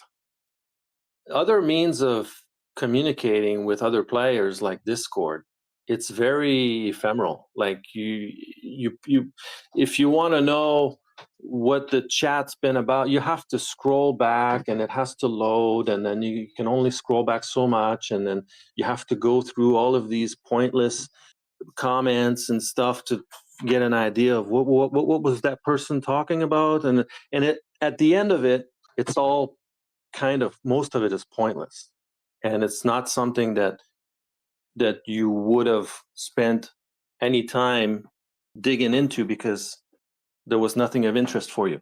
Whereas Planet Calypso Forum is very well organized. It's permanent. You can follow a discussion through time, through the weeks, the months, and you don't have to go through stuff that doesn't interest you. You can just skip it and go to the stuff that interests you. So I love it, and I love also the fact that you can put as many pictures as you want in your posts. You can put you can link a video. You can make tables. It's great. There's a lot of freedom in your post that you create. You can organize the information in a way that is very easy to absorb and understand. So there's just so many things to love about it. And that forum has been in existence since my first day in Entropia. So I like the persistence of it and the permanence of it, that it's been there since even before I was playing Entropia, and it's still there. So that's another thing. Name your top 3 PCF contributors that you've enjoyed. My top 3 PCF contributors.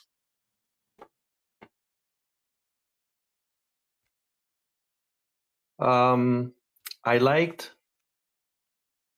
There was one year when Angel did a really nice thread about all of the mob locations for migration, and so many people thanked him for it.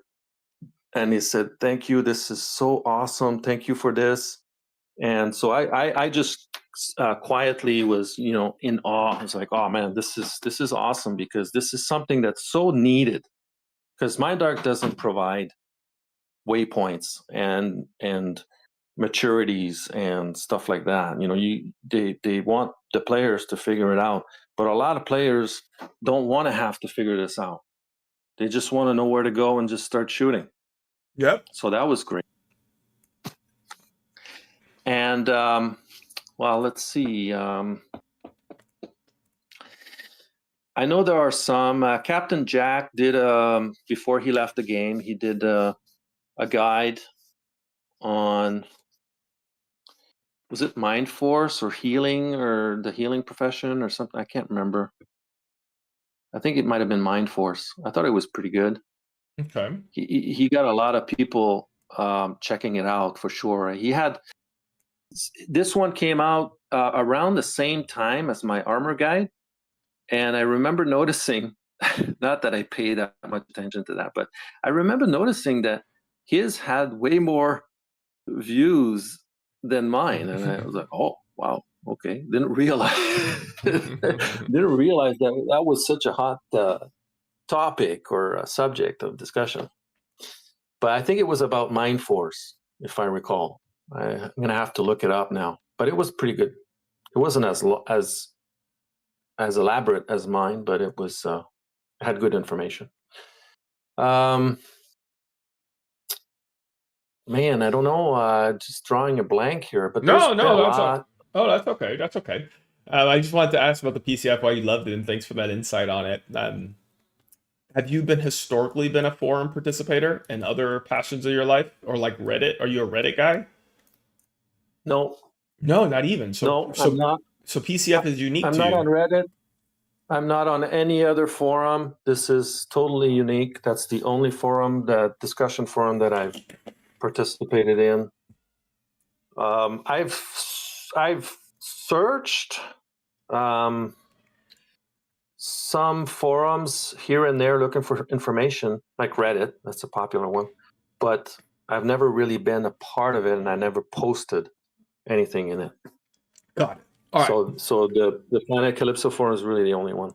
So what comes with this, and focusing yourself on PCF as a communication mechanism and avoiding a lot of the other mediums, we'll call it, you may miss out on some drama. How do you feel about drama? Which I missed something. Drama. I'm missing out on it. How do you feel? How do you feel about drama in the game? So some people enjoy storylines. My wife will call it bunchinche, the drama, talking the gossip. What's your perspective on that?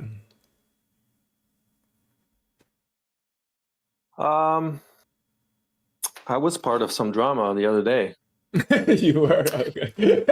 Yeah, I'm not missing out. I was given a timeout in the official Discord by Nana. What? Yeah. You were popping off. It was totally undeserved. You were It innocent. was totally undeserved. You were Huh? innocent. You were innocent. I used capital letters. Oh my God! You know, there was no foul language. There was no insults. How dare I you? got mad at Rusty because I thought he was accusing me of something. Turns out he wasn't. But whatever. It was only 2 lines. It was 2 lines. Seriously, like I used caps to say something. Did you curse? And no, I didn't curse. There was no foul language. There was no insult.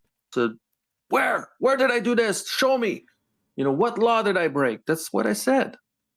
And Rusty said, no, I didn't say you broke any laws or something. And then maybe one more line, caps. And then next thing you know, I got 24-hour timeout. I tried to communicate with Nana, but there's no reply. He's totally ignoring me. Oh, anyway, whatever. Okay. Dude, I keep getting this goddamn waypoint bug trying to get back on the planet. Like, he's making me have to log in and out. Okay, but what about storyline drama otherwise in the game? I'm not aware of the. You know, I heard that there's some drama surrounding hardcore. Yeah, I get it. But I'm not really getting involved in it. I don't really know a whole lot about it. And I tend, if it doesn't affect my gameplay and my business and what I'm doing, then I tend not to get involved in other people. I consider it other people's drama. I don't tend to get involved with it. Got it. Okay, thank you for that. So let's roll through a few other questions. We got skill points done. We talked to your shop management, going through some questions that we have here. You don't really do any tracking, right? You use your mail list, like you mentioned, but you're not even a big tracker per se. You do no form of tracking of your progress. Do you keep an eye on like your total inventory online with the web shop or something? How do you track if you're doing well or not? Well, I like to ballpark things. Mm-hmm. I'm all for. I have actually some pretty good Excel skills, and somebody might look at me and the way I do things and say, "Well, probably he's old school and he doesn't know how to use Excel." That's not true at all, because as a quality control coordinator, I have to use Excel and I have to use computers, and I can do all kinds of stuff with it. I'm pretty good. But I don't think that it's worth the time to micromanage it at that level. What do I gain from doing that? I know how much I paid for something, because when you open up a history graph, and you go year, you can generally follow the MU, and you can put a low price, and you can put a high price. And my work happens all there. So I try to buy stuff just like they say when you're trading stocks: buy low, sell high. So if I'm buying a piece of Marshall, I'm going to try to buy it at 102, 103, because that's the low on most graphs. There's 7 parts. There's 14 parts in total, but if you take a look at it, female's probably 101.52 and is probably the low. And then for male, you're probably around 103, 103.55, 104 is going to be the low, depending on the part. So I try to buy it around there and then try to sell it. If you look at a history graph for the Marshall harness, it's probably going to be slightly above 110. So I'm going to try to sell it around 112, 113. So that's the way I work. So that way, I don't need to write anything down. I know how much I paid for something. And if I don't remember, I open up the graph, the history graph, and I look and I say, well, I probably paid this much for it. And so there's no tracking. That's just going to be too time consuming. I don't have time for that. Like, I have pages and pages of auction to go through. I have a routine when I log in. I have my buy list, and so I search all of those items one by one in the auction, not just on Calypso, but other planets too sometimes. I have buy lists for each planet. And so I go through that. I look at the last 24 hours of listings in the Armor, and now I'm starting to look at the last 24 hours of listings in Fishing Blueprints, for example. And so I have all of that routine to do. Then I look at the sales that I had in my shops while I was sleeping, and then start restocking those things. And, you know, there's a whole routine. And then as the sales happen, I have to go and restock. And sometimes restocking something, it's easier said than done. Like, try to restock a set of Ignaris right now. There's no Thyroid skins, so good luck. So there's a lot of work involved with that. I don't have time. I'm not going to start documenting how much I paid for something on a spreadsheet somewhere and try to manage all of the, you know, like that's going to be too time consuming. I do kind of have a core question that hits at that, but I do want to, and I don't want to go back and forth on this particular topic that I am going to address. Just I like to keep things moving and keep it all positive. But Nana did provide some perspective in the chat. He said that it was an attempt to de-escalate. Was the timeout between you and Rusty for everybody in the chat, and that you called him an ass without any other messages, so you weren't going to get a response. So he says that's what happened in that situation. So a little clarity for you there, Legend. Well, you asked where I come from. You could say that in a teasing way too. Like it's not that serious. I didn't use a swear word. I didn't insult him in some way. You can call anybody an ass. Where I come from, it's not that big of a deal. But attempt to de-escalate. My understanding is that you can give somebody a 1-hour timeout. I think that would have been quite sufficient. I don't tend to get kicked or banned in these official channels, so it's a bit of a shock to me, considering my history with Entrobia. But wait, he did what he did, so you've had relatively good behavior, you would say, huh? Yeah. All right. With that, the question I want to get at, which I think could address a lot of this, is you probably normally, and I get a sense of this, is you don't have to do heavily tracking and things because you don't take losses. Would that be fair? That you're pretty thoughtful and you protect yourself with your business? That like you don't really need to overly stress it because you're not taking tremendous risk? Would that be accurate? Well, I really, really, really, really try to avoid it, but there's a few things that I bought which was a mistake and which I am going to have losses. What's your biggest loss ever? What could you say your biggest loss? I lose every day hunting. What has been your biggest loss? What would you play to? Well, more recently, and this might be the biggest loss I've had, but I was so focused on. There was a period of time at the beginning of fishing, like probably after 1 week, where it became known generally that you could use higher gear, higher rods, and not be penalized. There was a thread on the PCF that was by Thark, and he was validating that. He was showing his results using equipment that was too high for his level. And so, you know, as an example, and so people were using higher gear that they didn't have the skills for yet, trying to skill faster. Yes, and it was helping. And so there was a demand, and I just couldn't get my hands on any higher gear. I just couldn't. Just one click here and there, like people messaging me saying, hey, do you want to buy 1 click of this, 1 click of that? It's like, no, forget it. Like, what's the point of that? If I buy 1 click, right, this is the thing that people don't understand. You want me to pay 25 PED for 1 click? There's a 60% chance that I'm the one left holding the bag with nothing. I get nothing. 60% chance with just one click. So anyway, my perspective's changed a little bit on that, but that was my attitude at the time. So I just wanted to be able to go to one place and just get a whole bunch of stock, because people were asking me, I can't wait for you to have more things, more levels and more gear in your shop and blah, blah, blah. And I was like, So I found a guy, and he had like 4 or 5 different things. He had a bunch of reels and he had a bunch of rods. And I was like, I just really wanted to get my hands on that so that I could throw it in the shop and stop hearing people saying, I wish you had more stuff.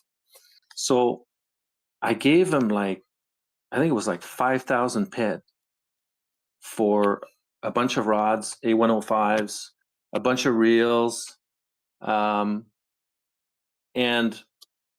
I think I sold 1 or 2 A105s.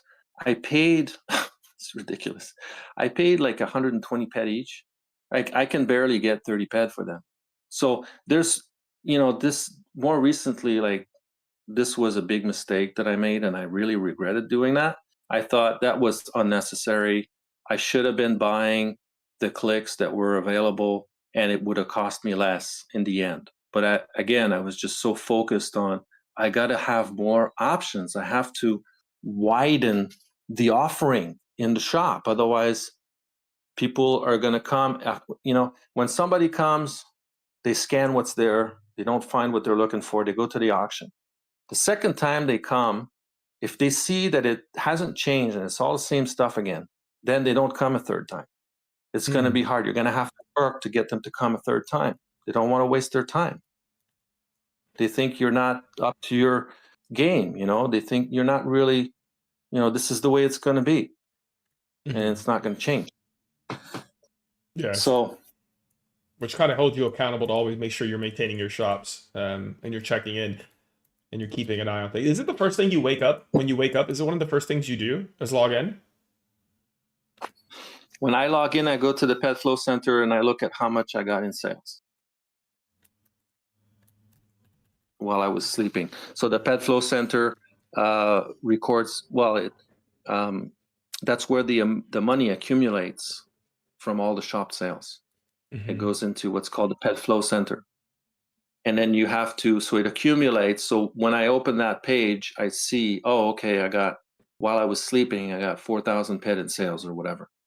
And then I can transfer that over to my pet card.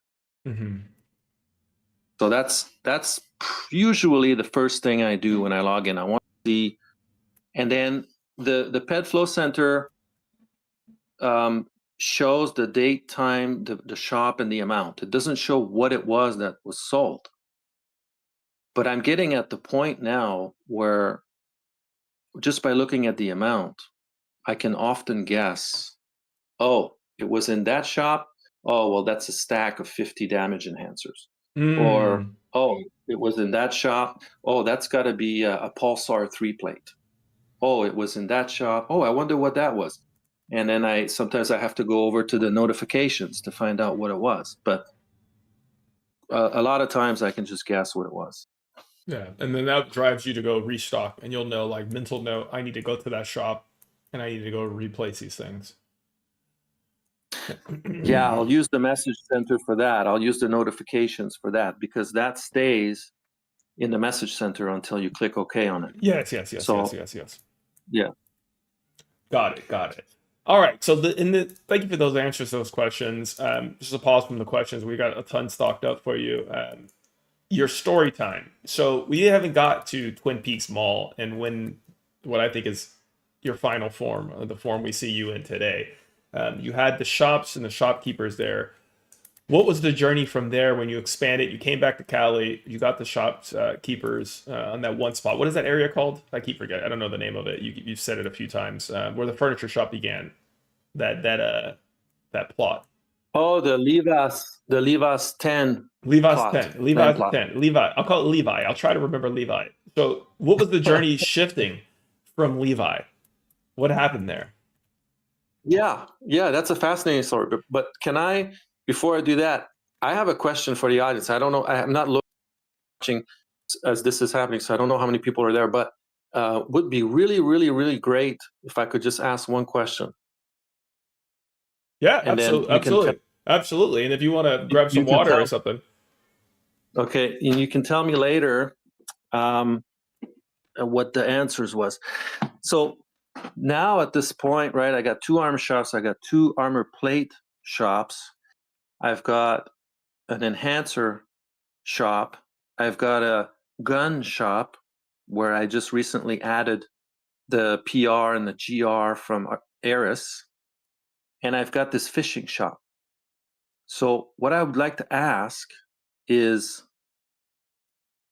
is there is there anything that the players need and they're having a hard time finding? Like, is there a wish for a specific kind of shop in Entropia that doesn't exist yet, that nobody has done yet? Because I'm always thinking about this and I'm always wondering, is there another great shop idea out there that hasn't been done that could be done? Yeah, and with that, as we get the answers in, we've got 83 people here in the stream between Dune and I's here tuning in and listening that have been patient and hanging out with us today. A few Nice. a few chatters coming in. One is from Void. Voidness says a Kinetic 2 Unlimited chip. He mentioned a Kinetic 2 Unlimited chip. Zelly says a free pet shop. Muck appreciates that question. JC wants you to get a bunch of waifus from Rocktropia and have them dance at a shop. So like a little bit of a club is he's looking for. Tier upgrading material shop came in from Nana, and I completely agree. That would be sick. That would be sick. Tier comps and all the components organized legend style with everything that's needed, both for tiering armor and weapons, would be fun. Would be expensive as shit to maintain. Would you be talking about tens of thousands of tier comps and even to aggregate it? But boy, that would be interesting.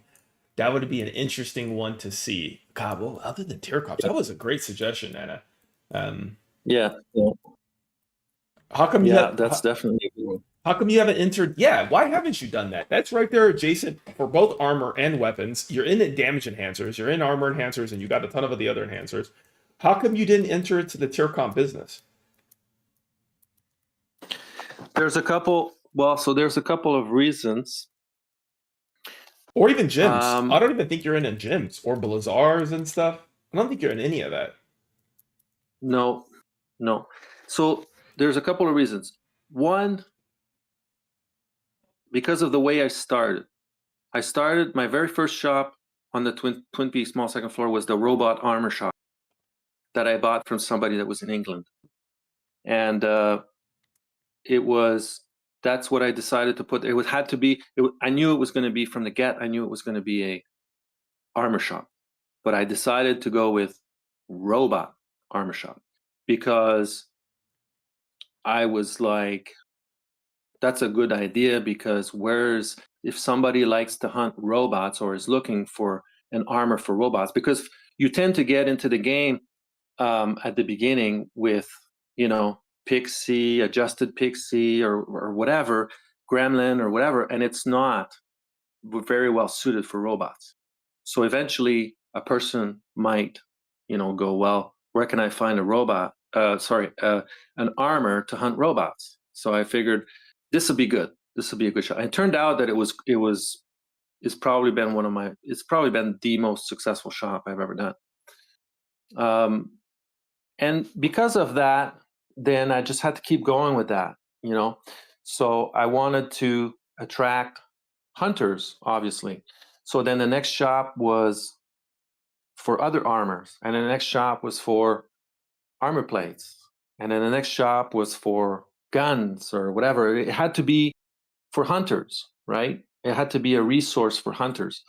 And I'm just kind of going, I'm progressing in this way that makes sense to me. The priorities, I guess you could say. And then the thing is, with these resources, I hate the fact that this is a suggestion that I made on PCF a long time ago, is for us to be able to have what I call a dispensing shopkeeper that dispenses the stackable items, so that a person who needs to buy this can buy the exact number that they need. Yeah, it's annoying. know. It's annoying buying. Having to me, I have to buy all your like damage enhancers and stuff like a stack at a time. I wish I could just click and buy like a. So if I do a shop for upgrading, I'm gonna have to have, like, let's say, okay, garnets, piles of garnets. I'm gonna have a stack of 30. I'm gonna have to have a stack of 43. I'm gonna have to have a stack of 68, and so there's a lot. That's a big waste of item points just to try to satisfy everybody, so that everybody can find the stack that they need. And I find that to be extremely inefficient. So I don't generally like to do these types of shops that sell stackables. And you can see it in the enhancer shop. I've got 3 stacks for the damage enhancers, 10, 25, and 50. And from 1 to 10, that's 30 item points. That's 25% of my shop gone. Actually, no, that one's not maxed out. It's only got 100 item points. So that's 30% of the shop capacity that's gone, just for try to satisfy any damage enhancer buyer. I just don't like that. Item level, so item management is a thing that you're dealing with. That's something that you're going through. It's like when you're thinking through your decisions of what you get into or not. There's the amount of item slots available. Well, you look at your customer base and you look at what they might be looking for. So that was one thing.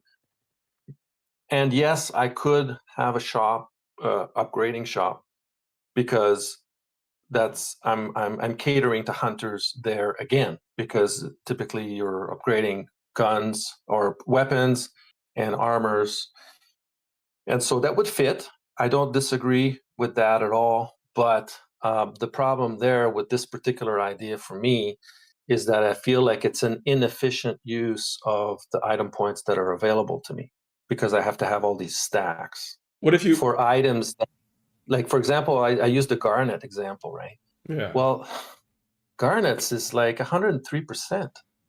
So I'm going to waste 5 item points to list to offer garnets, which you can easily buy on auction anytime you want. Just, it just doesn't seem like an efficient use of the item points. That's all. Could make sense for larger stacks of tier comps that have more variance in MU, where it creates opportunity for convenience of larger stacks. I've seen people sell Yes. like 1,000 tier comps or a couple hundred or something, where you could justify a higher MU because you're providing the convenience of a one-stop shop click to get. Yes, the ones that are difficult to get, like, I think there's a lot of things that require, I don't know if it's ferrum nuts or anti-magnetic oil, like these things, like if and that's another thing, I don't know what the numbers are, because I upgrade armor, yes, but I don't upgrade a lot of weapons, and that information is usually I have to look it up on the wiki, and that wiki is not available to me. It doesn't load for me. So I'd have to research, and I'd have to know what all the stack amounts are, and I'd have to do, yes, it could be useful, and it could be profitable too. I agree, and it could fit, but it wasn't very high on my list of ideas of what I should do. What if you had another shop? Would that get easier? Do you feel like you've maxed out your Cali shops at the moment, and that you're actually jam packed? Do you struggle to decide on what to list and display in your shop at the moment because of space? It's a complicated answer, but the first thing that came to mind is that the little shop that I have by the televator, I didn't know what to do with that one for the longest time, and I stuffed it full of. The last time I reorganized my shops, I used to have, I think, unlimited plates there, and I don't remember what I had, the one that's across from the Robot Armor Shop. But at one point, I decided to reorganize some stuff, and I moved the Unlimited plates over to in front of the Robot Armor Shop because that's where the two big armor shops are. And then I wasn't really quite sure what to do with the little one by the televator, and I decided to stuff it full of Melee, thinking, it's probably not going to have a lot of sales. And Melee is not profitable to begin with. It's more expensive to make than what you can get for it. Oh, So really? yeah. Oh, yeah. A lot of it, yeah. You look at the MU for some of these higher level ones, and you analyze like the costs of the inputs and the prints, and you go, I'm not making any money on this. It's total waste of time. How are people selling this for that much on the auction? It doesn't make any sense. So I just remember, I can't give you any specifics right now, but I just remember that when I was making it, that was my feeling on some of them. Not all of them, but on some of them, I was like, how are people selling this sword for that much on the auction? It makes no sense. Yeah. It costs me more to make than that. Yeah. So, would you? go ahead. I didn't sell many. There was a period where I sold some, but in general, I think it's been a Melee shop for over a year. And that's why it was so easy for me when fishing came out, just like, okay, out come the swords and the knives, in goes the fishing stuff, like right now, no hesitation. Yes, and with that, and how do you juggle the auction and using the auction? How do you use it as a tool? Do you refuse to use the auction ever? No, I use it, and I wish I used it for listing stuff. You mean? Yeah, to sell. Now, obviously, buying's obvious. You shared that, but what about selling? Yeah, I use it. I should use it more. I want to use it more, but it's that timing is a thing, and I don't think like I really, really, really despise paying a fee and then the thing not selling. That's something that I really, really, really struggle with. I hate it. And so over the years, I've lowered my start bid and lowered it more and lowered it more. It's just to try to convince myself that, this is not going to be a wasted fee that I'm going to pay. The item will sell, and, but even still, I still have failed auctions, and I scratch my head and I go, why am I listing stuff on auction? It's just a waste of money. Yeah. So I think that timing is a big factor, and when there's more people around, when there's more people browsing the auction, like during mayhems and stuff, or during new VUs or releases, it's a better time to list stuff on auction, and that's what I try to do. Yeah, when there's more liquidity and volume in the game or in the markets, you're probably safer to list, where you might be more conservative during slow periods, where you don't have that pressure of a time limit with your shop. They could stay up indefinitely, right? Essentially like a museum if you wanted it to. Yeah. And I suppose that you also don't have the maximum number of things you can list on auction, which is what? How many things can you list on auction at once? Is it like 30? Yeah, I think it's 30, yeah. It's 2 pages. No, it's not even. There's been times when I had that all filled up, and I've gone, damn, fuck, I got more stuff to list, but I ran out of items. What am I going to do? Mm-hmm. But that hasn't happened in a long time. Yeah, absolutely. Have you noticed a volume going up in your shops with the search functionality at all? Have you seen a quantitative impact or something that you can measure? Or do you feel it? The first day, it seemed pretty obvious to me. All the best stuff just vanished. Really? The stuff that's really hard to get. Like I sold a couple of Eris sets, and some of the best plates that are really becoming really hard to find now. Medman Like says the hi. stuff that's Legend hard my to get. honey. New here. We all have to pay our There was taxes. quite a bit of it that just disappeared on the first day. Got it. Toggle had a suggestion for you as well, for a shop opportunity. He says, a shop that caters towards other shop owners. One place to find mannequins, shopkeeper pads, and all sorts of displays, cabinets. Kind of reminds me of your furniture shop from the OG back in the day. Yeah. But I imagine the volume isn't there for shop owners to justify the item slots. Yeah, my concern. Well, the thing is with that is it's all about turnover, and so what you want is every time you log in and you your pet flow center, you want to have the biggest amount possible there, so that you can just keep cycling the pet. You know, Yeah. the more pet you can cycle every day, then the more profits you're making. So with furniture. What I found is that it's very niche. You know, the average player, a lot of players don't own real estate that they could put down any furniture. So it's kind of niche, and so the obvious thing to be catering to the biggest audience possible is hunting. Yes. Yes. How come you didn't get into buff food and cook? I am, but well, Nana's listening, and he's my main competitor, I guess. But what I struggled with was the gastronomy skill. But I have a solution, and I've been working on it, and I think pretty soon I'll be able to make a wider offering on that. But I do have some already.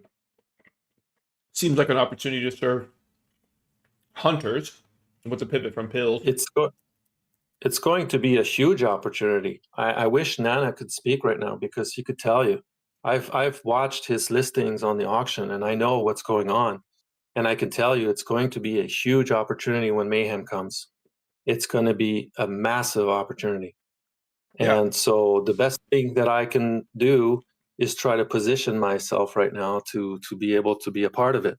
But I'm not going to be the main actor. I don't think so. I think Nana's ahead of me, and there might be some others too. He's Mr. Discover. Discover. I think we saw him pumping and lighting up the globals a couple weeks ago. Yeah. And really pushing. I'm going to do a separate interview with Nana one day. We'll get Nana. Nana, you'd be a great interview if you're down tomorrow, my man. Following up Legend. If you're down tomorrow, Nana, and you got some time, it'd be great to pick your brain, man, and talk a little bit about your journey as well. That'd be fun. But I think that's a good one for another day as a good follow-up. I'd love to dedicate an interview to Nana. Yeah. And kind of see his thoughts on the game and stuff like that. I know he's in so many different systems. No, for sure. Any other questions you have for the chat that you want to post, Legend?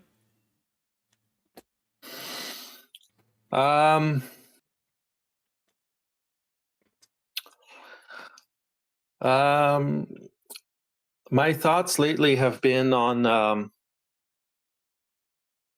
There's a couple of things I could mention. So looking ahead, I'm thinking about. I'm spending a lot of time thinking about the land plot system, and I really, really, really hope this was a suggestion I made in the PCF a long time ago, but I was pushing on. This is back when they were doing AMAs, and it's been many years since they've done an AMA. But I think around that time I said something to the effect of, "There's a whole system right there of land plots that is ready to be, built to be exploited, that players want." A lot of people have asked questions about what's going to happen with land plots. When are you going to develop them further? And so people are interested in that. And I said, if Mindark would just release one new building that people could build on these land plots per year.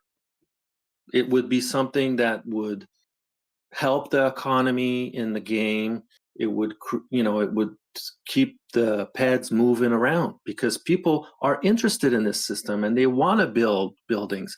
Some people talk to me, they say, I wish they could have like a society headquarters that we could build, with some society functionality of some kind. I am a big fan of that type of housing, those type of systems in games and MMOs where you can build. I love that stuff a lot. Yeah. So I'm hopeful that Mindark is now ready to do that and to introduce new buildings for these land plots and to keep developing it year after year after year. And if that's the case, I have a lot of land plots, as a lot of people know, and I would like to develop several of them, not necessarily all of them, but I'd like to develop several of them and be a part of that. And that's kind of what I'm looking to here for the future. I think. And so as part of that, I'm going to have to raise some capital. And so what I've decided to do, and this is very, very recent. Oh, is this breaking news? It's CNN breaking news, buddy. All right, you heard it here first. So what do you got for us, Legend? What do you got? I want to start to offer I want to divest a little bit from the shops. Oh. Not all of them necessarily, or maybe all of them. So what are you saying? Yeah. What are you saying, dude? What? So You're including here's a Cali? quick break. No, I'm not quitting Cali. I was thinking, are you including But, Cali? Are you talking Cali shop from the table? I'm going to put it for offer, yeah. No way. So you want to Yeah. start, Legends officially wants to start fielding offers on his shops. Yes. And I think I'm going to break it down because the whole 14 shops, I don't think that's for a lot of potential buyers, But what I can do is I can break it down a little bit. I have 3 on Arcadia, including a Celeste Query booth. One of them is a Viceroy shop, and then the other 2 go together. So I can kind of break it down, but I'm not just offering an empty shop. What I want to do is I want to offer a turnkey opportunity. So for example, this is the first thing that I came up with, and I have to figure out the rest of it. But the Viceroy shop on Arcadia will come with all of the blueprints that you need to make the Musca armor and the Canis armor and the Lupus armor, which are needed to upgrade Viceroy. So that's not just an empty shop, that's a turnkey opportunity for a Viceroy shop. And this is one of my most easiest, best margins shop in the whole network. It's so easy, and it just sells. The stuff there, I can't go to Arcadia often enough to restock it. So that's a good opportunity. And then I can, I have to figure out the rest. I haven't figured out all the details yet, but I could do something similar for RT. I have the 2 boots at the landing spot that I could put together as an opportunity there. I have a Dragon Castle booth, and I have a prison shop. And then on Get to the good Cali. stuff. Get to the good stuff. We want to talk about Cali, all right? Get to the good stuff. What are you going to give me Twin Peaks for? Come on, hurry up. Get to it. What do you got for me? 10K. On Cali, 10K. There's your starting bid. 10K, no, that's not even in the ballpark, dude. Okay. Don't spit in my face like that. Come on, Legend. Damn, bro. You're Canadian, dude. You're supposed to be a nice guy. Come on, man. You spit at me, dude. You spit at me. All right, go ahead. What do you got for us, Ricardo?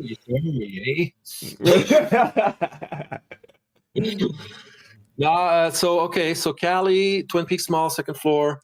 You got 5 big shops. They are fully upgraded. display and inside. Okay, so for people who don't know what that means, when you originally bought the shop from the mall owner, it came with 150 item points inside the shop and 10 item points in the display area. That's a total of 160 item points.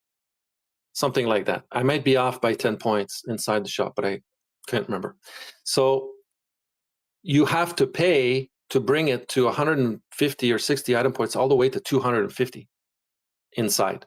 So that's 10,000 PED. And then the 10 item points outside the shop on the display, that's another cost. So all of these shops on the second floor that I have, they're all fully upgraded except for, I think there's 20 points missing somewhere. But everything else has been upgraded. So there's 5 large ones and 2 small ones. How much is the display? How much is the display upgrade? The display for a large shop, it came at with 10 item points, and the maximum is 20 item points. So the 10 item points is I think it's 100 PED each, so it's 1,000 PED for that. It's not that much. What's expensive is inside the shop because that's like 100 item points, so that's like 10,000 PED. Yes. And what are the comps? What's the last shop that sold near you? A large shop is pretty much worth 60K now. 60. Yeah, 60, that's what it's worth now. 60 plus upgraded another 10 and 71. No, sorry. The 60K, that's the fully upgraded price. That's the fully upgraded price. Okay, got it. So that's your fully upgraded price. Would you say that it is the legend starting bid?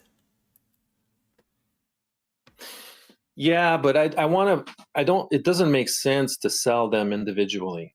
So I think that for all of this, we could add it up, basically 5 times 270 item points for a large shop. So that puts you at, over 1,000, 1,100, I think is what it is. And then the 2 small shops, that's another 260. So that's 1,360 item points.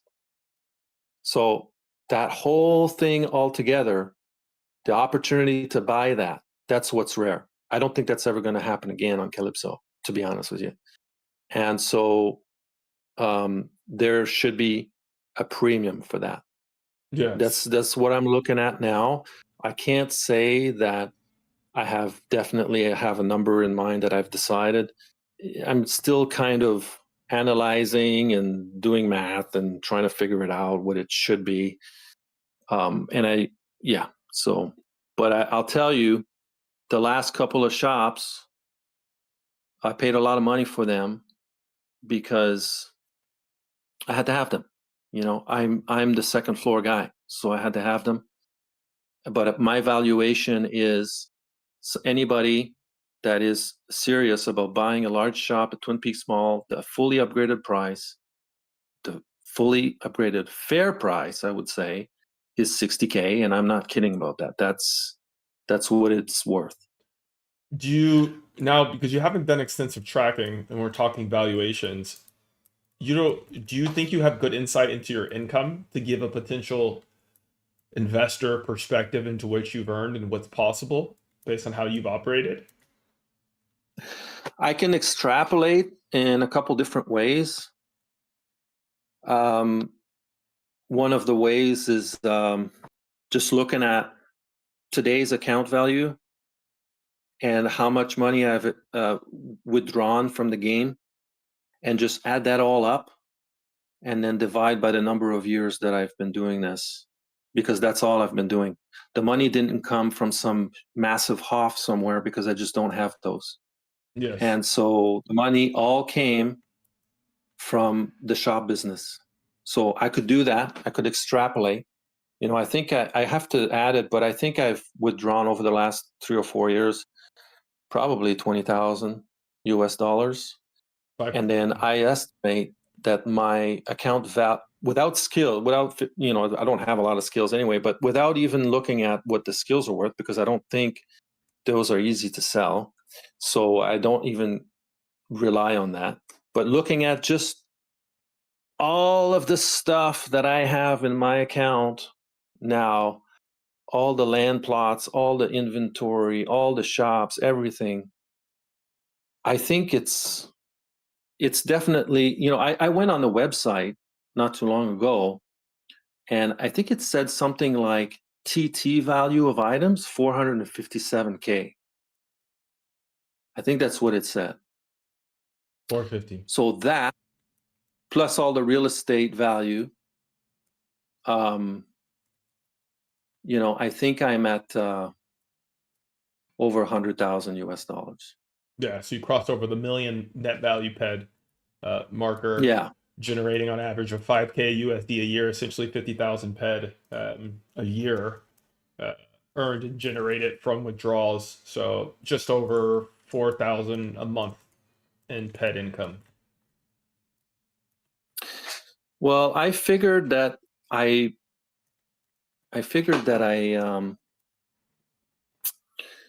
make about 1,000 to 1,500 USD per month in profit. That's kind of what I had figured. Maybe I'm wrong, though. I have to take another look at it. But there's a few things that haven't been, for example, the 5B blueprint.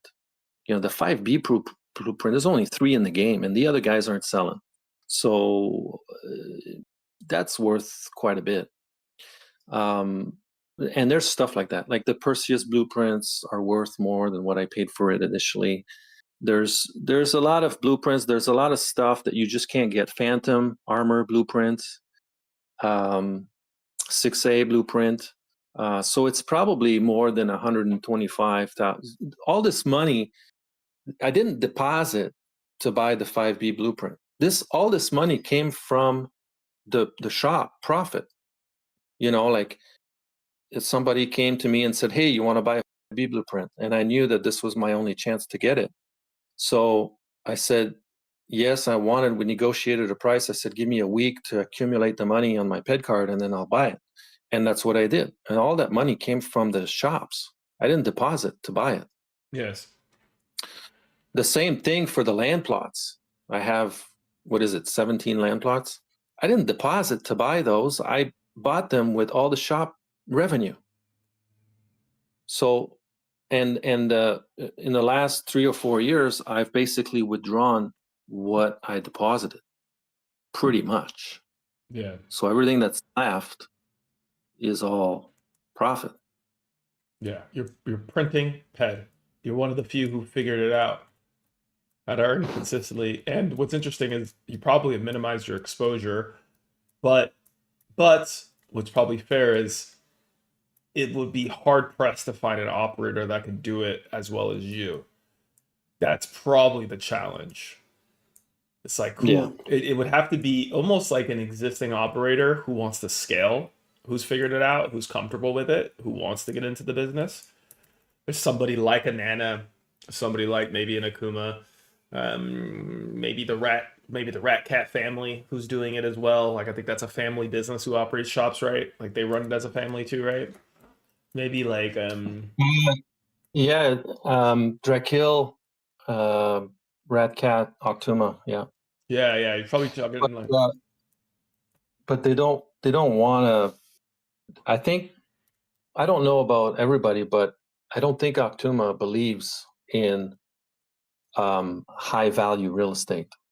So but no, there's a lot of smart people that play this game, man. And there's a lot of people that could do it. The matter is, it's tedious, it's long hours, it's tremendous amount of work. I wish Mindark would make systems to make it easier to do, but it's not. It's very tedious. When nobody knows this, when you put a piece of armor up on a display, it's upside down. You have to rotate it manually. No way, dude. No way. Are you serious?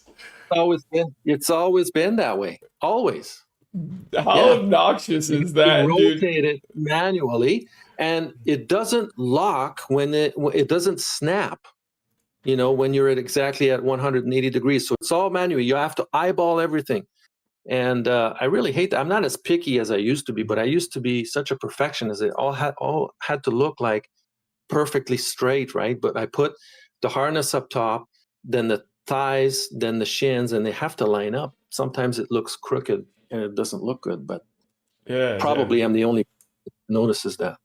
yeah, I haven't noticed that with your shots, but thanks for the effort. We certainly do appreciate it. So thanks for your second. How many support And tickets? then when you want to Go ahead. when you want to move things around, recently what I did is I realized that the small shop where I had the fishing stuff originally, it became too small. And then I decided that I'm going to go across the hall into the large shop. I'm going to put the fishing stuff in there, and I'm going to take the enhancers that are in that shop and move them across the hall to the small shop. Well, when you do that, you have to reset all the prices again Oh God. on hundreds of items. It is so tedious and so time consuming. It's it's not fun at all. It's not what the majority of people would consider fun. The fun that I've had from doing this is to figure it out and to organize it and to try to become a resource for the community as opposed to just a profiteer, just a place to sell stuff for a profit. Yes, and based on your earning potential IRL and probably what somebody who has an interest and competence to be able to do so, most people's quote unquote, dare I say, hourly rate far exceeds even what you earn monthly from your efforts. It's insane. I should have my head checked. Like, to spend this amount of time for so little money, like that's insane. Why am I doing this? Yeah, it's I funny. have to ask myself that. Yeah, it's funny. You put yourself when you view it that way, it's very painful when you look at it that way. It's like software engineers, devs, other people who can pick up side contracting work or independent contracting work or freelance work, and they can go earn.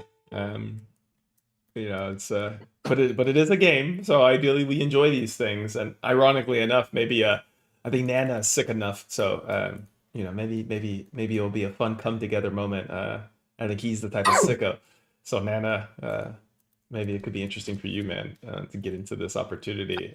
Or we just don't let you leave, Legend, and it's fun. It's like I've talked to other big avatars and people who've invested meaningfully in the game who and some of them who do it for a living, and they actually earn and they're able to provide for their families off of what they earn from the game. And others, they'll say the words of, "We can't leave. We're stuck." Mm. Surely you might feel a bit that way.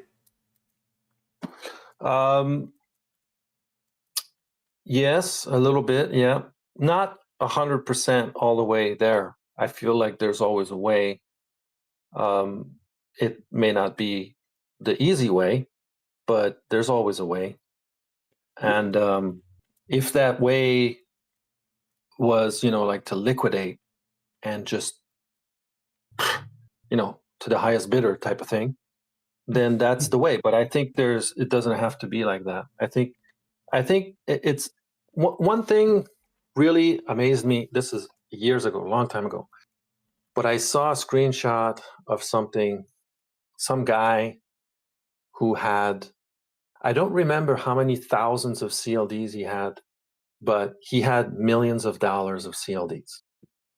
Wait, dollars? And- Wait, you don't mean dollars. You mean PED? Yeah. Millions of dollars of CLDs, like over $1 million in CLDs. No way.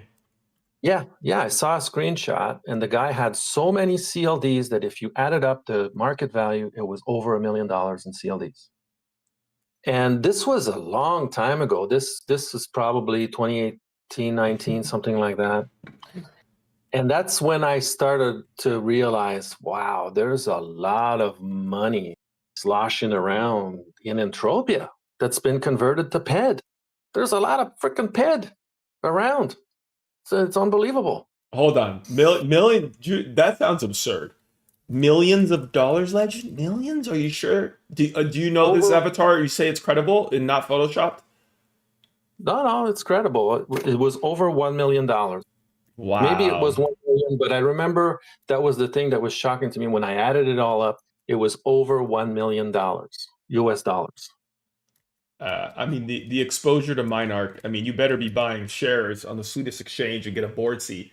If you put 1 million into the game, I think Minarch could be purchased between 5 and 10 million.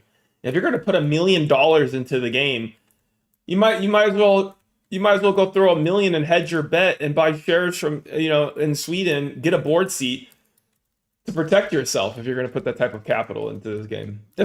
Yeah, that's true. Don't you own shares? I did buy. I did buy. I bought it was a way to protect my leverage as a shareholder and to be able to actually, because you have way more rights as a shareholder than you could as a player per se, based on the EULA. Oh my goodness, I can't believe that. You just blew me away with that. You're dropping major bombs here. Yeah, we're not going to let you lead Legend, so you're not going to be able to sell anything. Get back to making damage enhancers and armor. But I'd like to create something great with the land plots, and I'm going to need some capital for that. And I'm going to sell some for sure. I don't know about the second floor at Twin Peaks Mall, because that's I don't know, people might think that I'm just blowing smoke, but I don't think that's ever going to be done again. Like, seriously, it took me 9 years to accumulate those 7 shops. 9 years. Courting the owners, staying in communication with them, making offers, and just every time one came up, if I had to sell stuff, auction stuff, or deposit to be able to buy it, then I would. I never missed an opportunity when a shop came up for sale. One time, oh my God, one time I did, the small shop where the unlimited armor plates are.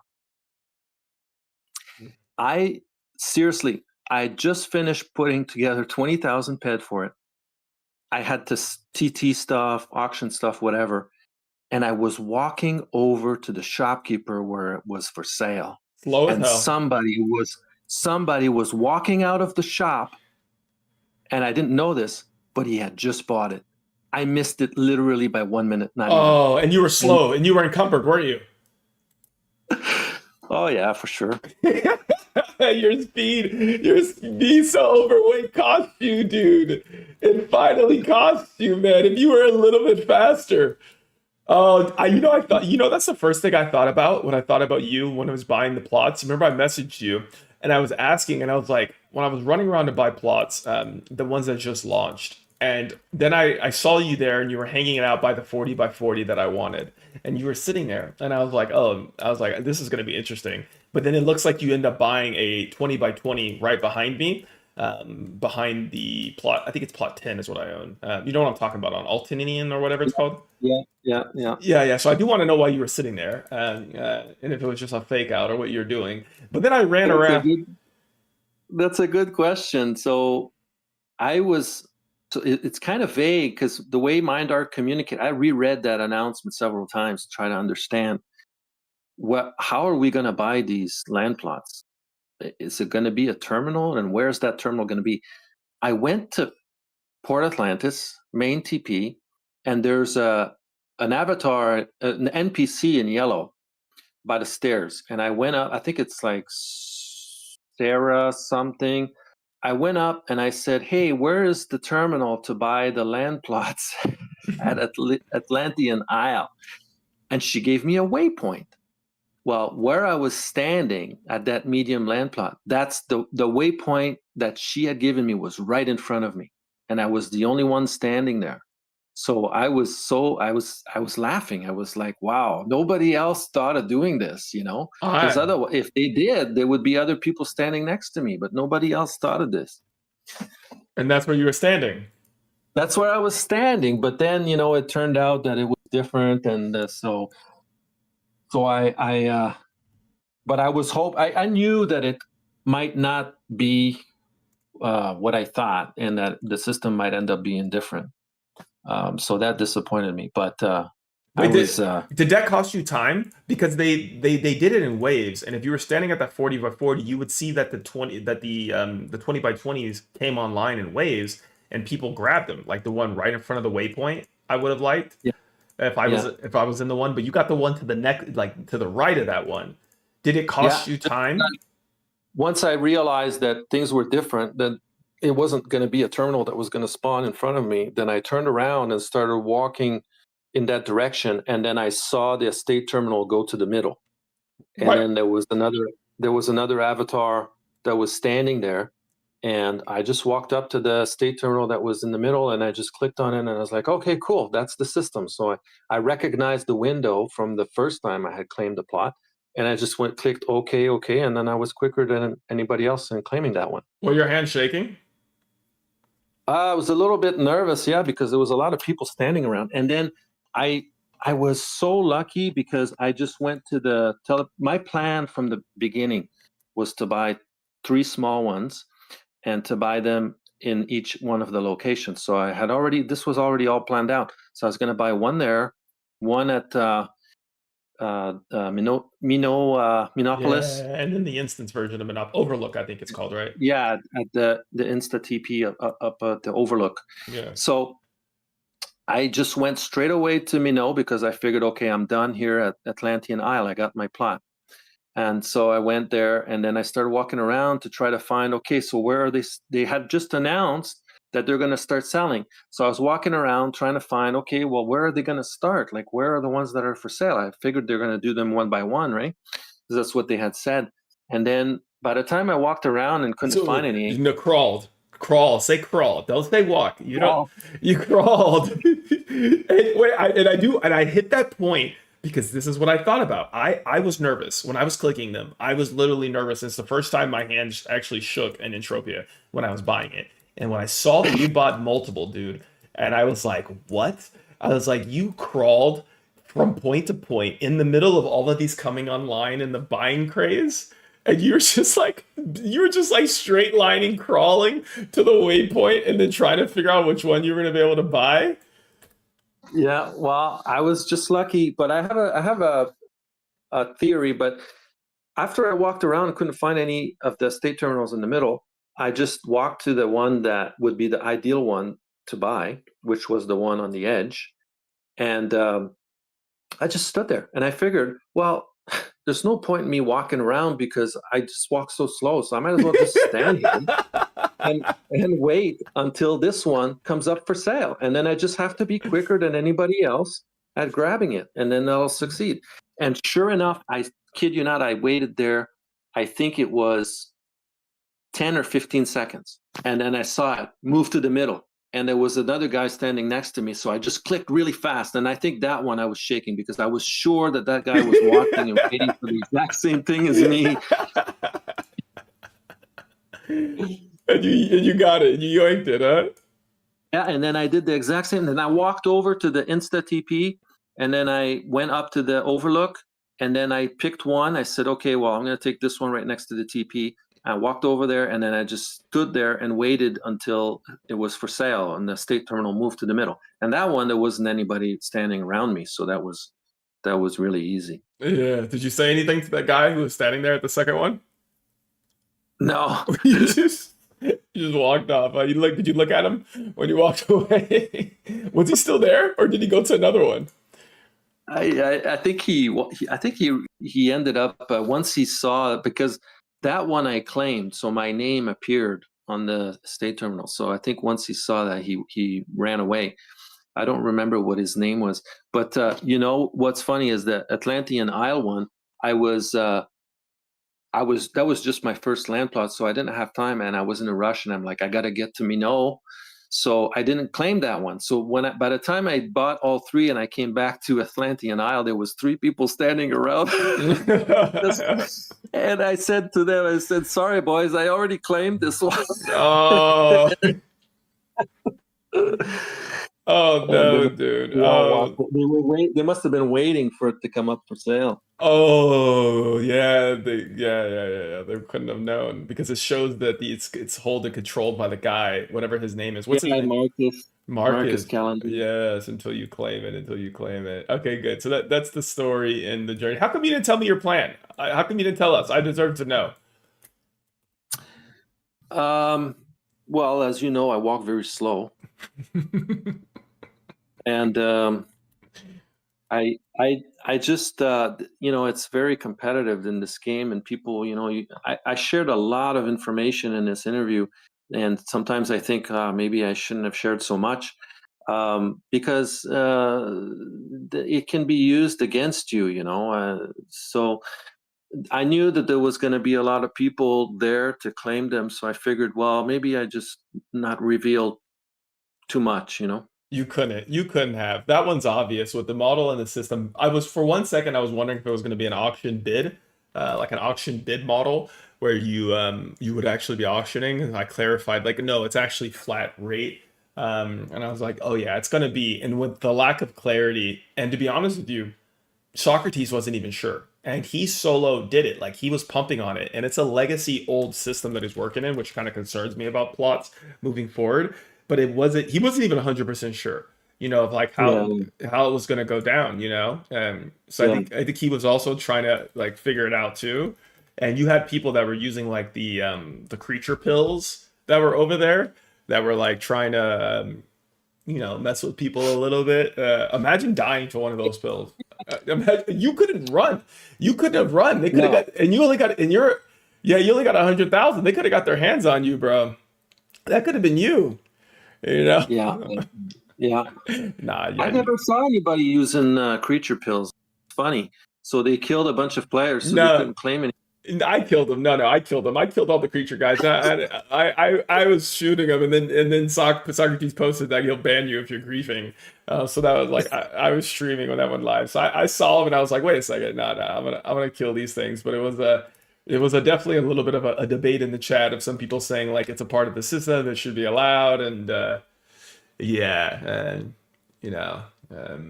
Yeah, no, that makes sense. what if you But now die? the next thing, the next thing is going to be on the other planets. Like that's something that they've really neglected for a long time. Is there's a whole land plot settlement on RT, on Arcadia. There's a few on Eris, and there could be. There's the Hero. Is it Hero Estates on next island, and then there could be some on Cyrene too. I don't know if there are any or not. Well, Eris, But Eris. How come you didn't say Eris? Eris is the obvious one. I did. I said there's a few Oh, on Eris. There's not I'm that sorry. many that I could see. There's was it 2 or 3 down by the water, and then there's close to Iron. What is it? Iron Haven? Iron Haven. Yeah, Yeah, there's a few. There's a few close, not too far from there. There's not that many. It's not like a whole settlement like on RT. Like RT has a legit full settlement on a hill. It almost looks like Hollywood or Glendale or something like that. Maybe that's what it's inspired from. Oh, I know Glendale. Um, I'm from LA. I know exactly what you're talking about. Yeah. So like in the Hollywood Hills and stuff, like the big properties, and the biggest one is at the very top, I think. And yeah, that's that'd be interesting if they did something with that. But RT needs some love, man. It hasn't had any love in like the last thing. Never Die was working on this thing, the Dragon Castle, some new instances, and that whole thing. And he was saying that once he gets the approval from Mindark, then that's going to be deeded. Like there's going to be like a Dragon Castle deed, so that the income is going to be shared. And there's some boots there, and I bought one, and this whole thing, like nothing has happened. I think that was probably 2017 or 18 or something like this. So it's almost been a decade since Rocktropia has had any love at all. Is there even Codex there yet? I don't think the codex stuff has been activated for these areas, right, guys? I hear people talk about it, but I think that's one of the things. But I think if they don't have codex, I think they have what is it called? The iron missions, right, guys? If they don't have codex, yeah, no codex confirmed in the chat. No codex. Yeah, but they have the iron, Yeah, right, dude? Iron missions? Never Die Yeah. designed his mission system to give more skills for the amount of time you grind it than any of the iron missions that Callie had on purpose. And they're still in effect today. And if you grind the 6 stages, where the last 2 is like 10,000 and 10,000 mobs you have to kill, you get stamina tokens. You get enough stamina tokens, you get 1 HP. It would be really good to go over there and milk that shit before they put Codex over there and remove it. That would be my suggestion. And I am not affiliated with RT. Yeah, I think they did that to sort of compensate for the fact that there's no codex there. It's just one of the only places where you can get some attribute tokens or something like that. Yeah, that's a smart call. That's a good call for sure. Okay, so and just to bring it home for you and then give you a break, Legend, because you've been very generous with your time, is what got you into your massive expansion of shops? So everything that you decided to do, Twin Peaks and all the big Cali movement, where you pivoted from the early version and the early model, and you went all in with what we see today. Well, it was working and it was successful. I saw rewards from my effort. It started with a desire to tackle a confusion, like this whole, like over 100 different armors, or maybe it wasn't 100, but it's definitely close to 100 armors in existence in the game, all with different stats. And how do you make sense of so many different armors? Like, this is something that I love, like organizing stuff. And so it kind of started from a desire of, well, see that anybody has been able to make sense of this confusion of armors. So why don't I try to do that? And so it kind of started from a desire to do that. And then from that, the robot armor shop, the animal armor shop. I think I had 3 armor shops at some point. I had the Mayhem armor shop too. But there was the stock there was always rotating. It was just too much work. So I decided to change that. But yeah, that's initially I just kind of saw something, and I like organizing stuff, and I thought I'm smart enough to do this, to make sense of so many different kinds of armors. So why don't I just do that? And then eventually the efforts paid off. I was making profits. People were complimenting, saying, hey, you have really nice shops, the best shops in the game. Thank you for doing this, and blah, blah, blah. And so it just became so rewarding that I just kept going. And you enjoyed it, and just step by step and kept building. Yeah. I just and one thing probably that is very key for the way that the shops look today is just like never being satisfied that, okay, they're perfect now. Just never. I've never reached that point, and I've always kept thinking and going, how can I make this better? What else can I do? And there's been times when I've stripped down an entire shop, 250 items, all back into the carried inventory and just start over from scratch, because I thought, nah, this is, it looks terrible. I don't like it. How many times did I do that at the beginning with the robot armor shop? I don't know, probably 3 or 4 times. Do you think you have OCD? Yeah.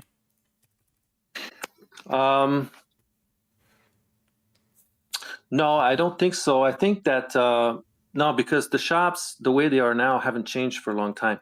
I have reached a point now where I feel like I can't really do much better. Like if you go in the gun shop and you count, you have to remember, like it's 250 item points.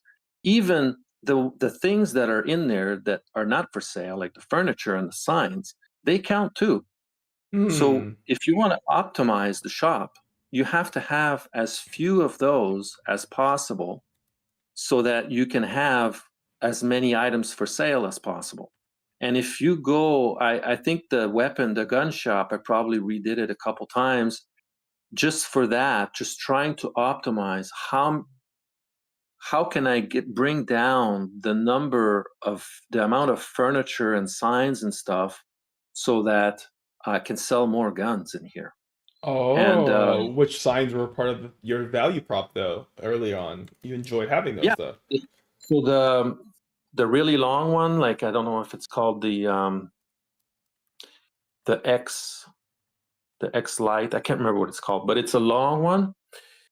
So I'm able to put so you have signs and say, okay, level 30 gun, level 35 gun, level 40 gun, level 45 gun. And I just figured, well, if I grab the really wide one, then I can take 2 signs out and just replace it with 1 sign, and then I can put 4 levels on the same sign. So that's only 1 item point instead of 4. A little min max. Yeah. So, and then I grabbed those U-shaped counters from I think they're from Secret Island. I'm not sure. I'm not sure where they're from. I just bought them probably on the auction or something. But those U-shaped counters are probably some of the best ones for putting a lot of guns, and it's just one counter. So I think what it boiled down to at the end was like, for every level of gun, because there's, what is it, 20, is it 19 levels? For every level of gun, I'm sacrificing 1 item point just for the, like, to be able to put the stuff in the shop and put a sign. And so that's what I was able to boil it down to. But when I started, I think that I was wasting like 3 item points for every level of gun. You know, like you have like your level 45 guns, you have to have something to put them on. And so you have like a table or a counter or something, and then you have to have a sign that says level 45 guns and an arrow that points down. That's 2 item points. I think when I started, I was using over 2 item points per level, and now I'm down to like 1 item point per level. Mm. So I don't think I can make it any better than that. So it's not likely that I'm going to walk into the gun shop one day and I'm going to grab everything and start all over again. That's not likely to happen. So for that reason, Unless you got some new special furniture reward. That was like, you'd be like one of the nerds to geek out on and be like, oh my god, I could really use this furniture in the shop. If it was like some like wraparound table, you know, like to go something like that would be super unique for you. Or yeah, I wish there were more options. Sometimes I put a lot of stuff up on the walls and on IFN medical partition. I'll put like a display, and all of if I want to hang an armor on the wall, for example, you can't just hang it on the wall. You have to have a display panel. All of these display panels are all horizontal, so I have to rotate it so that I can hang an armor, because the armor takes more room. If I put it straight up, it takes more room up and down than it does left to right.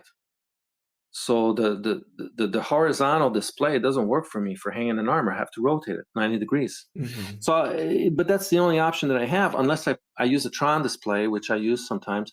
So I just wish that Mindarc would provide some more options. And also, like, for every armor that I hang up on the wall, I have to use a display panel. That's 1 item point.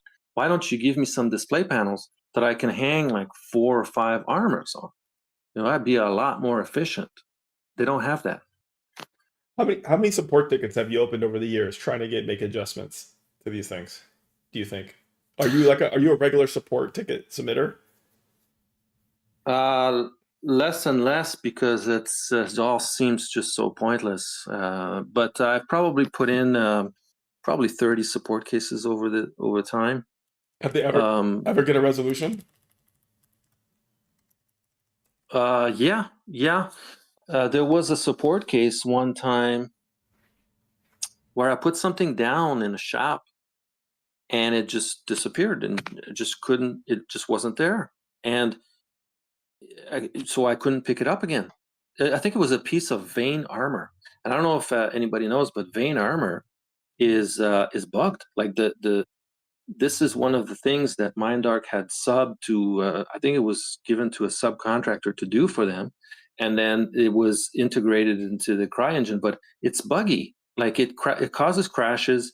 It causes the graphics don't always load. Like there's some issues with it, and I don't understand why they've tolerated for almost 20 years now. Like they should have fixed that. I'm sure it's not that big of a job to fix it. So I put down a piece of Vane armor, and it wasn't there. It didn't load, and I couldn't pick it up. And I put it in a support case, and they put it back in my inventory. But now this happened again more recently, and it's just been terrible. It's been a back and forth for over a month now, and there's no resolution. And they're telling me, no, we don't see it, and we checked the logs, and we don't see a moonshine plate, and so there's no resolution. And yet, when I look at my state terminal, and clearly there's one more item point being used than the number of items that I can count. Oh, So there's an item point. There's an It's- item point that's being used, and I can't find the item is not there. It's not visible. So just put it back in my inventory. Why is this so complicated? Does it really take a month to figure it out? Like they did a whole investigation. Like they said, we went back to the day that you said, and we don't see, and and they almost want to verify my identity. It's like, what the hell? They're checking to make sure that I own the property on the date that I said, and they said, well, we were able to confirm that you indeed own this shop on the day that you said, but we don't see in the logs that you dropped an item. And I don't know. I don't know. Maybe they're using AI to try to handle support cases now. I have no idea what's going on.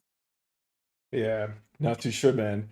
Well, shit, man, you've been incredibly generous with your time. This was a epic, legendary interview and conversation, man. I was excited to do this one with you. I'm really grateful that you were down today, man, and that you were up for it. This has probably been our longest interview at that, maybe. And I learned a ton about a system that I have no experience with. And what's fun is that you can't really learn unless you do get involved. And a lot of these things aren't necessarily documented per se. And, like, unless it's coming from you, man, you've kind of blessed us all and gave us all a lot of really interesting perspective and insight, not only into your journey, but the operation of these systems, which is fun. And these are some of the things I like to do in my stream is kind of be open and transparent and have these conversations. And Eve was incredibly generous and open. Dune's been incredibly generous and open. Messy's been incredibly generous and open. Of sharing insights as well on all your journeys, which to me I believe literally are some of the largest avatars in the game, most dedicated, and it's kind of a series that I'm building out. You mentioned Never Die a few times. I'm working on scheduling one with him, so I think it'd also be a nice kind of opportunity to segue to that and kind of pivot on some of these conversation points with him too, man. Any final words or anything else on your end, my man, before I kind of free you and let you get back to your Canadian way? And these are these available on YouTube? These other interviews that you did? They're all the VODs are in. I need to get them up on a YouTube series. So we're live on 5 different platforms. We're live on Twitch, Kick, YouTube, Steam, and TikTok. I do shorts every day, but the long form interviews I'm going to get up on YouTube, and I'll link it to you when it is, and I'll pull them along with the other interviews also, and we'll get that up. Okay, because you mentioned Eve. Those are things that I wouldn't mind checking out on YouTube or somewhere. I'll go and check them out for sure. Yeah, I'll link it to you. So I'm gonna try to make a point to get that done this week. I'm always trying to make some improvements every day, every week to my stream and to kind of my content plans, and I'm always trying to do that. So I just need to get that done. So we have the content. The VODs are there. I just need to get them downloaded and uploaded and get some thumbnails. So I will do that, and I will link you, my man, as well. Okay. Okay, Legend, and if I thank you mention very much for the two interview, man. things, I appreciate it. It was really good to hear from you.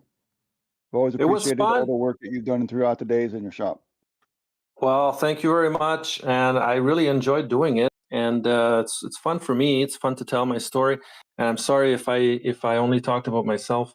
Everybody, there's a everybody in the community, everybody in Entropia is important. Every player, and that's how I try to treat everyone as a valuable member of the community. So um, there was one question that I saw somewhere in the chat earlier before I did the interview, and I just remembered it, and maybe I'll just answer that too as a final little tidbit before we end. Is that okay?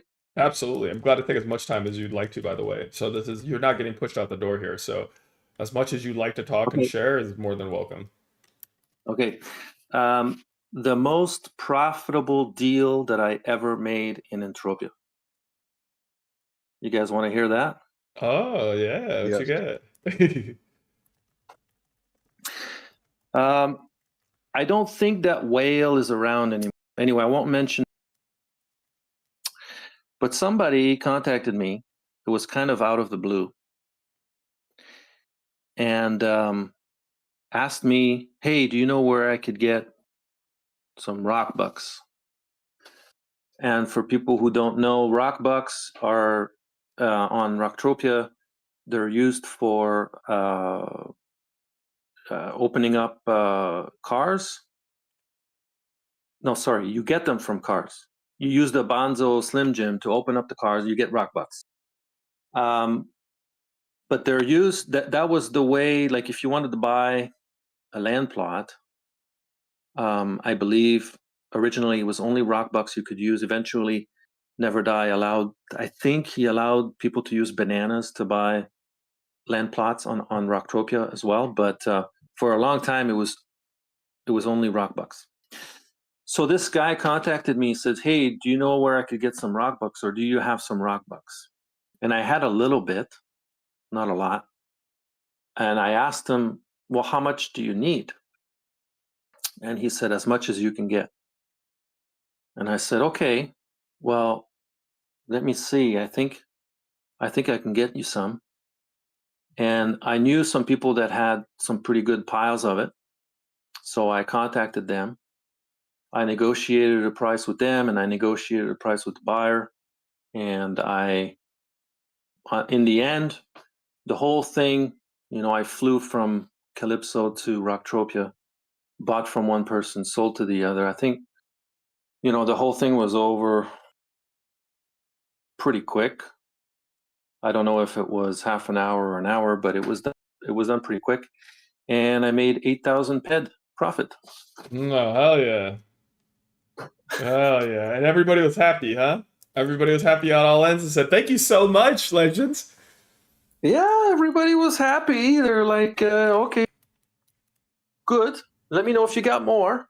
You're like, "Yeah, absolutely, sure will." No, but this is a rare thing, and I'm not saying this. I know it's interesting, right? So that's why I say it. I'm not saying it to brag. This is extremely rare, and it only happened one time. And it's just because I know who's got what, sometimes, and so it just one of those things. It's total fluke. Yeah, but I think you kind of mentioned cycles before. I think there's opportunity to earn pet in this game, and I think a lot of days can be normal days, average days, and then you have these moments to really earn, whether or not it's you're participating in a new system, a special event, a mob that has a particularly high IMU, a deal, a certain type of buyer or well who's really keen and eager to have something where if you can provide a service for them, you can earn. So I think that also just qualifies as being business, and you provided some services, and it worked out for you. Yeah, I mean, real estate agents, they just connect the seller to the buyer, and that's how they earn their living. And they can make $10,000, $15,000, $20,000. Some make a lot more than that. So I mean, it's the same thing. It's really the same thing, just connecting a buyer to a seller and taking a cut. 100%. That's the way it works in the real world. Indeed. Just like how your dad taught you. Yeah, but I'll say one thing, like my advice is all my knowledge I'll share for free. I don't expect anything in return. I just want to help. And if I don't know something, I'm not going to pretend. I'm going to tell you I don't know. I'm sorry, I don't know. But if I do know something, I'm always willing to share that knowledge and help other people who are just trying to figure it out. Like we all have. We all have to figure it out. Indeed, indeed. Well, I thank can you. attest to that. I have reached out to Legends many times since I've started playing for armor and plate questions, and he's always helped me. And I really appreciate that. Thank you. Yes, you're welcome. And some people have told me, one SOC member said years later, he said, he was looking for I think he was using Ghost or Adjusted Nemesis or what. He was like, I've maxed it out. Like, what's next? Like, what's a good armor that I could get into? And I said, I asked him what he was hunting and stuff and what his level was. And I said, you should probably look at an Adjusted Jaguar. And he said, okay. And then he found one. I don't even remember if he bought it from me or for somebody else.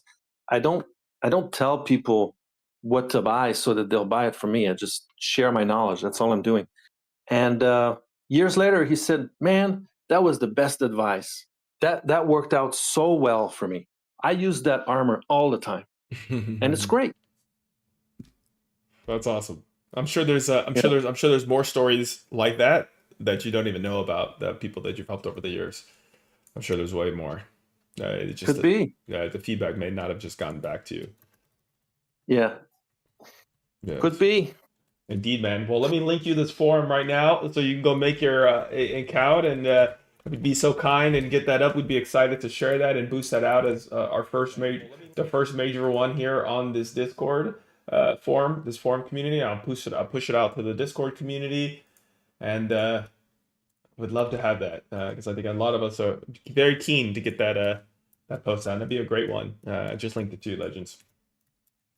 Okay, and thank you for what you're doing, man. This is great. Like, you've got a big following now, and you're doing this really, really, really good.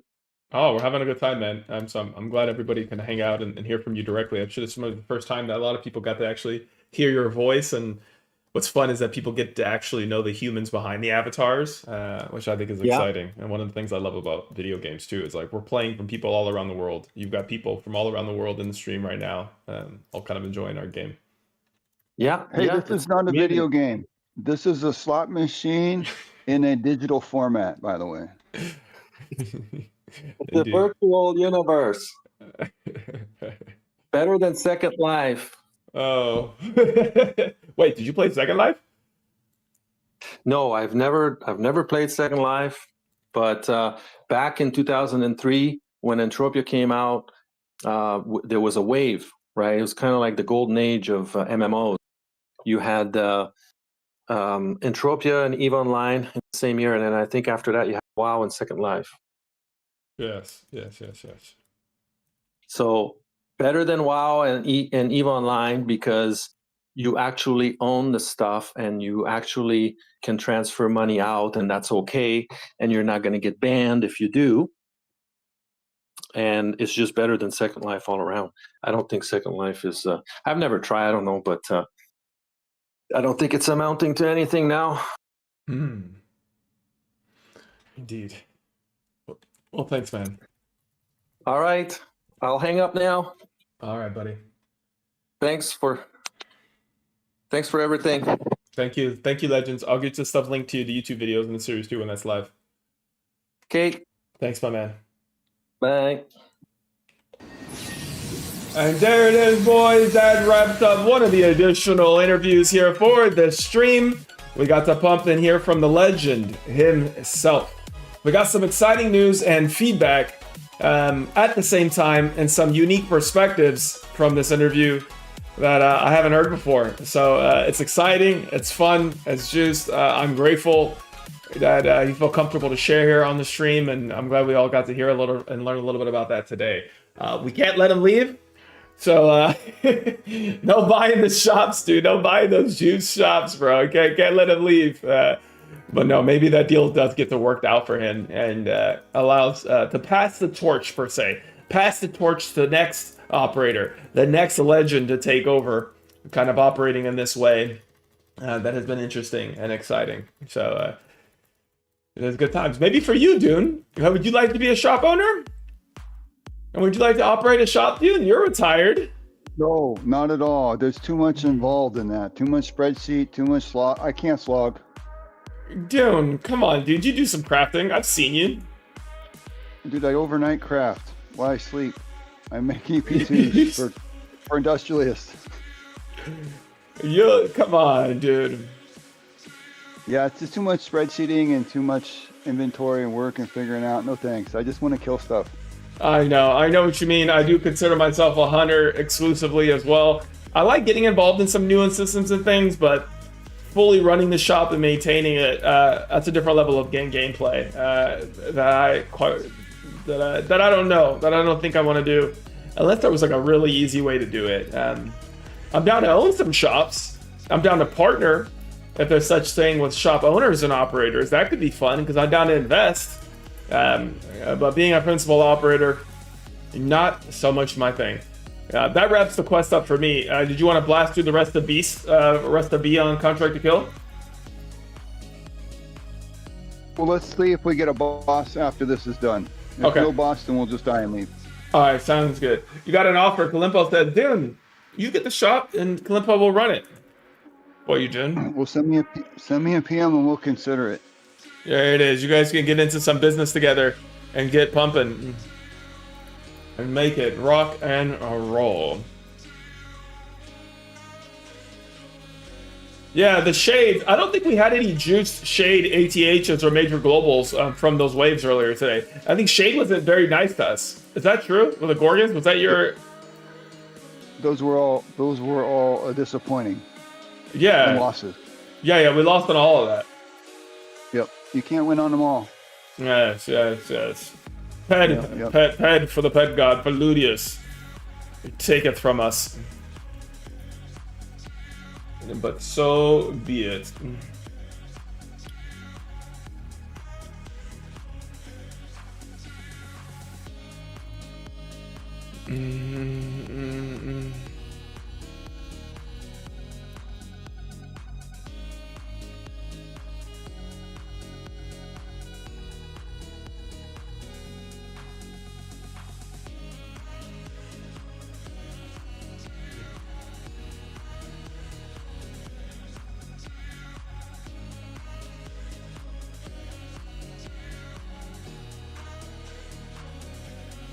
All right, let's see. Do we get a boss here?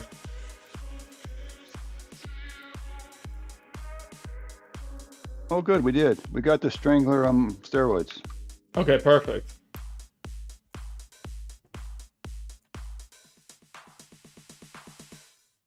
Easy peasy. This is a free one, right? Easy boss, right? To me, it is. But you guys stand where you want. But these are where the mobs spawn. You like to stand at the, Are these the ones that spawn in like one half of the room and the other? Is that the way that works? These are the ones that they're going to stand on every circle I stand on. Yeah, There's 9 of them. I think there's 8 or 9 spawns. All right, let's blast through them. Let's blast through them. You could solo this, boss. No doubt. I think I had a DPS. You still need. What is it? Is it more than 350 DPS for these as well? No, not these bosses. Oh, not these. No, it's just a long, slow grind. During like 20 minutes of your interview, I killed the last boss in A1 with no pills, and then just chopped it down over time. Easy peasy, huh?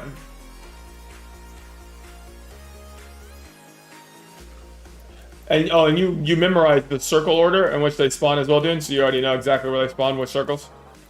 Yeah, you solo this every day. You just get used to it. It doesn't change, so it's pretty cake. I'm gonna pay attention to it a little bit closer.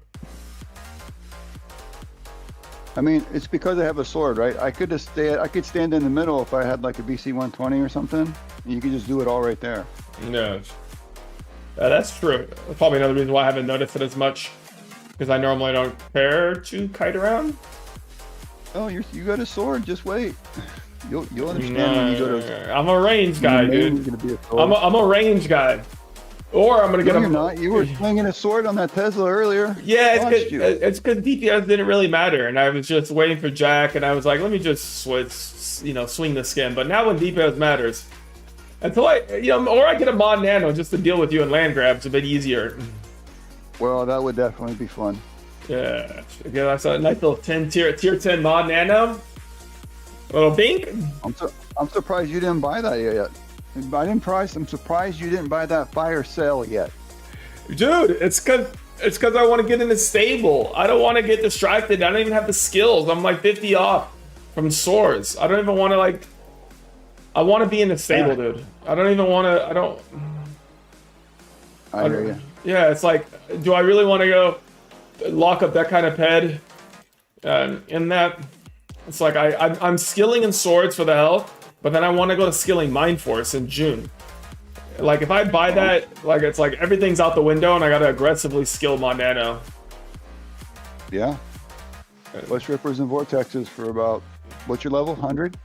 I'm like 92. I'm like, am I even 92? Let me see. I might not even be that high. Actually, let me see. With the skim? No, dude, I'm lower. I'm 90 and 83. Oh. Maybe it's taking me even longer. I would have been out there. Who knows? Probably like a while. 8 to 10 weeks, 16 hours a day. Flesh Rippers, Vortexes. Yeah, Easy peasy. Yeah, exactly, dude. Yeah. Just a matter of time. Yeah, I would have lost another 60,000 ped over 2 months on Flesh Rippers, getting straight fucking curb stomped into oblivion. You got to pay to play sometimes. That seems to be the way. That is the way, huh? Yep. Indeed. That's when you see those really big ATHs. Someone lost a ton. Yeah.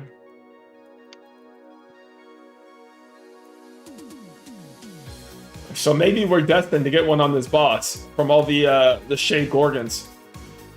That doesn't even scratch the surface. Dude, and maybe Nate's gonna take care of us for everything that we contributed to NI. It's all random number generation, man. It has nothing to do with MA. Can I have some hope? Yeah, we all have hope. I'll shatter my dreams. Before recycle and hope that you hit a 10,000 multiplier and you walk away with 2 million ped. Oh man, how nice would that be? Wait, today's Sunday? You're still paying? No, tomorrow's Sunday. Speaking of, tomorrow is Science Sunday. That is, we do get to click 10 recycles tomorrow in full condition, baby. Do you believe that tomorrow's the day that I can hit 2 million ped? No, but you can dream. God damn it, dude. Come on, man. Reality, brother, reality. God damn it, man. Come on, dude. Tomorrow, guys. Tomorrow, guys, on Science Sunday. Okay, this one, three mobs are going to be north and 2 are going to be south, and we run south. All right. You want me to take care of the ones that are south, right? Sure. All right. No worries. Oh, then run south. You want to set that door, probably. I think that's the way you like to do this. Yep. You got it. Minimize time. Move on to the next adventure. You got it, mate. You got it.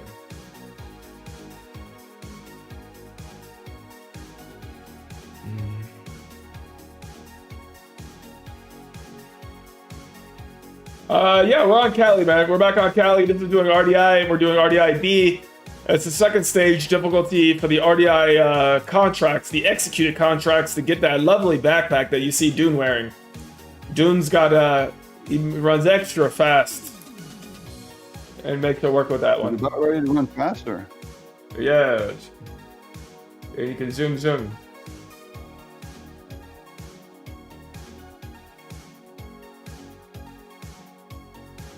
And he gets the pump on this. Be a little bit faster. A 2 million Hopgon in Super will probably end up being the best advertising this game has ever gotten. I have no doubt in my mind with shooting should be even. Oh yeah, you know it'd get blasted out, bro. You know it'd get blasted out. I'd probably scream so loud and shit. You'd probably be so crazy you won't be able to hear it because the mic will cut out. from the pitch being too loud. And then That's funny. I'll flip back through my green screen. I'll probably go through the wall behind me. I'll go through into my living room. It would be juiced. It would be juiced.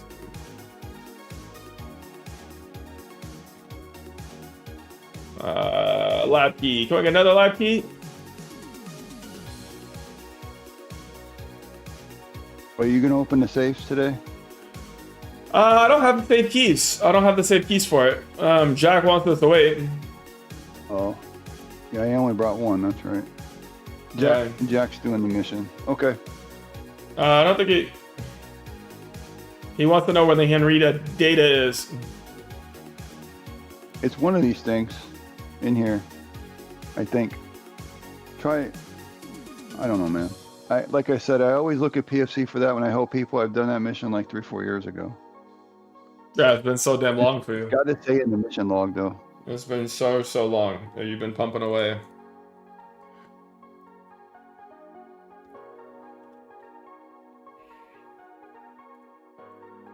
All right, you know what time it is? It's SH30 time.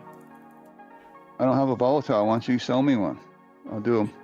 Oh, well. Look at that. Look who needs some help, huh, little bro? You need some you need some help, huh? Come to big bro. I got you, buddy. I'm right outside. Come to big bro, dude. That's so nice. So nice. Here you go, little bro. Here you go. Let me help you out, little guy. Here you go, dude. Might want to say big bro, but not little bro. You're little bro. I'm big bro. I'm big bro. Say what? I'm big bro. Oh. I'm for sure. What the heck? Hold on. We're getting an error. It's like game doesn't want you to have it. Okay, here. Let's try again. Open trade. You try. Okay. Yeah, this error stuff happens a lot now. Indeed. I'll be 100 pen. Okay, I'm gonna go over to Thunder Skulls then. Go ahead. You take it, little bro. You can have it, dude. You can have it, buddy. I don't mind paying for it. Oh, well, we'll put it on your tab that you're racking up. You're in debt. You are officially in debt to me. Don't forget to use it before you get there. I did. I dropped it. I got my bills running. Okay. It's all good to go. Here we go. Thank you very much. You are very welcome.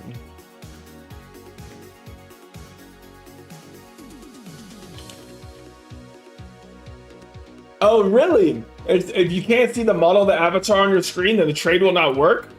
I did not know that. I didn't know that was a thing. Are you serious? Laser says Super is in debt to me, then you could use that to whip out your dick. What the frick? Dude, Laser. Oh, nice. Bro, dude, you won't believe it. Laser wouldn't sell me his trauma mitigation and shit. He was trying. Oh, yeah, he just got it. No, he was trying to sell them, and he said he wouldn't sell them to me. Just because I'm in hardcore. Can you believe that? Well, you know, we have a little rivalry in land grabs, I guess. I couldn't believe he part of did the that deal. to me. He's supposed to be my friend, dude. I couldn't believe he did that to me. That's how it makes sense, Toggle, with you and Wifey. We're obviously still friends. Look, we're all talking. We're having fun. He said that, I quote, "I feel like this wouldn't be smart to do." Yeah, it says the guy who's trying to buy a freaking ice shield. I was gonna loan him my ice shield. I thought he needed it for like some content. I was like, "Oh, you need to borrow one?" And I was gonna help him out, dude. I was gonna help out. And I was like, huh. I do got like 4 ice shields too. You know, I was considering it, Nick. I was like, you know, let me sell one to Nick. Let me help him out. Let me do him a favor. That's a nice you. Yeah, I was like, you know what? I also have like 4 or 5 trauma chips. And I was like, you know, maybe I'll do Nick a favor, dude. He's a nice guy. And then he did that to me. Can you believe he did that to me? He could have got the ice shield, dude.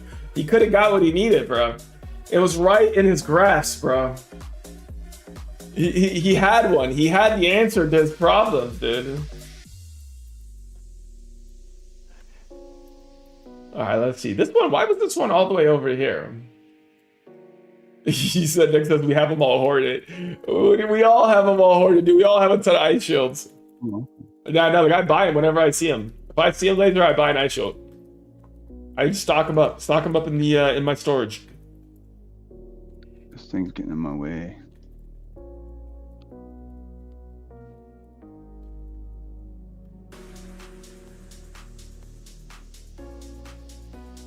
Mm.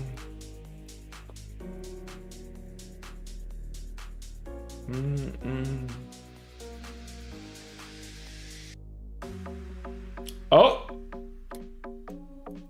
my skill juices are down.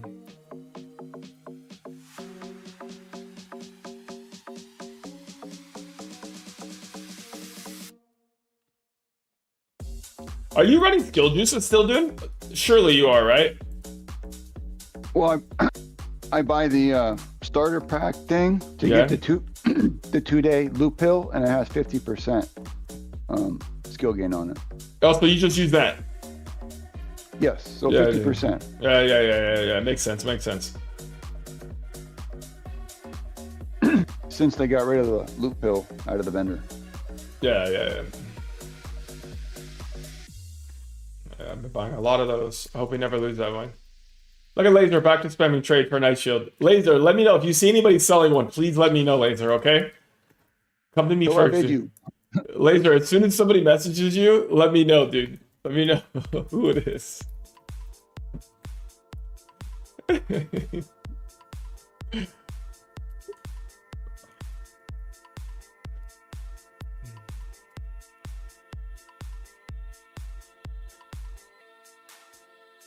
Yeah, exactly. You're gonna raise the price up. It's just premium rates, top dollar.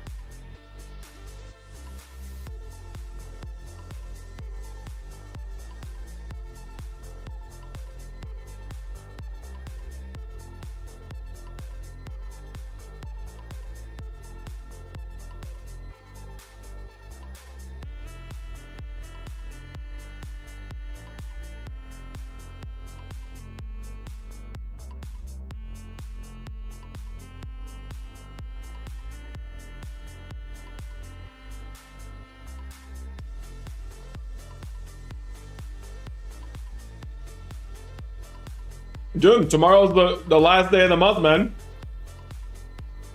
Is it really? Yeah. Let me tell you something that's pretty amazing to me, but odd to most people. I literally don't know what day almost any day of the week is since I've been retired for so long. No one Really? even pay attention. Really? Yeah. That must be nice. That must be freeing in its own way. It's it is. And what's really freeing is going to sleep at night and not having to set an alarm to wake up and scare the shit out of you to start your day, and waking up naturally. Oh, so refreshing. Yeah. Oh, you choose this? You're the same way as this? Every day is a Friday. Oh, what a life, huh? Right. So somebody said Happy Friday to me yesterday, and I had to think of I had to look on the computer calendar. Oh, today's Friday. Okay. And then I remembered, oh yeah, thank God it's Friday, right? Because of the work grind. GGIF. It's crazy.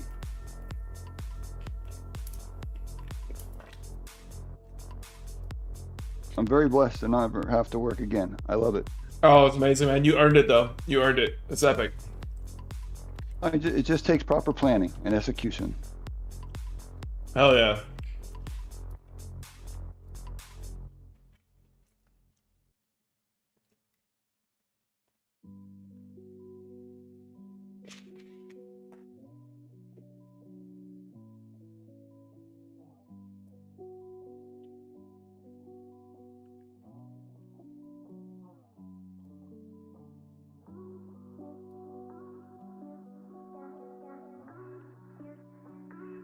Dude, how old were you when you got into the Navy? 22.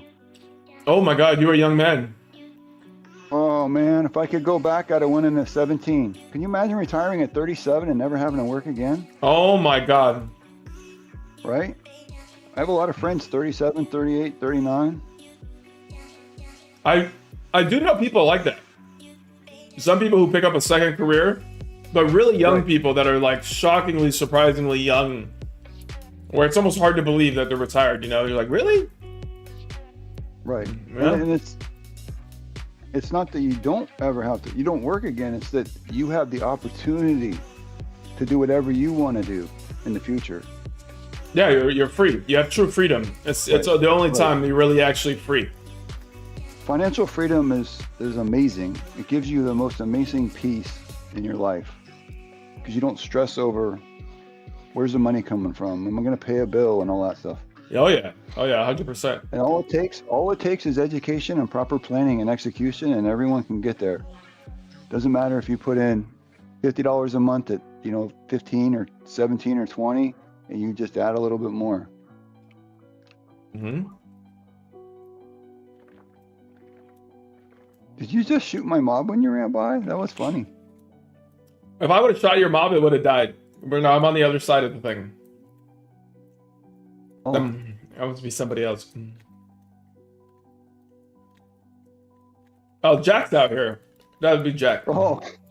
I didn't even. You see, Oh, dude. wow. You see, dude making accusations. Somebody went by. I thought so. You see.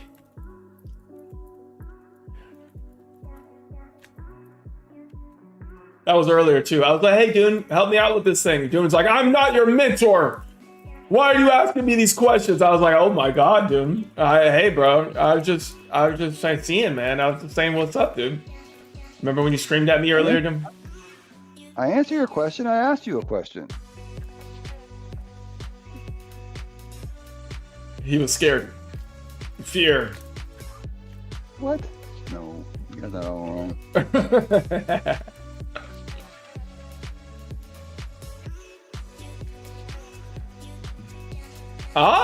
Superior Code Twin, huh? You want to do a little skilling, do you, Laser? A little skilling. You trying to get bigger, Laser? I have a referral for you, Laser. You want me to tell you who to go to buy that coat, buddy? You want me to know where to send you?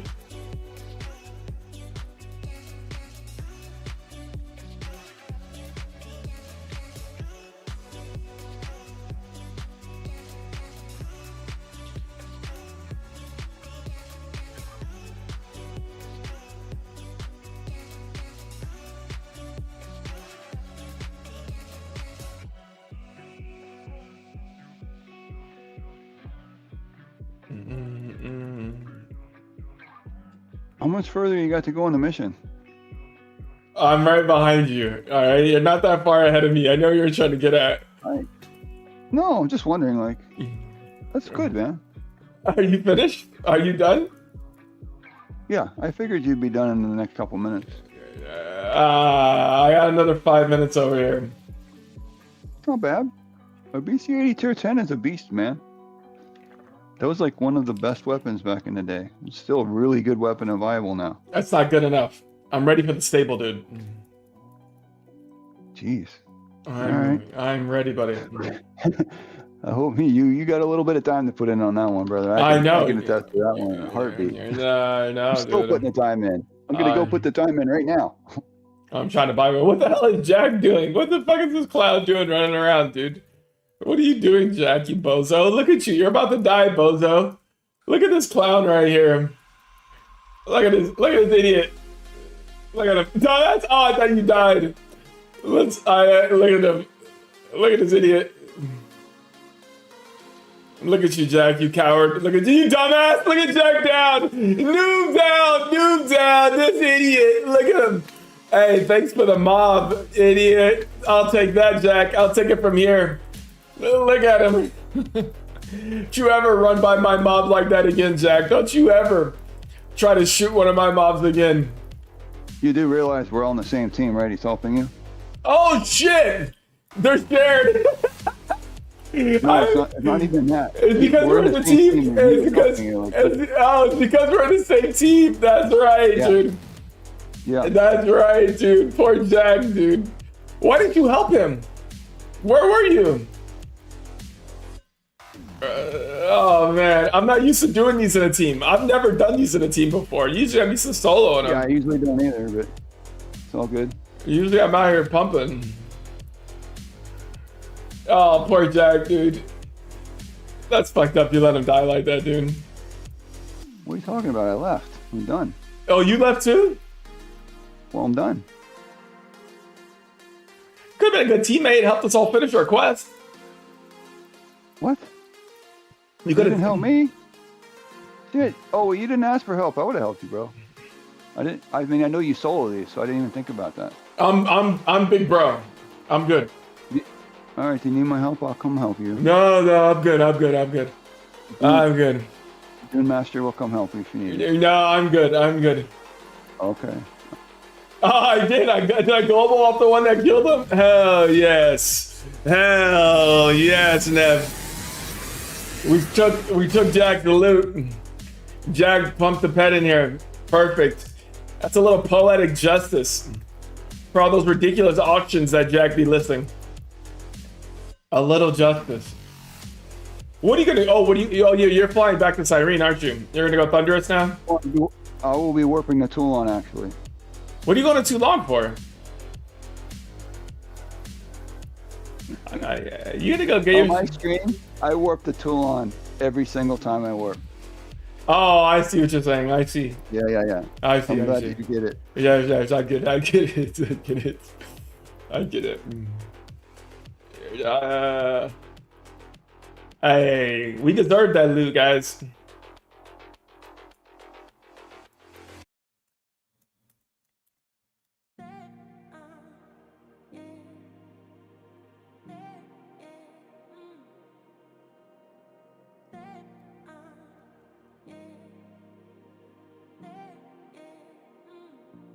Jack wants to run A1 with you.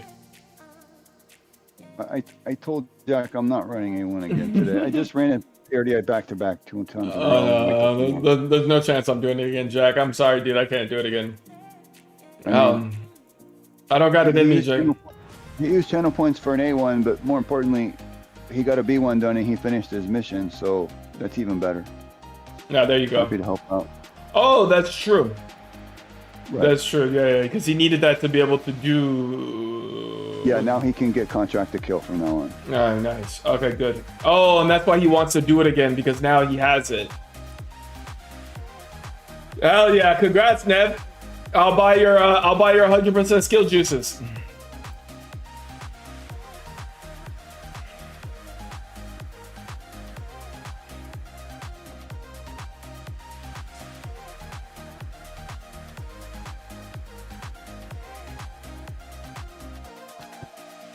Nev's over there printing pen.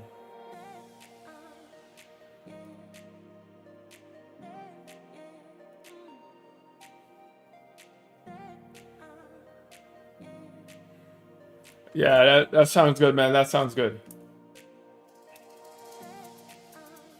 I'll be headed back there soon, not too long. But since I'm over here, I'm gonna knock out a few of these I'm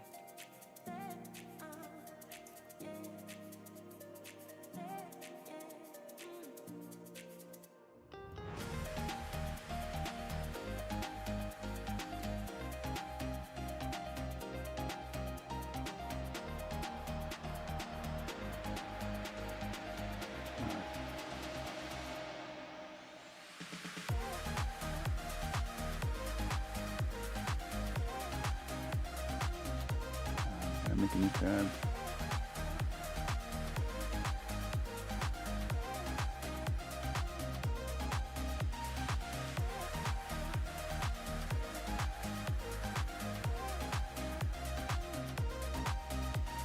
Oh, you can't put that in the channel? That's lame. What do you mean, Super Press? I just organized my storage. Look how good that looks. Is this not impressive? Look at that. Look at these tier comps, perfectly organized. Look at this shit. Does this shit not look good? Huh? Huh? Look at this. Let me look at these. Look at these beautiful color coded pit bulls.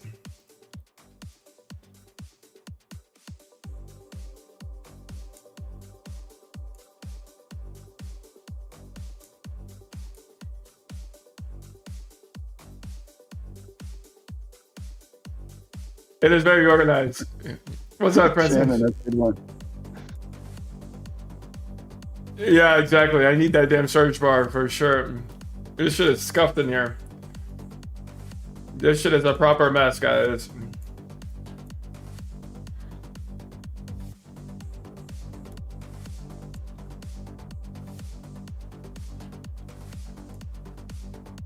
What? Do you have the super organized storage or some shit, dude? Who, me? Yeah. Well, all I have is I color coded the pit bulls so I know what goes in where. Yes. Other than that, no. I can tell you who has the most organized storage that I've ever seen. Okay, who would that be? Princess Yasa. Really? Absolutely. And every time I open my storage, I know that she's cringing. Hers is nice. Hers is meticulous. I could use some help. I know. Probably from 20 years of no search bar. Oh lordy. Yeah, Amazing. I'm super grateful for the search bar. So am I.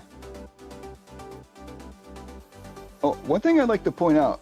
Legend said that if you have more than 500 items, you start missing stuff. I'm Yeah. going to go ahead and tell you all that is what everyone thinks, but that is not true.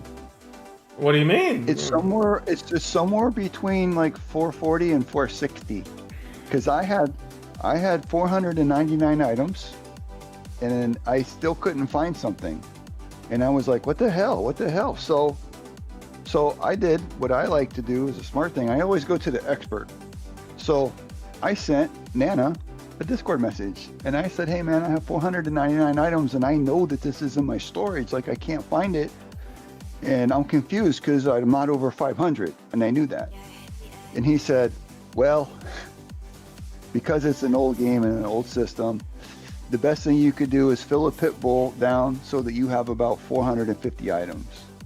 He said your stuff was going to start appearing, and it appeared. Hey, thanks Megavolt, appreciate the raid.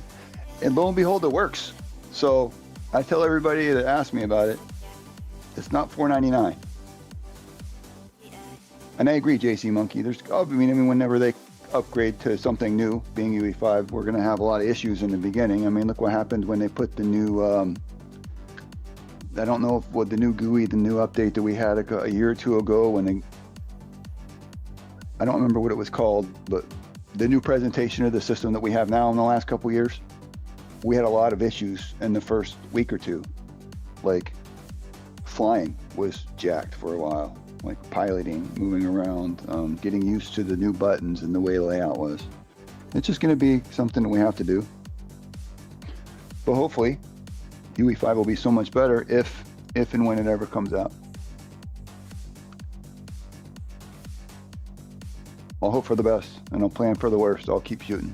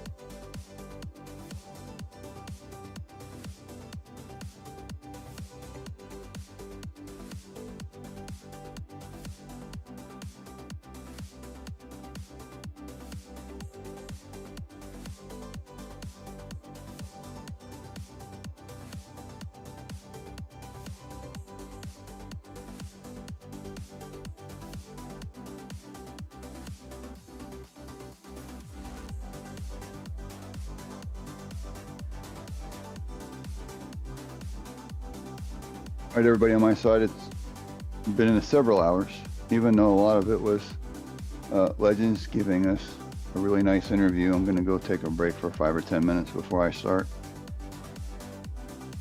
I'll be back. Roger that, buddy.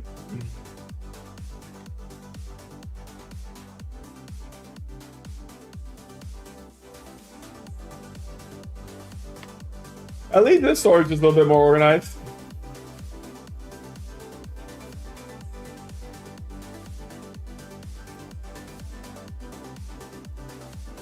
Oh, you know what I need to look at? I needed to look at this chip.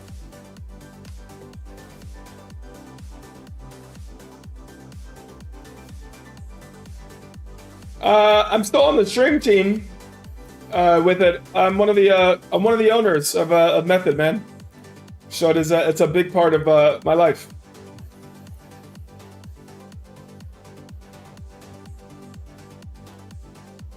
You gotta see this view. We gotta click this one, guys. We still gotta click this. You see this? The Hyperion MF Precision Focus MK3. 10% crit damage, 3% chance for Mind Force. You still gotta discover this one, boys.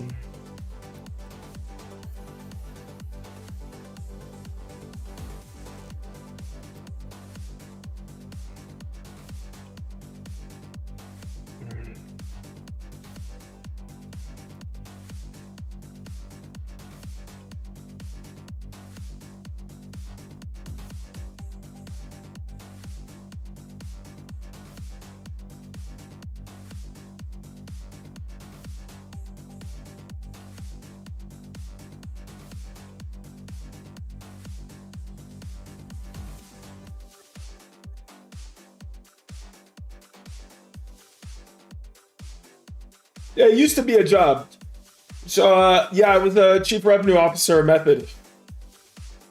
So I used to do that. And then I moved on from Method, and then I went to Twitch. And then I worked at Twitch.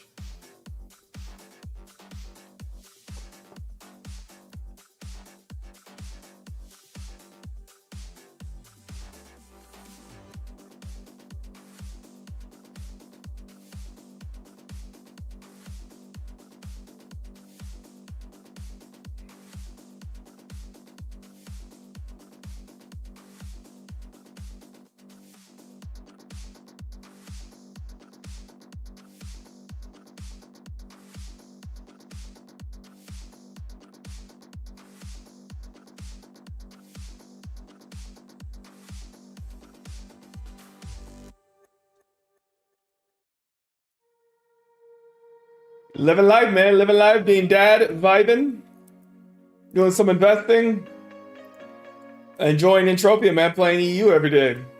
Pumping, man. Got a few other projects and things going on as well, of course.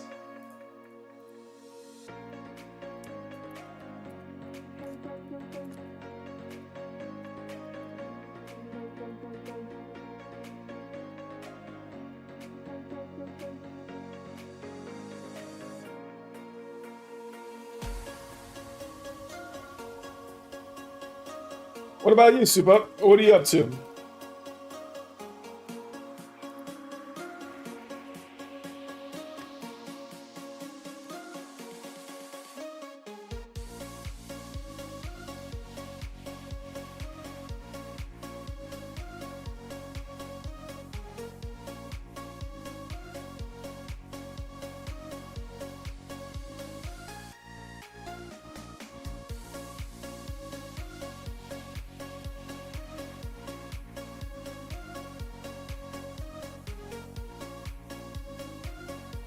A zero turn? What's that?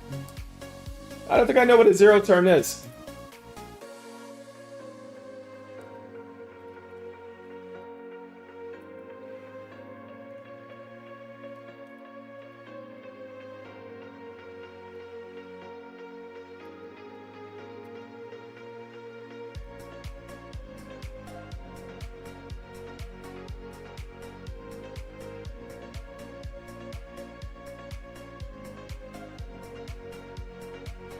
In your bush? Oh. I see, I see. Oh, it's a mower. Is it one of the ones, it's one that you could ride, that you could sit on? You got a big lawn? You must have a big lawn.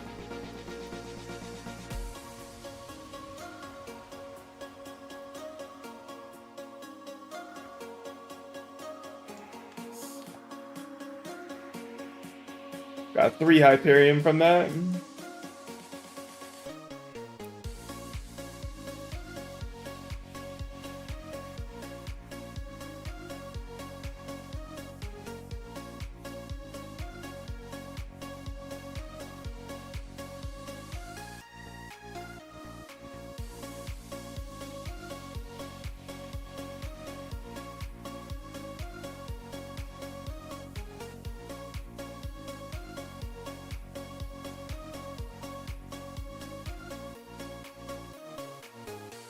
What 2 levers? 5 acres on Paradise. Oh yeah, you definitely need that, dude. 5 acres. You're zooming around, man.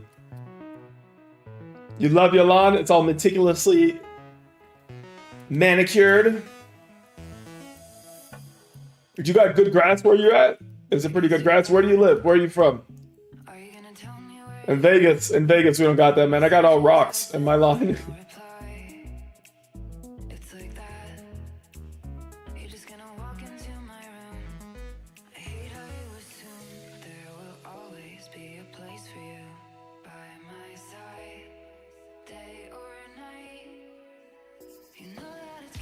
Ohio, rural. Oh, so no good grass out there, huh?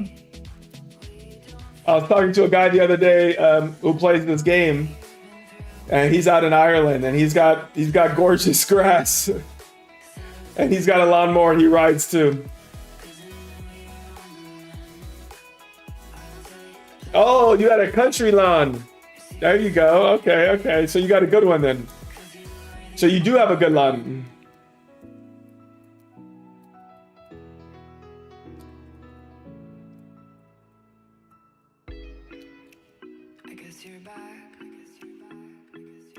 Oh, Nick's doing that Spider-Man meme.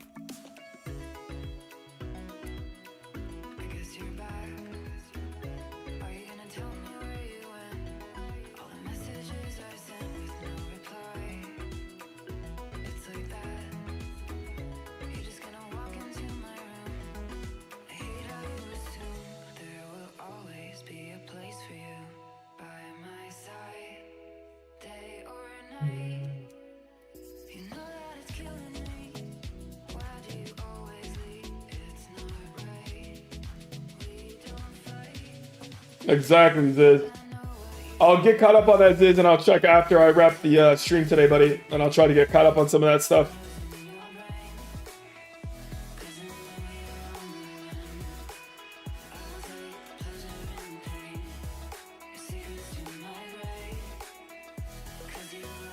Grass with whatever else grows. Let the wildfire enjoy. The only place I keep well landscape is the pool. Makes sense, man. That makes sense. You probably got the whole setup, everything you need for your lawn.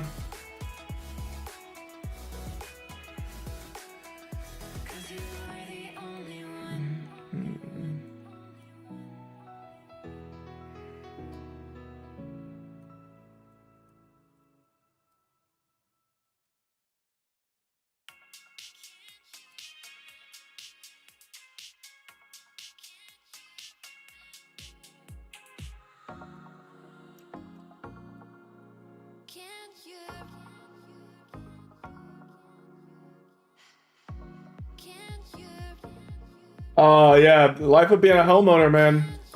You want to be a homeowner, and it is the right move. It is the right move to be owning your own home for sure, but it is certainly a different level of responsibility, that's for sure. Everything's on you, man. Ain't nobody to call. And there's always something when you got a house, dude. There's always something going wrong. Something you got to maintain.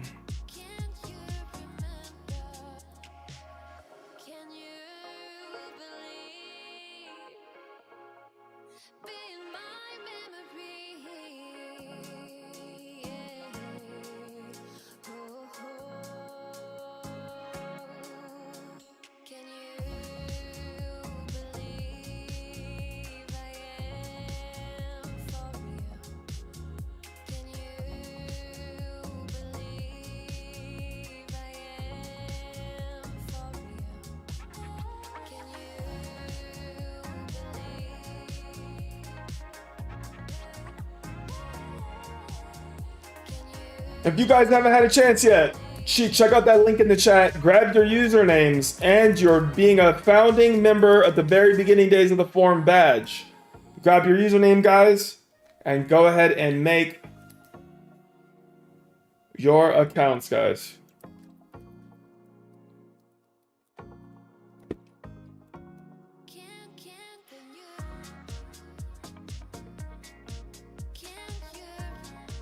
Oh, 100%. Oh, dude, 4%? Man, you got rates. That's free. 4%, your property's appraising more than 4% a year. Yeah, you're printing PED, buddy. You're printing PED IRL. That is the community forum, George. That's the community one, my man. We're all still waiting for MAs.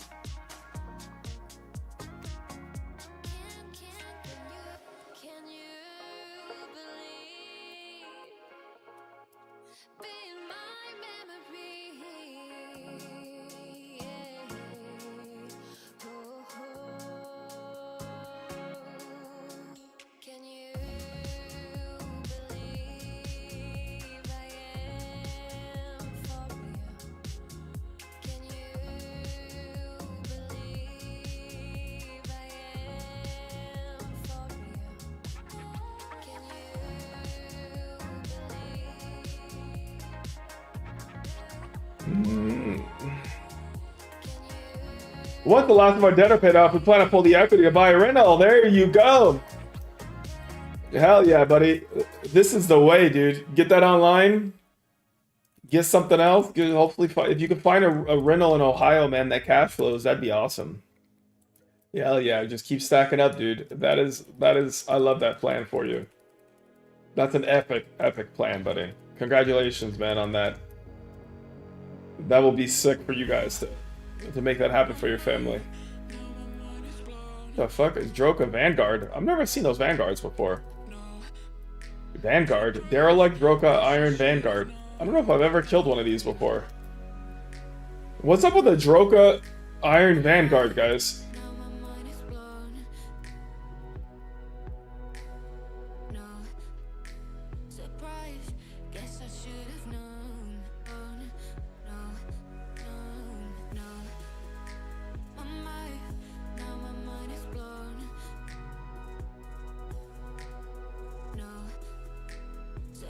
Oh, it's for a hidden mission?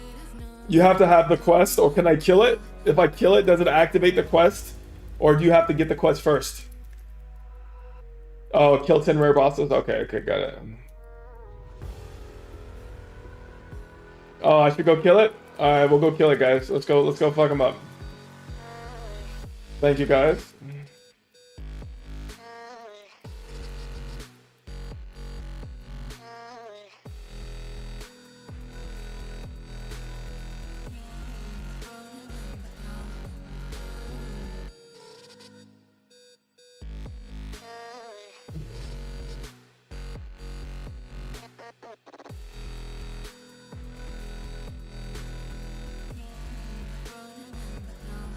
Is he hard? What is he gonna do to me? Is he gonna hurt me?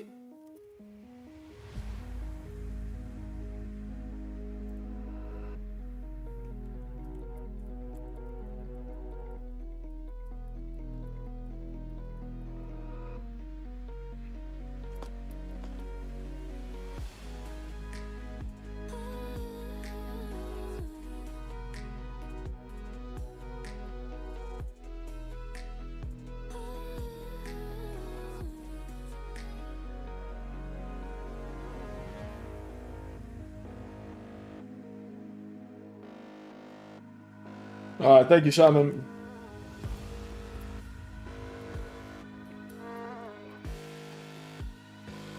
Thank you. Being nice to this? Thank you, Ziz. Thank you.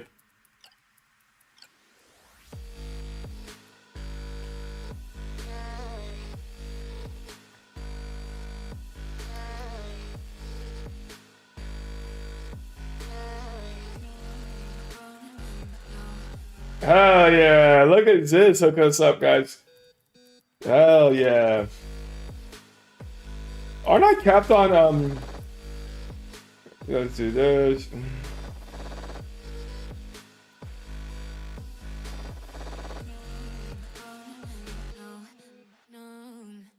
Let's get that saved. Yes, sir. Thank you, sis. We're standing on the edge, watching the sky fall. We're hanging on for dear life. This is our final call. Whenever it gets too hard, know I'll be there for you. Mission completed. And whenever That's it. Scrap head done. That was the last one I was missing, boys. Does that mean we're done? cause it's all done. That was the final one out of all the bosses? This place is dead. Oh, activated. God damn it. I'm so lost. Jeez. 9 more bosses. Alright, cool. Well, it's good to have it done. Dang, dude. I was like, well, that would have been convenient. Oh, I'm not reading quests, Rick. Hell no. Hell no, brother. Together we can save the world.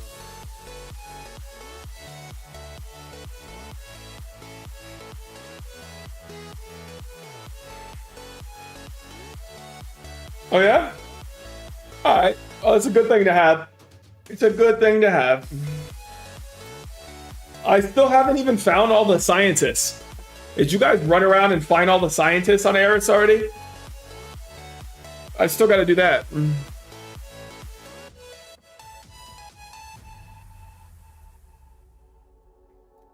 I know that we've lost everything. Yeah, I haven't done those. What does it give again if you find all the scientists? What does it give you?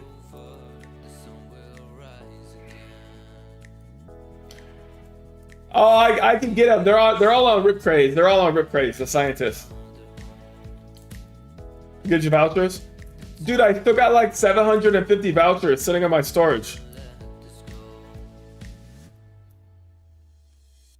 Cause it's all burned to the ground. These places that we never found. I'm so lost inside the sound. Cause I don't wanna wait forever. Cause tomorrow might be gone. As long as we've got this love, together we can save the world.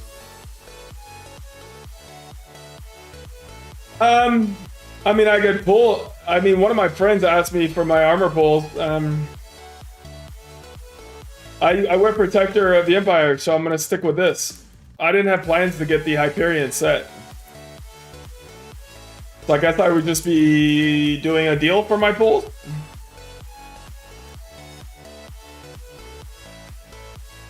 Together we can save the world. That's kind of interesting if you think there's gonna be new stuff that they add. You think there'll be new stuff? Together we can save. That's kind of interesting. And maybe like a justification to why to hoard them.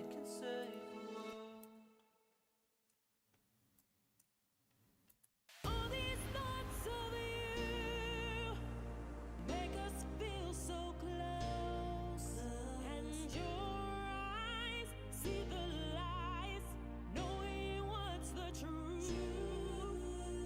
Was this real, or was it just in our head? Was it true? What we Nobody makes me feel the way you do.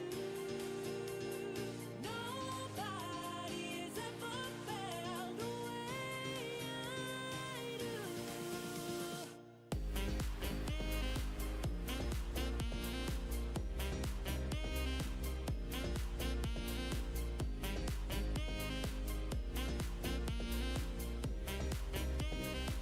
Nobody makes me feel in this place. All I can see is space. Memories of chasing adventure. Memories of a better time. They remain in my Oh, he saw me. now. Yeah, you got it in Spanish. A Spanish McDonald's ad? That's funny. I don't know why would they serve you a Spanish McDonald's ad? That's kind of funny, dude. You're in Ohio.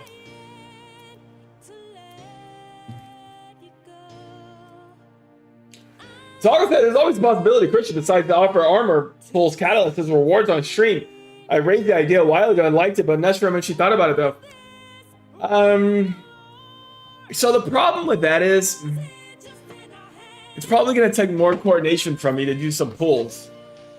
I like the idea of it, but I'm gonna have to coordinate if a lot of people want them, you know? I mean, it'd have to be a pretty...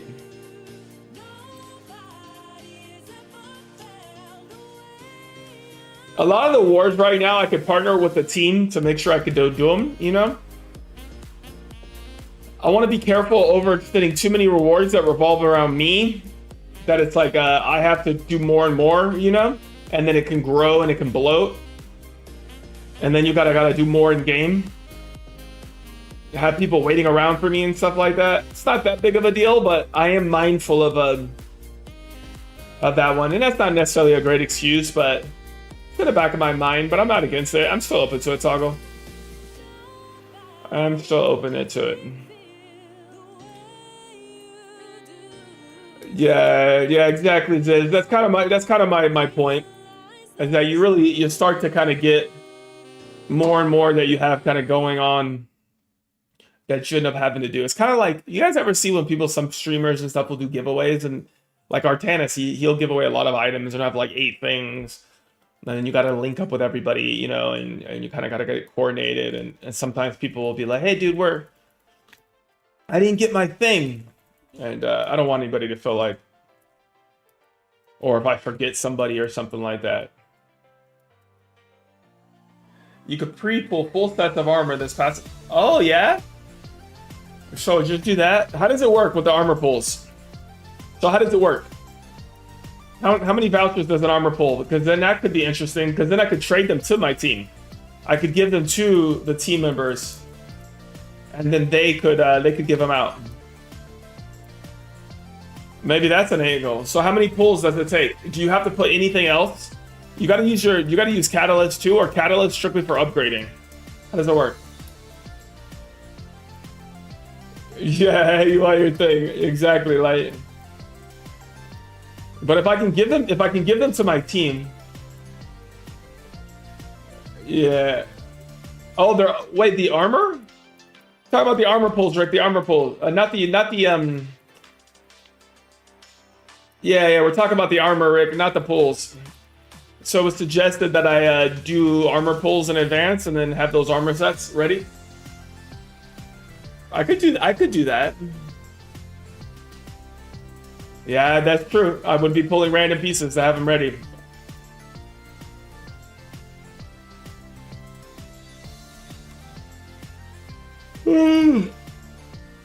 Sheesh.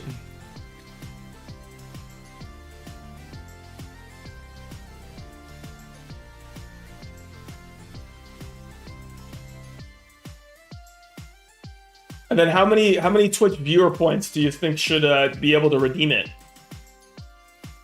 So how much to redeem a full set? What do you think would be appropriate then? And how many armor, how many Hyperion pulls does it take for a full set? Because I wonder how much can I pull with like 700? Uh-oh. It's gonna hurt.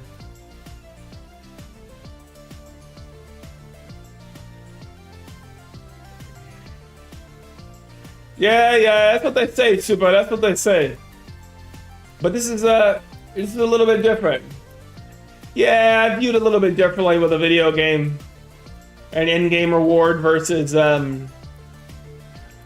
like a headset or something like that. I do view it a little bit differently, and I know some people have that sensitivity with it, but it's 1K ped per set, so it's a 1K reward. I see. Aha.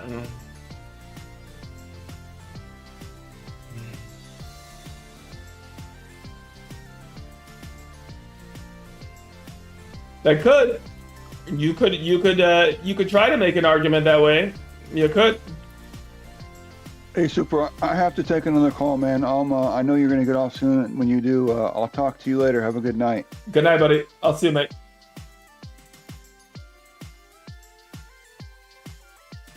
Alrighty. A little baby global.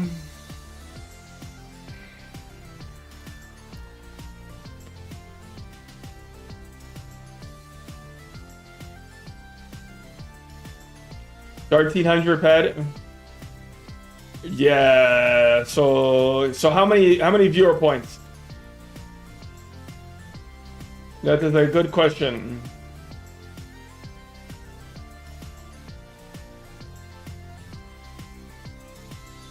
What do you think? What's your proposal, Toggle? What is your 150? That's more than an altar.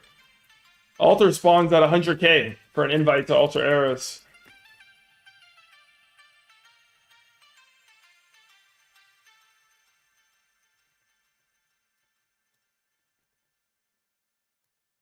Yeah, get the ped.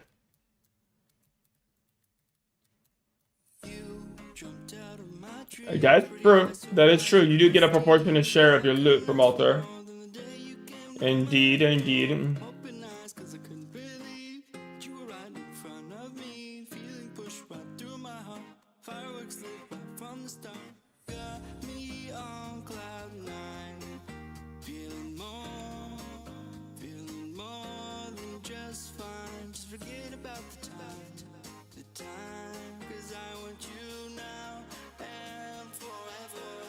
Oh, one set is 560 vouchers. That's you're talking then there would only be one set available.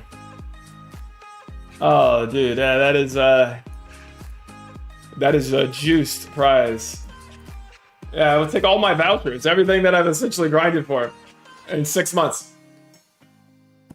I mean, it's not that sensitive to me, but I do have a friend that wants them.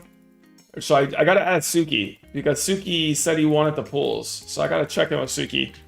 But if Suki doesn't want them, I guess.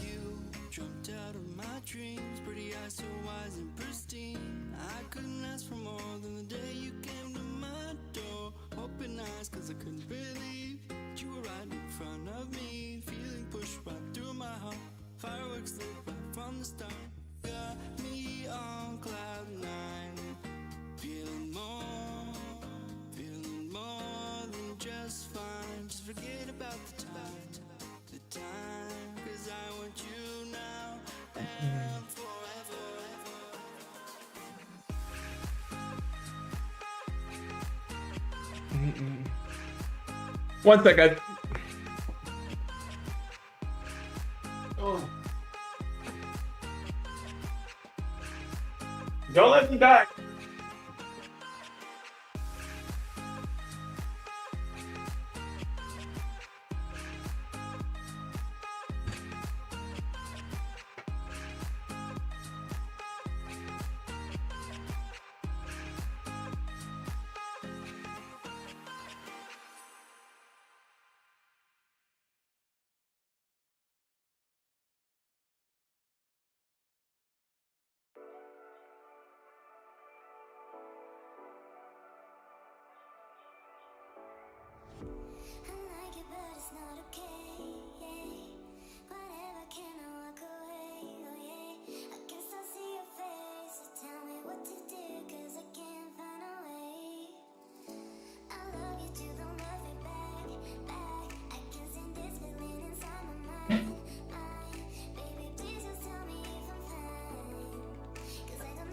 I'm alive, I'm alive.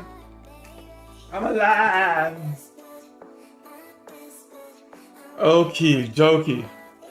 Alright. Ice shield's about to go down.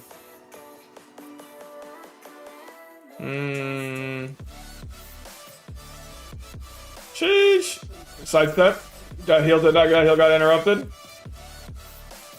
We unlock. I ain't dying like that. I ain't going out like that. Don't crit me, don't crit me, don't crit me, don't crit me. There we go. We stabilized a little bit. A little bit of stabilization.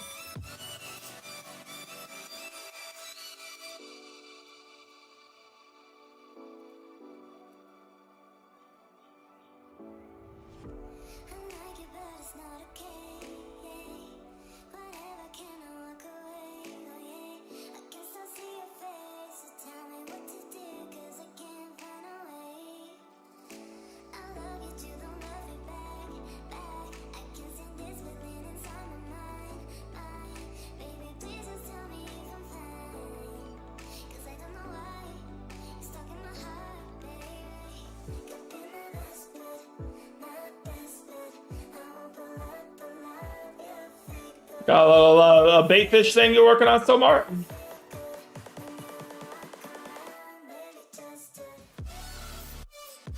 Oh, I should ice shield. Fuck me. Oh, don't hit me, don't hit me, don't hit me, don't hit me. There we go.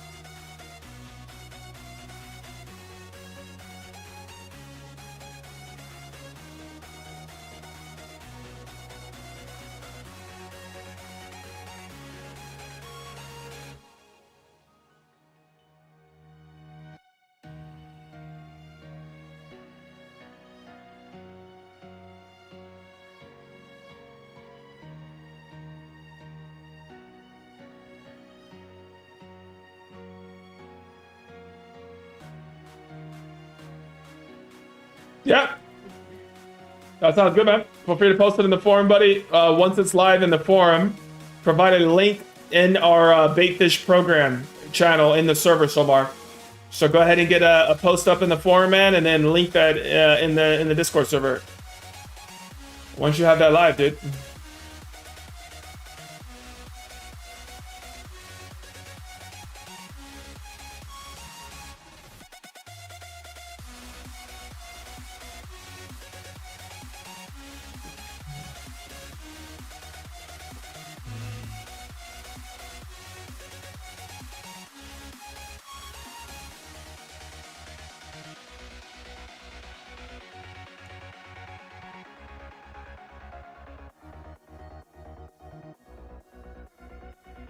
Hello, Kodak.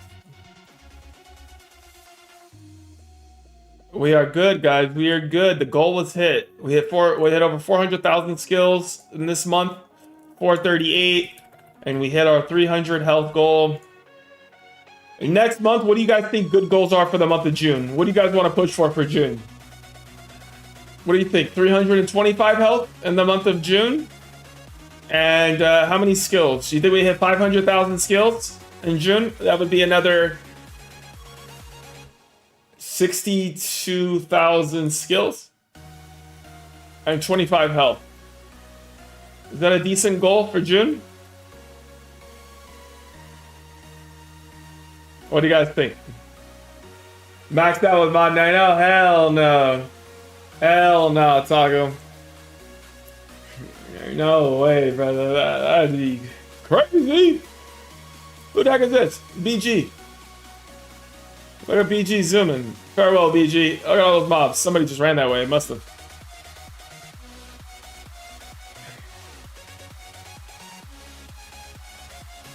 No catalyst. No catalyst here in this area.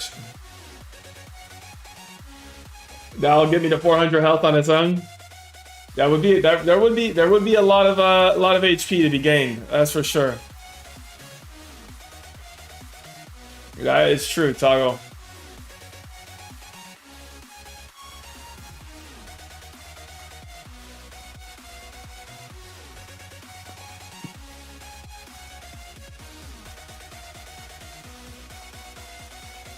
How we zoom over to Animal 4, guys. I want to kill some Firewood elites over there too. Finish up this Hunting 3 Eris daily.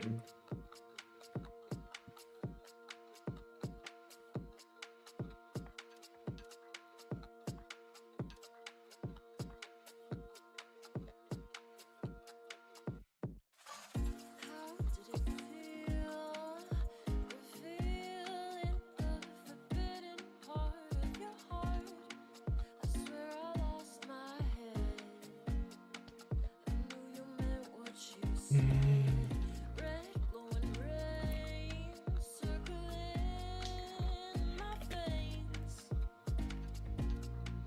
What does this mean for us? A new world comes undone. Trying to believe it, trying to prepare for the fall. Trying to get a grip, trying to make sense of it all. 'Cause all I know is how to run from love like this.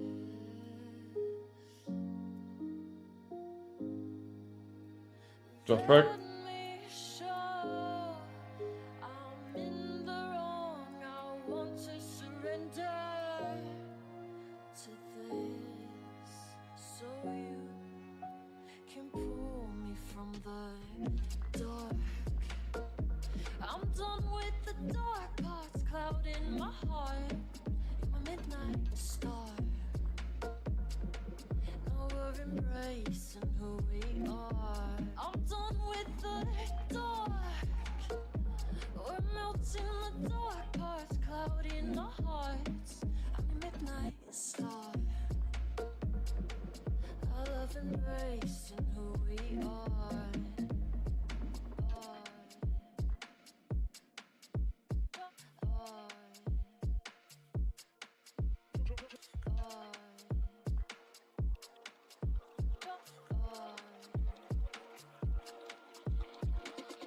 It's so surreal, the healing that came from facing my fears. I know you feel it too. Trying to believe it, trying to prepare for the fall. Trying to get a grip, trying to transform through it all. Let me show. Yeah. Yeah, that's just animal liver oil. Nothing special. Nothing special. Let's run from the dark. I'm done with the dark parts clouding my heart. I'm your midnight star. Now we're embracing who we are. I'm done with the Yeah, liver oil is a pretty popular one, man. dark parts I'm pretty sure like veterans and stuff drop liver oil midnight star. on Cali. I love embracing who we are.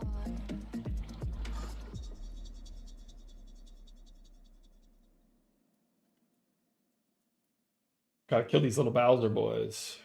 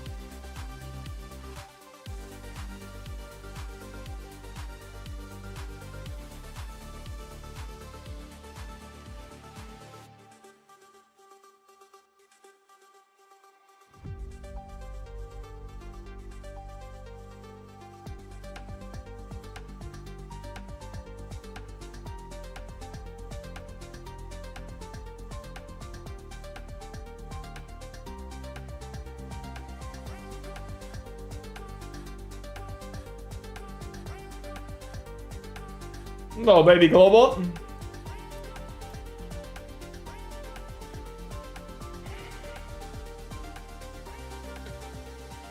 Woo! Just under 8-hour stream today. Today was a juice stream, huh, guys? Sheesh, Louise. One of our longer streams outside of an event. And to think we're going into Legends, and to think we're going into Migration. Boy, oh boy. We're gonna be pumping, guys. Gonna have to ramp up the streaming hours through the events even more.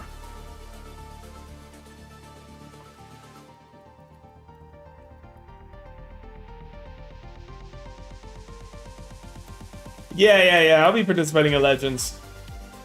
We should have a team put together for it. We'll be pumping, see what we can do, see if we can make it happen. I made my avatar smaller. I'm like as tiny as I can be now, too. That happened earlier today on NI. Alright, we're done with hunting 3.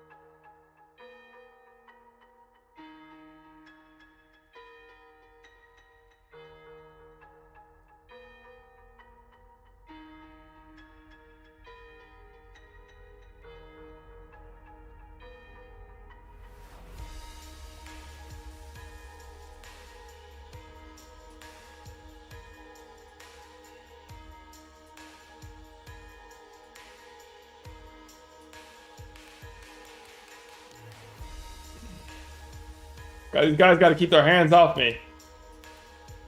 Keep your hands off me, boys.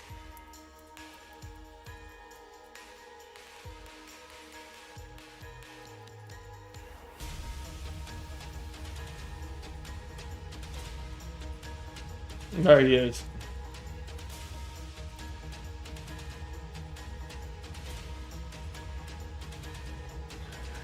Actually, somebody on my team just made a suggestion, and they said it was Gred, and he was like, Super, are you down to do an interview with Boxer? What do you guys think about that? Is that something you guys would want to see? You guys want to see a Boxer interview?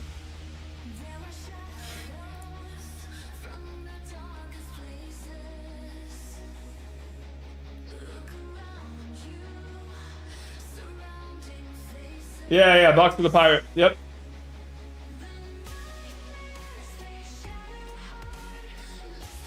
Yeah. There's too many people flaming.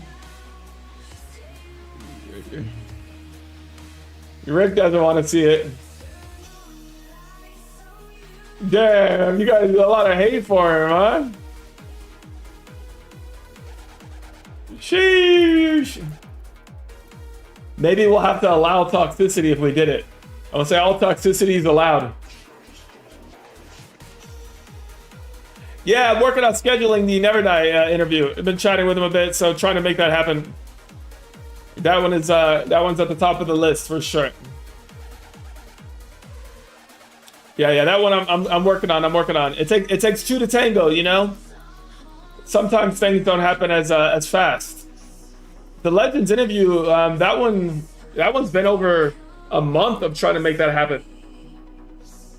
And he hit me up and he was down to do it.